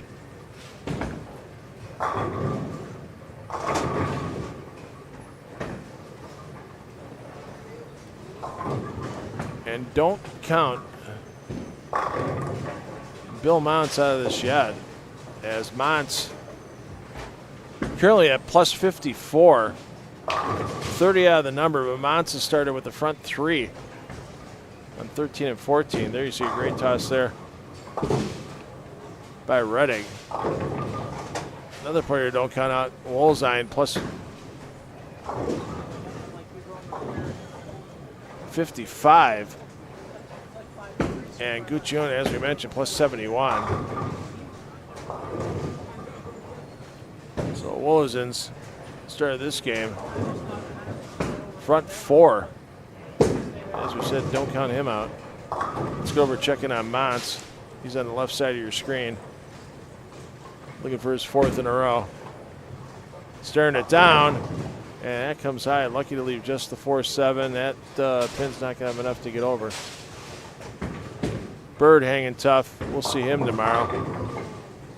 Even with that split.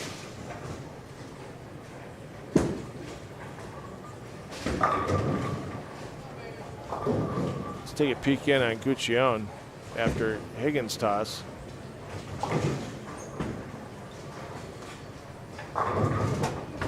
And another 10-pin for Higgins. Boy, he's been in that pocket all night. He needs to find somebody to get all 10 down. Different ball, different reaction, different look. Guccione's your bowler A on 5. So he's got a 4-bagger rolling.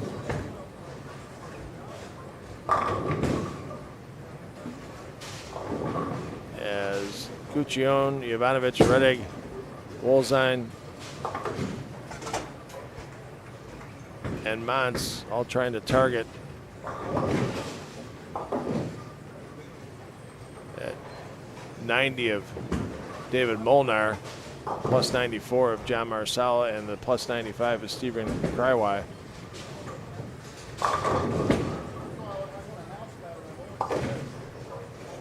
You see Guccione stepping up, lane 6.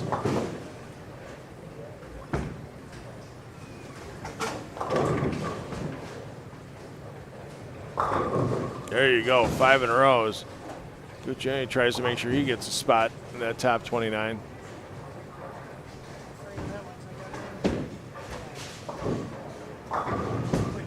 Fran Luzzi, plus 96. Hold on tight. This is getting interesting.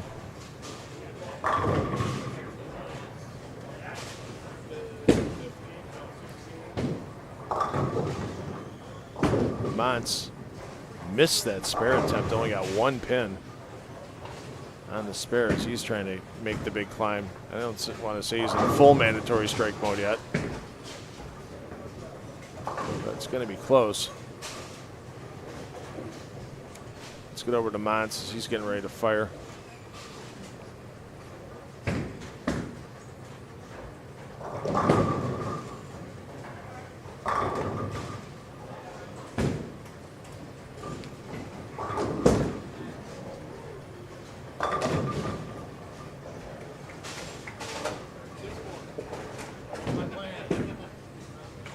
Oh, not good footwork on Montz's part. Solid 9. Let's check in on Weiss. Double open spare through 5.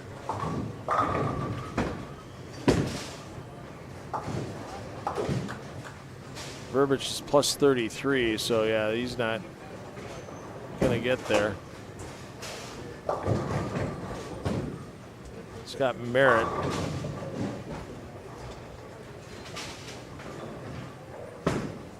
Merritt's at plus 97. Working on a double. 3-bagger here for Merritt be huge.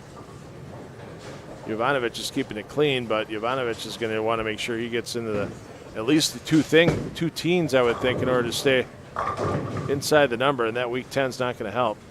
Especially the open frame in the third didn't help either. That was a weak 10 that got missed in the third.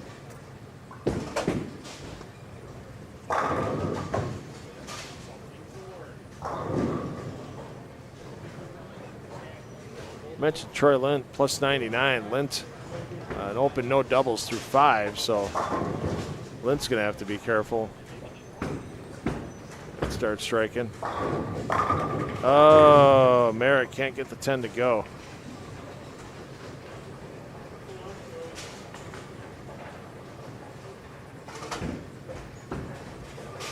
Got a front 6 on 15 and 16. With Rikoski, we know he's well in. He's just trying to pile on the pins, get in better position for tomorrow's elimination rounds.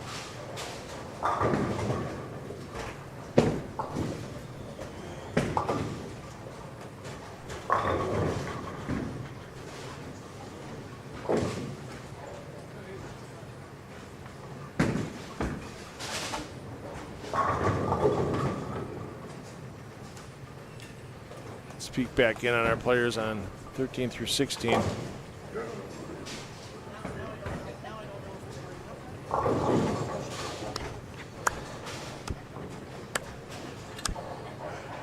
Oh, that was beautiful. Absolutely beautiful. Then we're going to have to check back in on Wolzen as well, because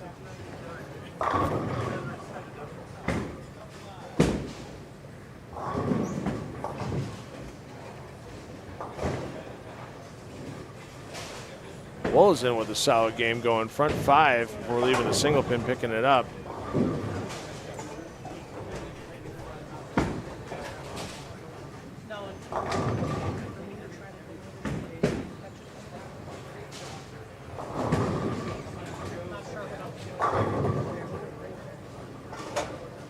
Wolzen 29 outside the number currently. Of course, that number's going to go up a bit.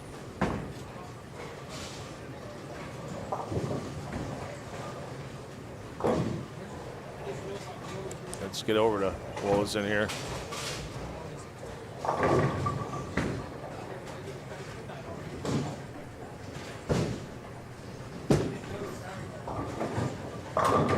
Oh, take the break and run, Rick.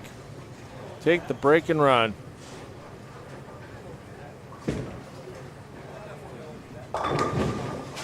Redding, the man on the number right now, working on 3 in a row, getting a 4th one here and staying clean the rest of the way out. You'll be able to sleep a little easier tonight, Andy Reddick.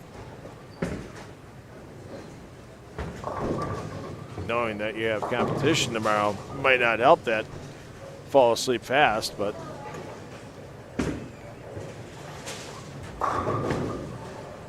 at least you know you're bowling tomorrow. Mix it up, scramble it up, can't get to the 10.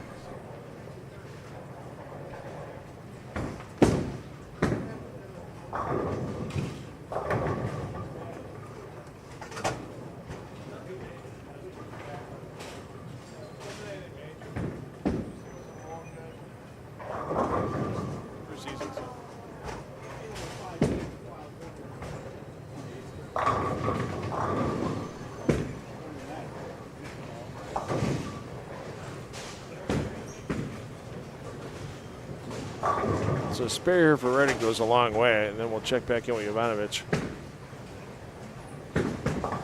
Down at 1 and 2 as he's just ahead of Redding at plus 89. There's your leader, Weiss. Even though that 10 doesn't go, he's still in okay shape. Jovanovic, boy, that missed 10 pin in the 3rd frame. It might come back to haunt him later. He's working on a strike in the 6th.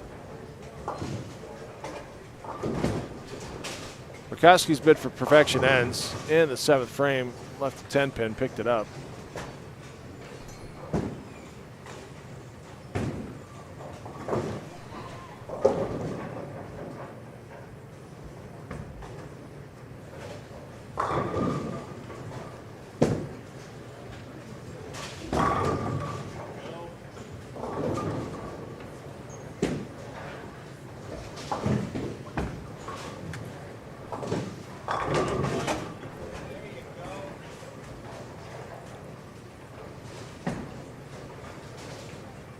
Get back to Redding, 8th frame.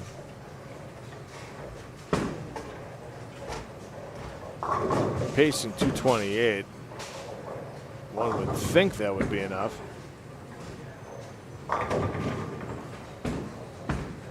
Very flat 7. Troy Lent He's at plus 99.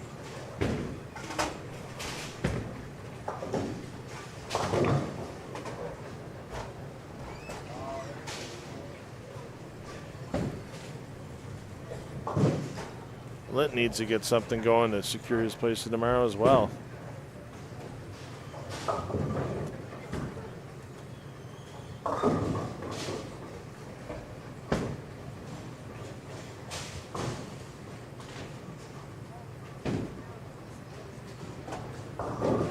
Wozen looking to make the leap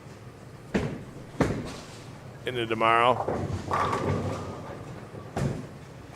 Doesn't want no stinking super senior check. He wants one of those. I made it all the way in the elimination round checks.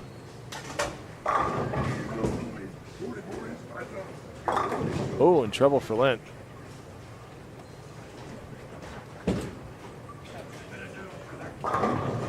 Let's check in on Scott Merritt. He's your double B. On lane 4, staring at a 4-pin. Merritt at plus 97. Gave a few pins back last game with 193 on the board in game 7. Oh, that was not his 4-pin. I apologize.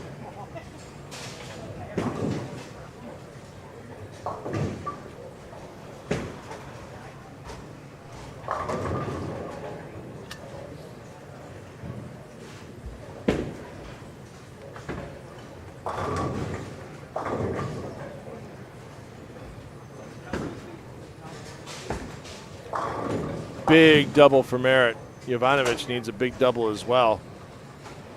Erg's already passed him. So Jovanovic pretty much the number, but the thing is also Guccione has a chance to get by him as well. There's the 9 out late. Let's check in on Guccione.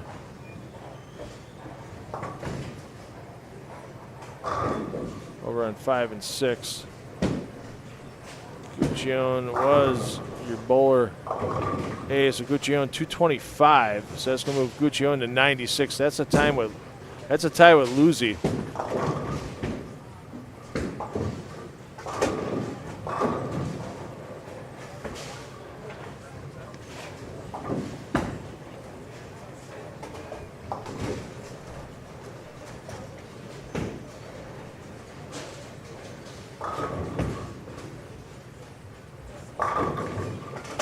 So if there is a tie, we're not going to stay on the air for a tie. If there is actually a tie, I'll stick around and film some highlights, and we'll get them on the air for you tomorrow morning during elimination round. But yeah,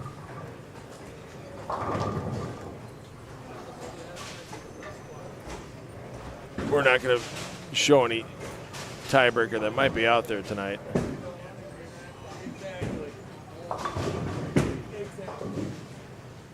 Oh, I love my diehards. John Herman, Dana Wright.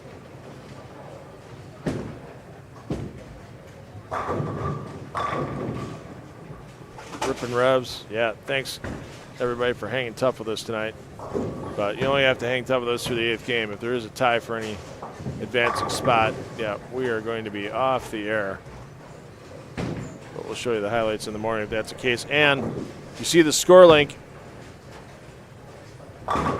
in the chat. That score link will take you to your updated standings once the 8th game of C Squad is completed.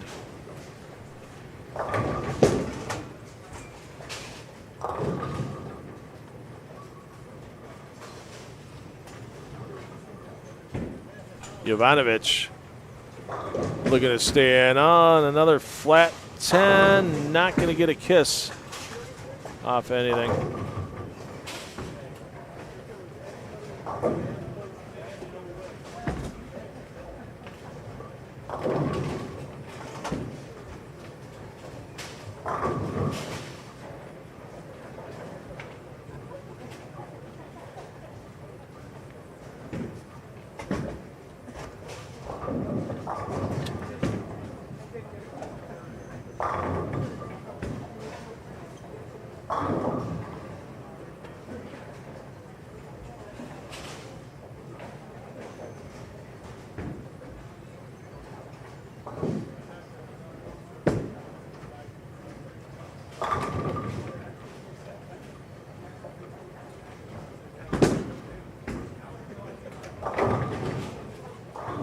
looking at the numbers, I don't think that tie between Guccione and Luzzi is going to be for an advancing spot. That might be like a 27-28 right now. Of course, we're taking 29, so it would have to be a tie for 29 and 30.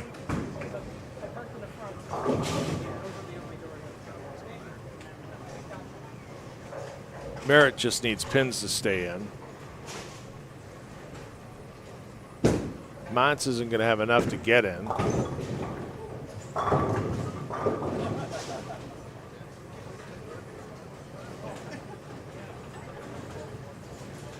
Let's get the Willis in.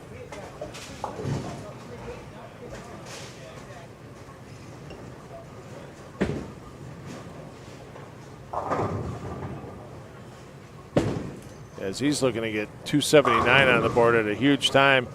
We're going to see a little Wolzen in the morning. What a finish by Rick Wolzen.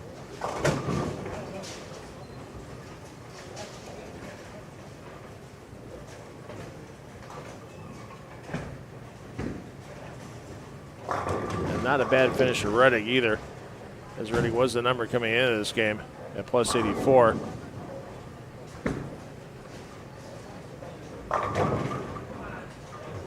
And even with a flat 7, spare here is already at 215. So that's 99 plus 99. Troy Lint was at that number coming in. Lint trying to make a save here.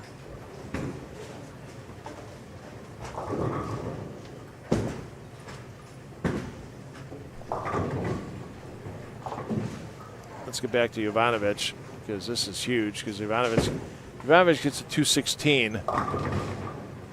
He gets the plus 105. And take advantage of that break. Tony Jovanovic, take advantage of it and try to move on. Merritt was plus 97. So get 2 here and move on. Then I'll get him at plus 99. That'd be the same number as Lint came in with. So let's get back to Lint.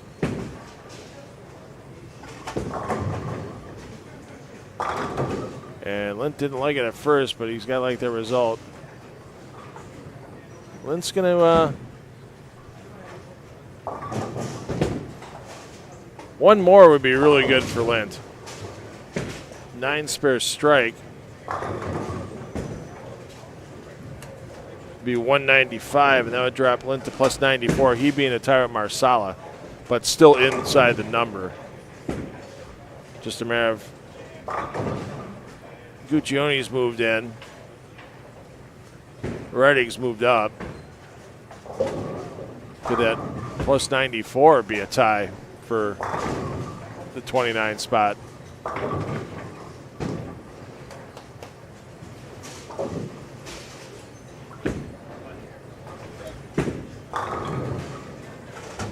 We're going to let Bobby Jekyll do the official calculations and call that number. Like we said, if there's a tie, you'll see it on the standings link that I posted in the chat, and we'll just end up bringing you highlights tomorrow morning.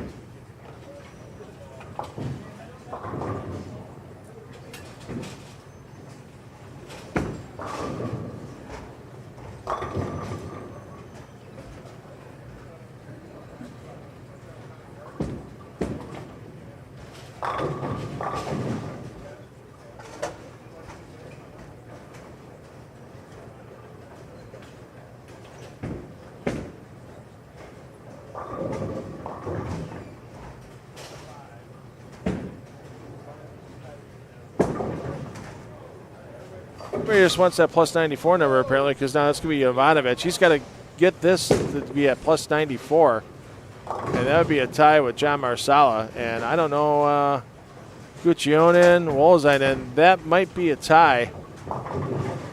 I don't see anybody else dropping out. Merritt's fine, Lind's fine, Norm Smith. Well, hold on. Smith's got a big 4 in the 10th frame down here. 50, 70.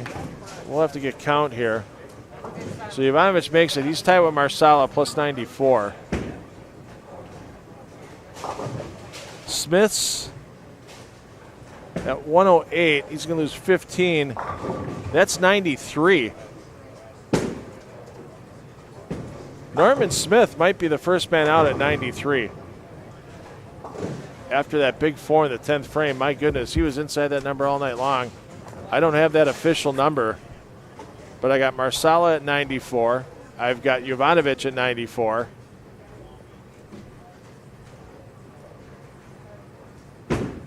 And Smith drops to 93. So Guccione in, Wolzen in.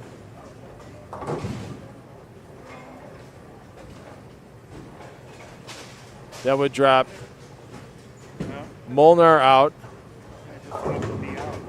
And I think 28 and 29's Marsala and Jovanovic. I don't think there's a tie. I think Norman Smith's first out by a stick, because Smith's at 93 after a 185 game. Wow. John Marsala, you may have snuck in by 1 pin. You might be the number with Jovanovic. I think that's it. I don't think there's going to be a roll-off. Bobby's going to make it official. I'm just going off of what I see in my brain. But I think, Higgins didn't give back. Haggett didn't give back. Clark, Mark Clark. We got Mark Clark anywhere that's visible? I don't know what Clark ended up with. But Clark had 40 to spare and could still be in the plus 100 range. So even if Clark shoots 160, he's still in. So I've got unofficially in the 28 and 29 spot a tie with Jovanovic and our defending champion John Marsala, and unfortunately that big 4 in the 10th frame on a double is going to take Norman Smith out by a pin. So we'll make those totals official. If there is a roll-off due to a mistake on any math made by myself or players on their scorecards, has been happening. They're going to get all those double checked. We're going to end our broadcasting day. We will see you tomorrow from here at Almar Lanes for the PBA50 Gary Schluchter Memorial Central Midwest Classic presented by UE2. Chris Lindquist, Progressive and Gerdeman Insurance Agencies. Elimination round start, 10 a.m. Eastern Time. Join us bright and early for your bowling brunch. We'll see you tomorrow, everybody.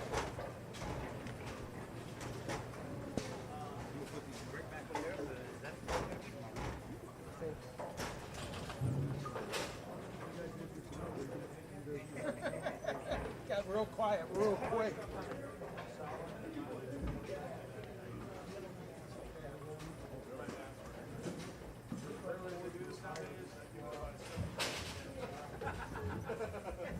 PBA squad bowlers, that includes your 8 games qualifying in the 2025 PBA Gary Schluchter Memorial Central Midwest Classic, presented by E2 Chris Lundquist, Progressive and Gerdeman Insurance Agency. Please go ahead and get those score sheets filled out and turned in, and we'll make it official. The top 25 advancing to tomorrow's semifinal action beginning at 10 a.m. 29, as well as the 5 super senior checks and the 2 super duper checks. I will have those this evening for those of you who will be around to take them. If not, I will give them to you tomorrow. Official number coming soon. Thank you.